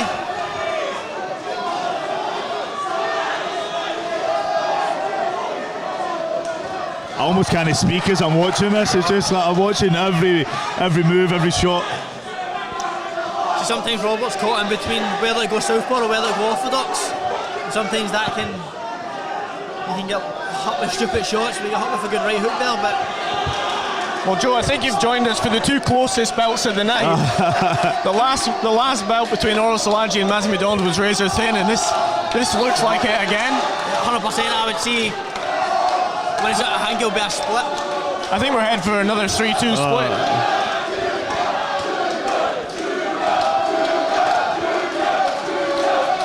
I find that now, Alex Arthur Junior's edging it for me just now, this round. Now Robert now needs to dig deep, he's finding, and I've seen this in the past, the Western Districts was exactly the same towards it, he controlled it, it's a bit different for this, but he controlled it in the Western Districts, and then the third round towards the end he just exploded. Yeah, definitely.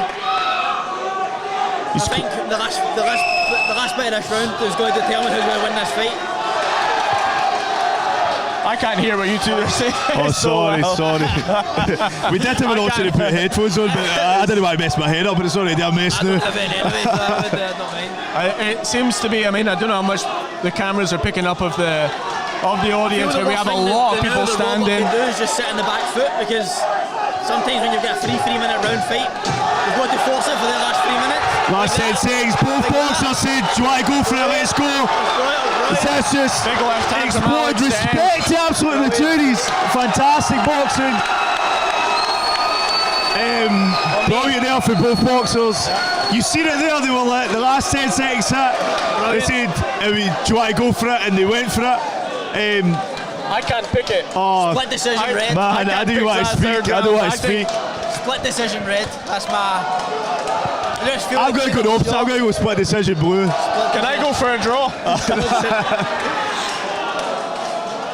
Oh wow. Very close. Whatever it was, both boys can take massive things away. There's no loser. The two of them box absolutely brilliant. They can come again. Yeah, 100%. And it's one of the ones. The two of them will probably meet each other in the Scottish every year because they're still young enough and it's the same weight. Yeah. So we go back to Craig Stephen with the official announcement. Well, ladies and gentlemen, I think we can safely say that this could have topped the bill in any venue around the country. What a fantastic contest. We go to our 5 scoring judges, all in agreement. The winner by unanimous decision. He is now the 2022 Scottish Elite Male Light Heavyweight Champion. In the blue corner, Roberts, Pretty Boy McNulty.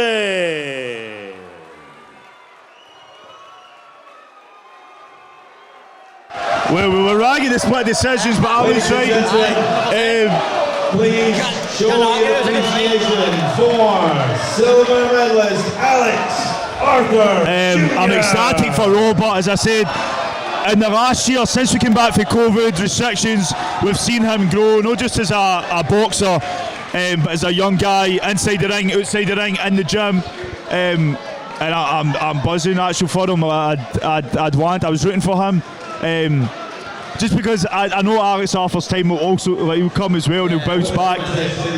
I'm just glad that the Renfrew Mold Amateur Club's got another squad. That's good. So just before we pass to speak to Robert, listen, Joe Ham, thank you so much, my man, for joining us. I'll let you go back to the VIP table, and I'll see you very, very shortly. Wow, I'm buzzing for that, guys, to be honest. As I said, I've wanted Robert to do well, and I'm just ecstatic for him. Great, especially after that performance for both boxers, because both of them could have deserved it. I'll be in a minute, I'll be here. Robert, congratulations. Light heavyweight champion, how's that sound? Oh, sounds amazing. This is everything I worked for the past 7 weeks. My team, Craig Dixon, Colin Bell, Sean Graham Hamilton. And a shout out to Davey Gemmell, man. Get me nice and fit for this fight. Big shout out to Arthur as well. Strong opponent. The rematch will happen. I'm taking that belt home, baby. A very, very close contest. We were saying on the commentary we didn't know which way it was going to go. Did you think you had it in the bag? Definitely. First round, peaked that. Second round, I'll put my hands up. He took second round. Third round, I bossed it again. Caught with big shots off him. He's a beautiful boxer. It's good. You said on the commentary on the stream a couple of weeks ago you were desperate to get that big blue belt. Now you've got it. How's it feel? Amazing. Can't wait. Just don't know what to say. I'm speechless. Thank you. Congratulations. Just before we go, I just want to say, well done, my man. You're getting taller again, but absolutely brilliant. I'm so happy for you, man, and I'll catch up very, very soon. We're going to go back to this, but bro, well done, my man. Cheers, Terry. Appreciate it.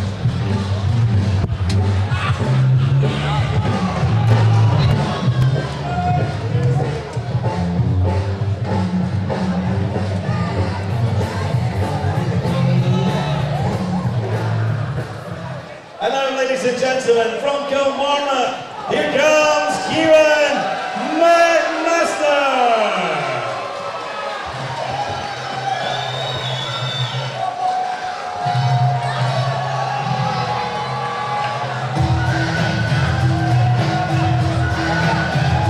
Wow. Oh, I know, man, I know. What a contest.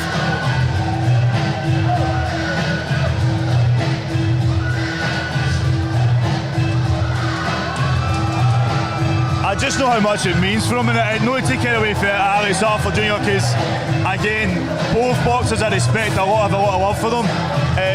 But for me, Robert, just the progression that I've seen, he's just been doing fantastic. I think Robert definitely won the first. I think Alex definitely won the second. I couldn't pick him in the third, to be honest. A little bit surprised it was a unanimous decision. I did think we would have a split, but just pass to Craig quickly as he introduces a penumpular. That's that word. Mr. Stevie Morrison introducing first in the red corner. He wears the white with gold. He boxes for the Newart Hill Boxing Club in Lanarkshire. He is Dylan Arbuckle. And across the ring in the blue corner, wearing the black with gold, boxes for the Northwest Boxing Club Kilmarnock, presenting Kieran McMaster.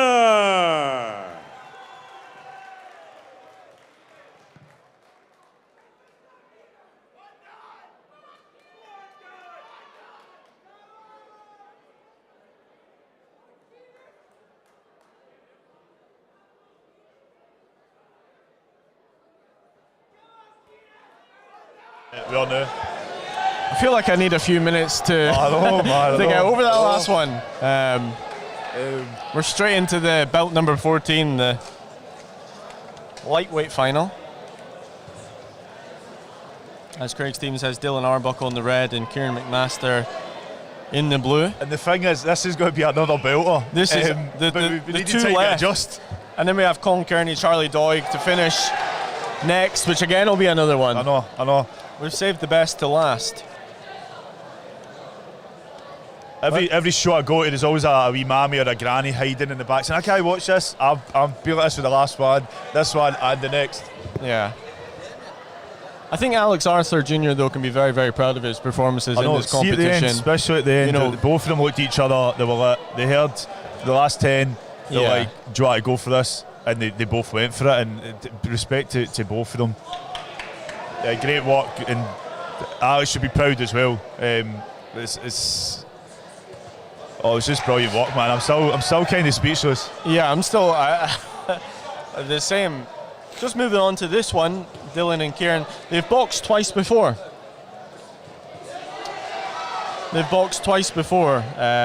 Both times Kieran getting the victory. Kieran won. They met in the prelims of the Elite Championships 2018. Kieran winning on points, and then they also met in the Western District Final with Kieran winning a split decision. So Kieran has a 2-0 edge coming into this, but both very, very experienced. This is his 107th bout for Kieran, and I was speaking to Dylan's father Willie earlier. He thinks that Dylan's probably had about 100 bouts as well. Unfortunately, he lost his boxing book in the fire, Newark Hill fire, and the gym burnt down, so his old records actually went up in flames with that, so they can't remember exactly how many he had, but they think around close to 100. So both experienced boxers, both have a love for boxing, and you can, just by speaking to them how much this will mean to them. Very, very experienced. Well, we've got Dylan. He's the current Western District lightweight champion. He also won the Boxer of the tournament at that a few months ago. But Kieran, he's been a junior champion, a youth champion. He won a bronze medal at the Youth Commonwealth Games in 2015 in Samoa as well. So two very experienced, but neither of them have won this elite title. They've both tried quite a few times. This is Dylan's 4th attempt and Kieran's 5th attempt. Interestingly, Kieran has actually lost to the eventual champion in each of the last 3 times he's boxed at this. In 2019, he lost to Mark McEwen in the quarterfinals, who would go on to win the gold. In 2018, he lost in the semi-finals to Dastin Camille, who would win the gold. And in 2017, he lost to Nathaniel Collins. There's a lot of nice shots here from both boxers. I think the blue corner, Gimmick Master, maybe was just slightly more busy, a few sort of power jabs to the head. But very early in the bout, as we can see, things can flip in the next 2 rounds. If you're just joining us, where have you been? It's a bit late for the party. My name's Jamie O'Neill for JTV. You got Ben Holm from Boxing Scotland. I feel all the energies. I feel like we've been in the ring. So Ewan Strachan agrees with me. He's got 1-0 to McMaster. William Short's asking us to stick to the bout in hand, and then one of them will win at the night, you think? Here we go, round 2. Dylan Arbico in the red corner, boxing at Newark Hill Boxing Club, and Kieran McMaster, Northwest Boxing Club in the blue corner.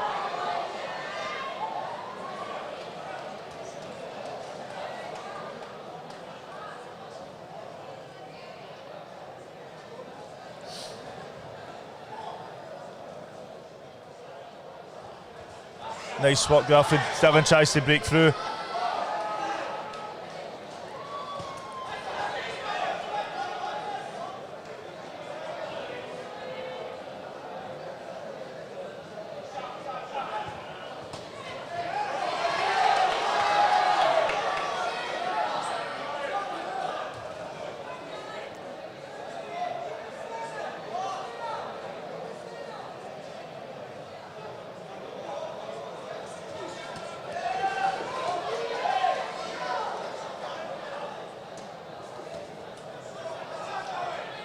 I'm quiet because I'm just in awe of these guys. I'm trying to watch every move. Another very, very close bout.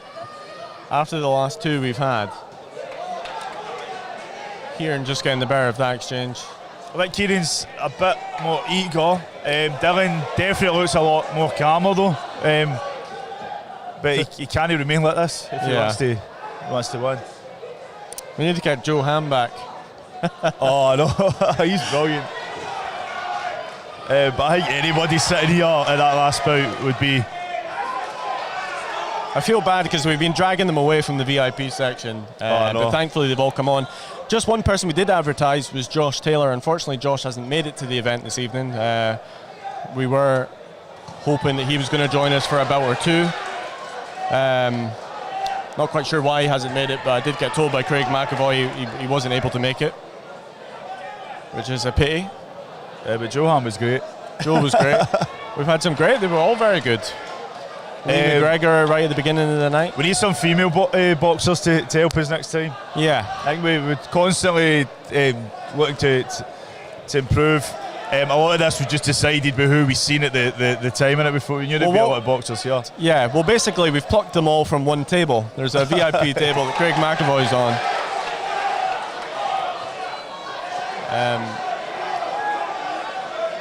Williams, why don't you just come down, grab a coach? It's not a bad shout actually, but there's none. They're not at the bar. I'll grass them Yeah. up. All the coaches are at the bar or they don't want to talk to us. I tell you what we need an official, because the last two bouts and this one have all been so extremely close. It would be good to get the perspective of a trained official. I was going to say Stevie Morrison is in the ring now. Usually he's watching my live streams and telling me any mistakes I make or what's going on or just explaining things a bit better. Wow. For me, I was closer, which might go down to round 3 again, but you're disagreeing. You know what? Go for it. This last two fights in this one, I'm struggling to really tell apart. I think a lot of people are saying they're both well-schooled boxers. So well matched. I'm not even going to take a guess at who's winning this bout so far. Niall, who's watching for Cyprus. It's 2 in the morning there. What time is it here? It's almost midnight. 4 minutes to 12. I said 20 past midnight. Yeah, that's probably what we're on for. One more contest to come. Light welterweight final, Charlie Doig versus Colin Kearney.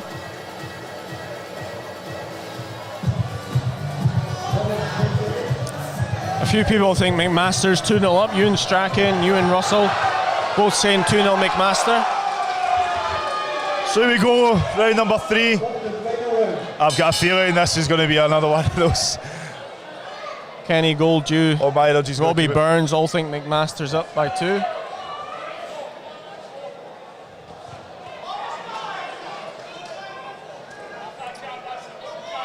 Well, certainly some of the viewers watching seem to think Kieran's winning this contest.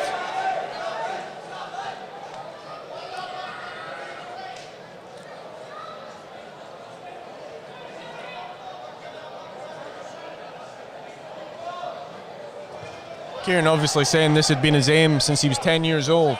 Yeah. Working towards this for the last 15 years. He's seen how much it meant for him in an emotional level. It was an emotional post-bout interview after the semi-finals. Also, he said that some of the kids he works with as part of his job as a sports mentor for East Ayrshire Council were here cheering him on in the semis. I'm assuming some of them might be here for the final as well.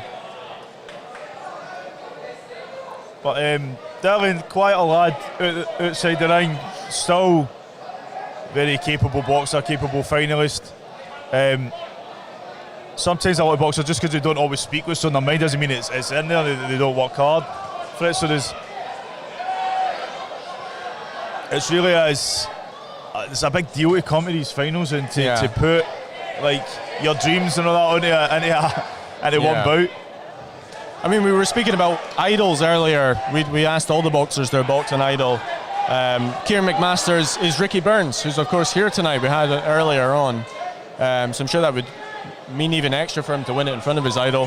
Dylan's idol is Roy Jones Jr.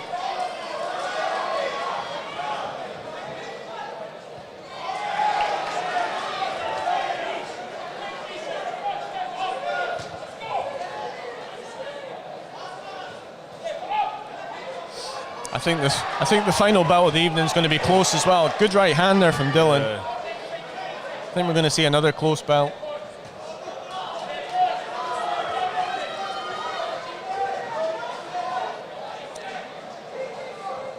It's easier to commentate when somebody's winning clearly. Oh, no. I'm still impressed by both of them. Yeah. Dylan does have a very nice ring presence. to him. He's got a nice style. Bouncing on his feet, moving around. Kieran a bit more gritty, maybe. Yeah. I see a bit of Ricky Burns in Kieran as well, actually. Good left hook there. Last 10 seconds here, round number 3.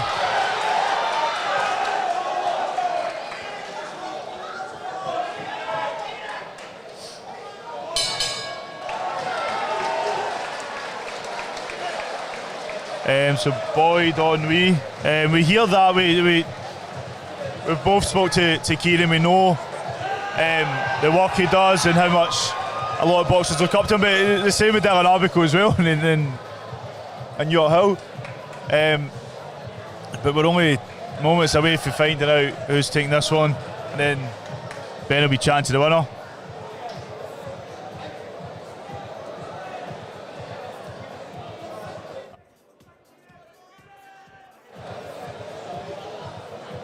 So we'll pass back to Craig Stephen, the ring announcer, with the official announcement to Dylan Arbico and Kieran McMaster, your referee Stevie Morrison in the ring. Well, ladies and gentlemen, another fantastic, skillful contest between two exceptionally skillful boxers. Let's hear it, please, both boxers. And again, it will come as no surprise, the closeness of this contest. We have a 3-2 split decision. The winner now, 2022 Scottish Elite Male Lightweight Champion in the red corner, Dylan Arbico. And ladies and gentlemen, please, your appreciation, silver medalist Kieran McMaster.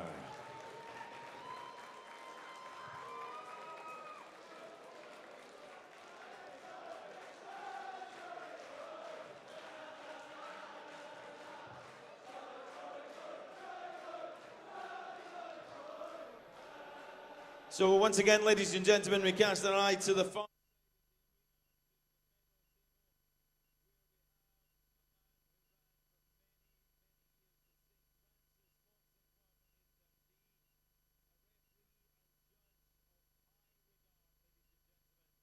Very close contest. Did you think you'd done enough to get the victory there? Aye, I thought, first round I thought I maybe just nicked it. Second round I thought I won out the park, and the third round just came down to hard work. Thought I just edged the third round, so aye, in my opinion I don't think I lost that round. So.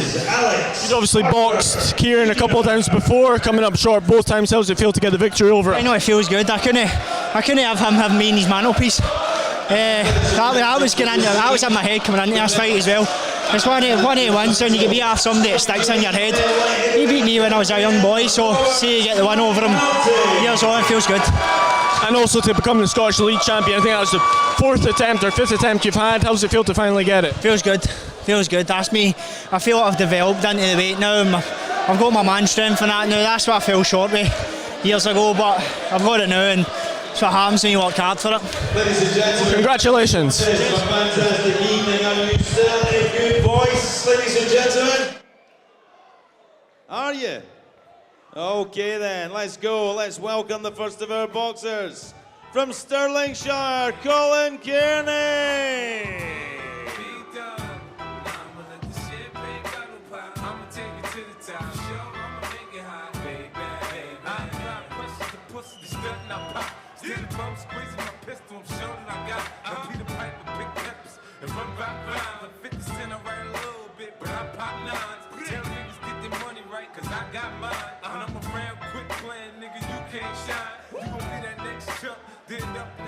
At the beat hit by the pump. Is that what you want? Be easy, nigga. I lay your ass out. Believe me, nigga. That's what I'm about. Gangsta. You can find a nigga sitting on throne. Hit the clutch, hit the gear, hit the gas, and I'm gone. And now, ladies and gentlemen, from Dundee, Charlie Doyle.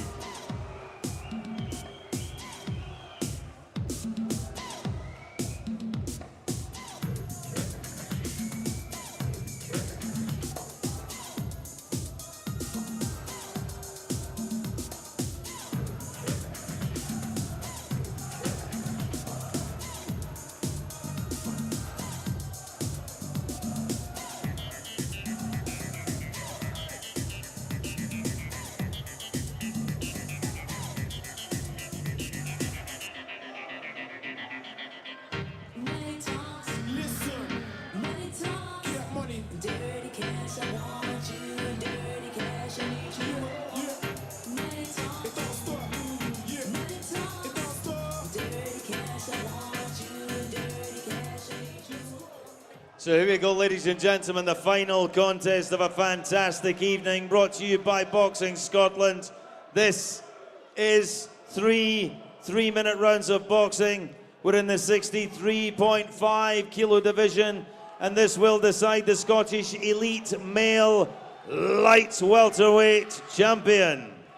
A referee in charge for this one, 3-star international referee, Mr. George Brown.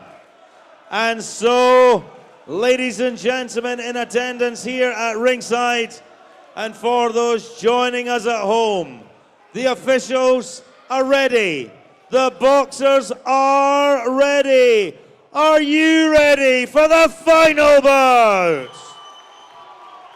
Introducing first, and boxing out of the red corner, wearing red shorts with white.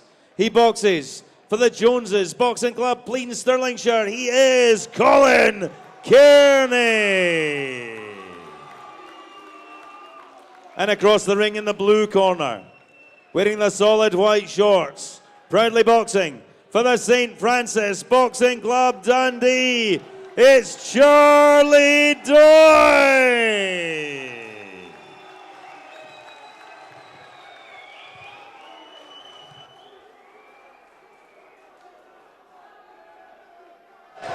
The Featherweight evening, Colin Kearney, Charlie Doig. Just to go back to that last belt, there's a few people unhappy that Kieran didn't get the nod. I think it was desperately close. I couldn't call it. I think, see, I was watching what Kieran was doing, but I thought that Dylan was comfortable, but I'll need to watch it back just to be clear on myself. Yeah, 100%. But no, we're going to the final battle of the contest, the light welterweight final. Two of them are friends outside the ring. Charlie Doig said we're good pals, we're going to go our separate ways, and then we'll be best pals again after the fight.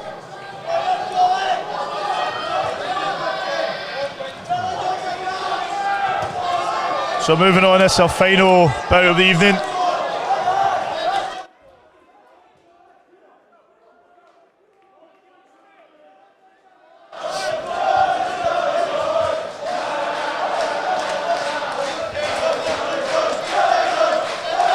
So Charlie is the only member of the elite boxing group who's involved in these championships.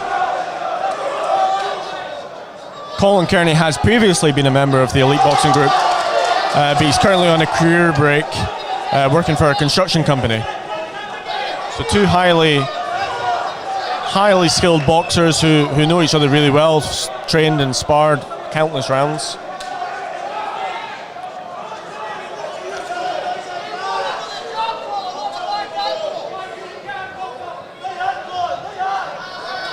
This, of course, being the weight division that Josh Taylor won the gold medal at the Commonwealth Games in Glasgow. Unfortunately, Josh not able to join us tonight. You can see Colin Kearney of Jonesy's in the red versus Charlie Doig of St. Francis in the blue. Charlie a southpaw, as you can see.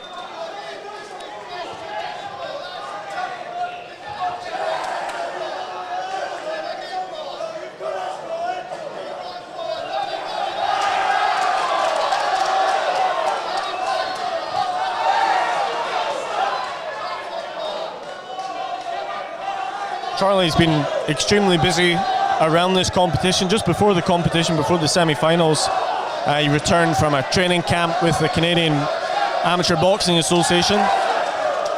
And then following his semi-final victory against Alex Ross, he actually flew out to Lithuania, where he won a gold medal in the Algirdas Sokas Elite competition last week. He defeated Uzani Hansen of Germany in the semi-finals before a walkover against Scotland's Luke Bibby in the final.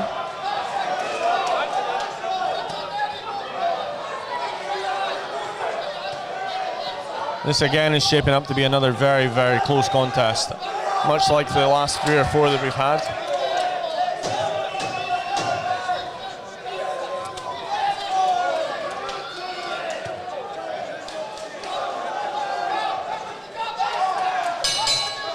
That's the end of the first round. I'm not going to predict who won that. So Colin Kearney is in the final. He won his prelim bout against Saul Stosor of AAA on points before he had a walkover against Jonathan Kermath of Wellmeadow in the quarter-final. He did, however, win his semi-final against Martin Kerr of Renfrewshire. He's only 20 years old, Colin, only his third senior bout. As we've said, because of the pandemic, a lot of boxers, even though he's 20, have had to wait a couple of years, so this is only his third senior bout. Meanwhile, Charlie won his prelim against Aidan Gemmell of Irvine Vineborough, who retired on a stool after the first round. He had a walkover against Billy Miller of Glenrothes in the quarter-final before he defeated Arix Ross of Gala Shields in the semi-final. Charlie's 24, so he's 4 years older than Colin. This is Charlie's 5th time in the Elite Championships. Yet to win it. He lost last time out in 2019 in the semi-finals to eventual winner Mark McEwen.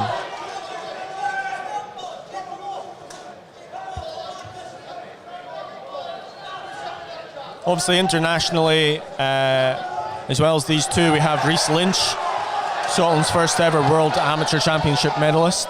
Not involved in the championships, he's actually over in Finland right now at an international tournament trying to get ranking points to qualify for the Commonwealth Games.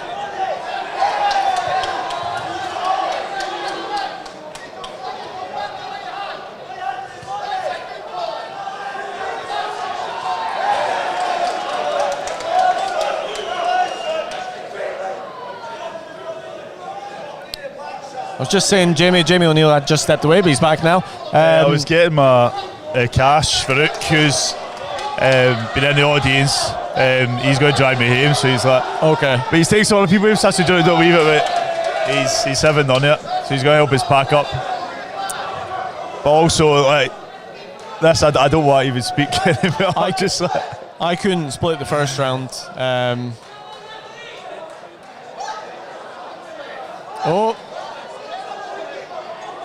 Was that a point off?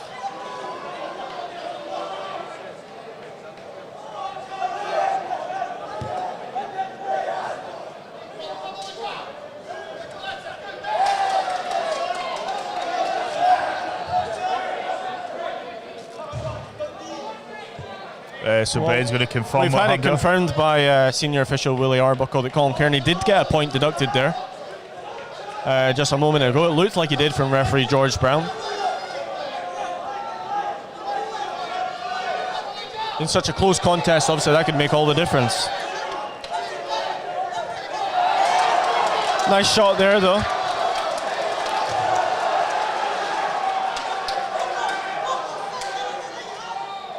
A lot of supporters for both boxers here. A lot of energy still after this long event. It's not quite as loud as the Alex Arthur McNully bout, but I think it's probably the second loudest bout we've had this evening. Don't think I'm going to have any voice tomorrow, Jamie. Well, I've not been shouting. I try to keep my voice low and modulated.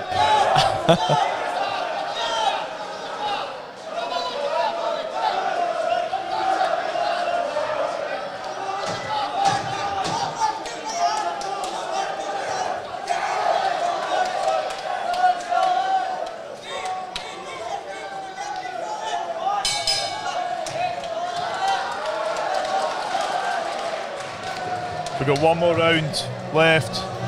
I don't know what it's going to be like after this, but just to shout to everybody who's watched, whether you agreed or disagreed with the decision, whether you just enjoyed it, it's the first time you've watched the live streams, thanks so much for supporting us. And Ben, I know this wouldn't have happened with you. I know how much hard work you've put in to make all the streaming and everything work and be a success, and it's been brilliant, and we just building it for here. It's been fantastic. As we've said before, we'd never streamed before September, so we've come a long way. We're not going to have it this quality for every event moving forward. Says who? Says that's it. But I hope you have all enjoyed it. I certainly feel like we've come on leaps and bounds since September.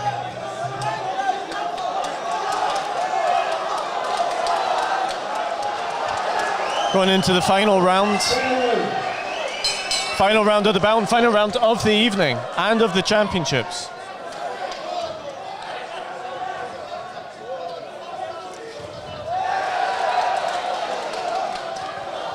Charlie had suffered a bad cut in his semi-final victory. I think there was some concern about that, but he was still able to go to Lithuania and compete, and he seems to be holding up this evening. I think there was a wee bit of concern that could open back up, but so far it hasn't.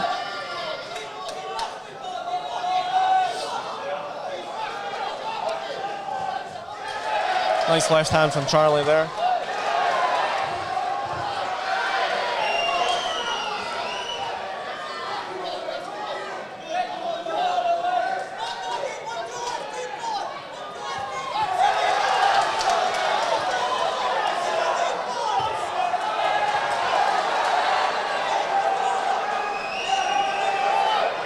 That's not going to be called a knockdown.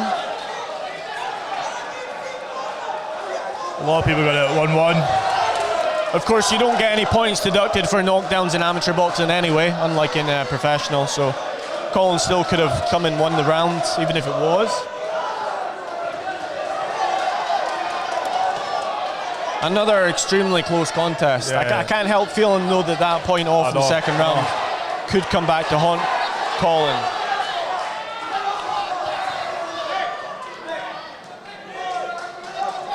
And Collins just gets so much energy and enthusiasm, whereas Charlie, I feels a bit more experienced in trying to control the pace.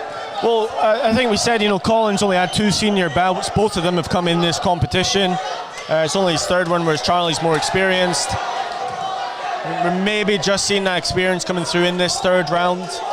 Charlie maybe starting to edge the contest. Obviously, as we keep saying, it's not for us. It's the nice right hand for Colin there, though.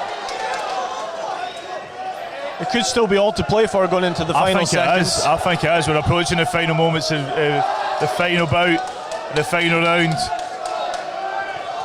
I think, and they're both landing these they're both landing well. If it is level on the scorecards, the judges will be given the option of who wins the contest. We do not have draws. Very well could be 28-28 by the end of this. With that point off.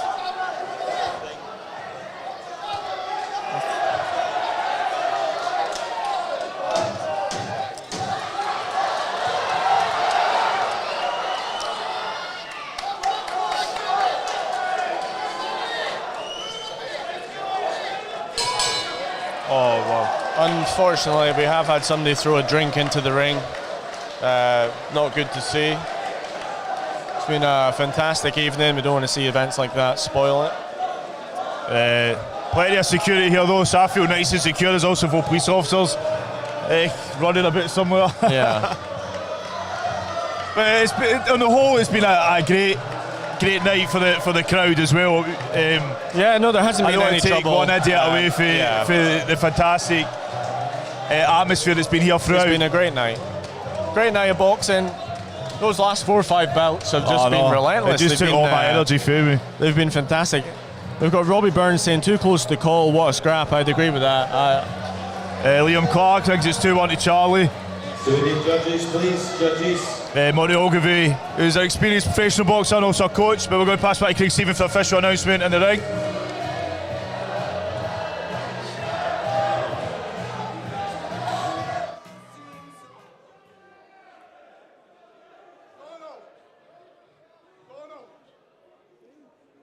Judge, Mr. Campbell.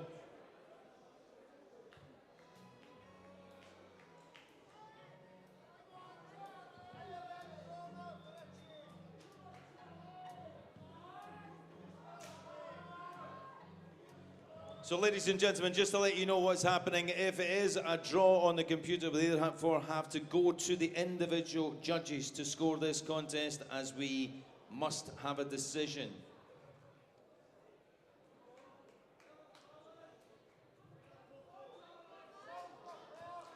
Right, ladies and gentlemen, we have the final decision.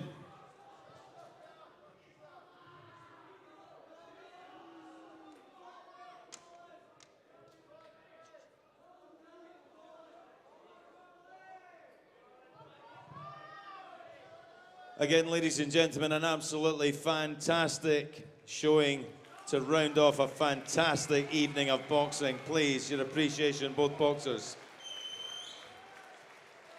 So, as you possibly understand, we came to the end of the contest. We had a draw on the computer. We therefore had to go to the individual judges for their preference. We have a 4-1 split decision. The winner, now 2022 Scottish Elite Male Light Welterweight Champion, in the red corner, Colin Kearney. And please, ladies and gentlemen, it takes two great boxers for a great contest. The man from Dundee, Charlie Doig, our silver medalist.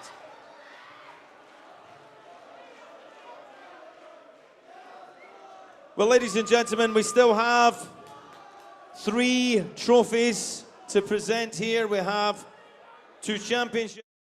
So Ben's just got a quick chat with Charlie. Great performance. I'm just going to switch straight to them. Be back in a second. So if you haven't got much to catch, hang around for a couple of minutes. We cast the light over to the podium. Congratulations, Colin. How does it feel, elite champion? Oh, brilliant, man, brilliant. I've been hanging about this for a good few months, coming up to this, training every day. So you know, it's all came together. I'm buzzing for everybody to come and see it, and just chuffed, couldn't be happier. I mean, it was an official draw on the scorecards that went to the judges to decide. Did you think you had it? I think it was because of that point off, which was a bit controversial as well. I didn't think there was a point off. He's the referee, you know what I mean? But I can't complain. But it is what it is, and I thought the right man won. So chuffed myself. Just can't wait. And obviously this is your first senior event. You'd never had a senior bout before this competition. You've had 3 in this. How does it feel to be senior champion? Oh, it's brilliant, man. There's guys out there that have done this for years and never even made it to the finals, never mind won it. So I'm chuffed. You know what I mean? I'm element. Couldn't be happier. Well, congratulations. Cheers. Cheers. Ladies and gentlemen, our final presentation will be made by a lady who all her team has worked tirelessly to make this evening happen. She is the head of operations of Boxing Scotland. Would you please welcome Marianne Crichton.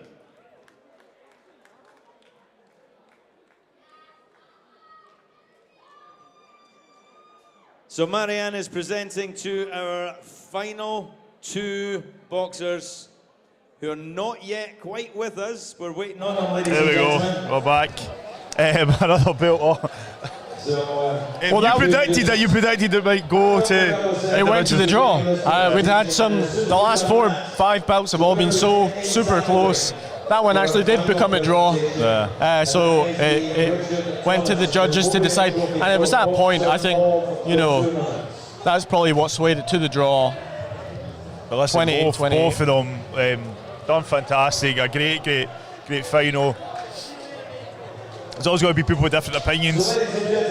Or somebody's hit my camera, that's why I'm just going to grab that and fix it, so I'll come back and say. Am I still on mic? Well, thank you very much for joining us as Jamie fixes the camera. As we've said, you know, this is our first elite finals in 3 years, and it's been a fantastic event. 2 weekends in March leading up to the finals tonight. We've had some great even in the youth finals as well. Yeah. Great boxers coming through. But in the whole, an amazing night. Fantastic advert for Scottish boxing. Yeah. My energy's just gone, man. That was probably one of the best nights of boxing I've ever experienced. Yeah. But no, certainly after the last 2 years that we've all had, you know, it's been difficult for everyone, difficult for the boxers. We've seen boxers have to wait till they're 20 to even have senior bouts. Yeah. You know, it's been great, and I hope you've all enjoyed watching it. As I said, we've never done streaming before. This season, we're still learning. I think the comments have been not too bad tonight. I know, man. I know. So thanks for that. Thanks everybody. There was a few spam things with websites and that. We took care of that. And thank you again, Jamie, for all your help for all the competitions. Thank you. This is the building blocks starting, and we can only get better and better. But it was brilliant. So, and ladies and gentlemen, Chris Roberts, OBE, will join us along with... We've got one last announcement. Yeah, so we'll switch back to that. We'll switch back to that right now. I don't know if the cameras will switch back. We're there. Can we switch to the other one? The boxer of the tournament. And the boxer of the tournament, ladies and gentlemen, as voted by our officials, is Robert McNulty. Ah, do you know what? I'm buzzing for that. Robert McNulty won boxer of the tournament. Again, the prestigious Richard Thomas Award, which was, of course, the... He's not. I'll take it. One of his coaches to come in. So Robert McNulty is probably heading home, but he's won boxer in the tournament, and he'll be ecstatic with that. And again, it just adds to what I've been banging on about, is just how that progression that he's had, and it's. I'll be great. Well, here comes his coaches in the ring. He only finished a couple of bouts ago, so he probably is still in the building somewhere. So somebody thinks they spotted him in the car park, ladies and gentlemen. Oh, they're going to go grab him. Gives me a chance to, on behalf of both Kevin and Chris and everybody from Boxing Scotland, to thank everybody here for their attendance. Thank you for supporting the boxers. We hope you had as good an evening as they had.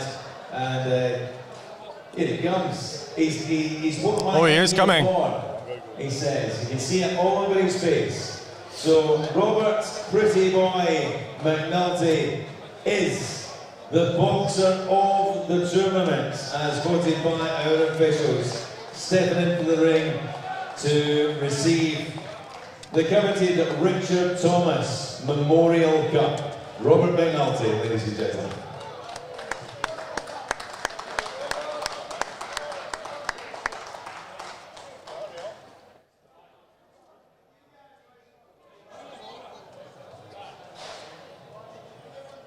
So ladies and gentlemen, once again, on behalf of Kevin, Chris, Marianne and all the guys at Boxing Scotland, thank you so much.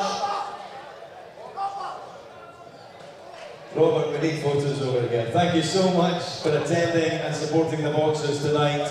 You can watch this back, ladies and gentlemen, on JATV. And Boxing Scotland. Both YouTube and Facebook. Yeah. The guys down there putting all the commentary together. So thank you to our production team.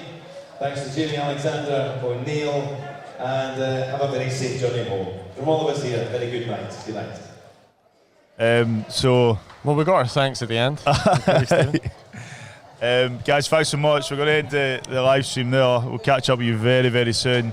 Ben, thanks again. Yeah, no, thank everyone who's joined the stream, not just for this competition, but all the other competitions we've streamed.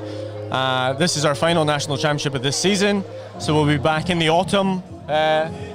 Looking forward to it. Can't wait. See you then, guys.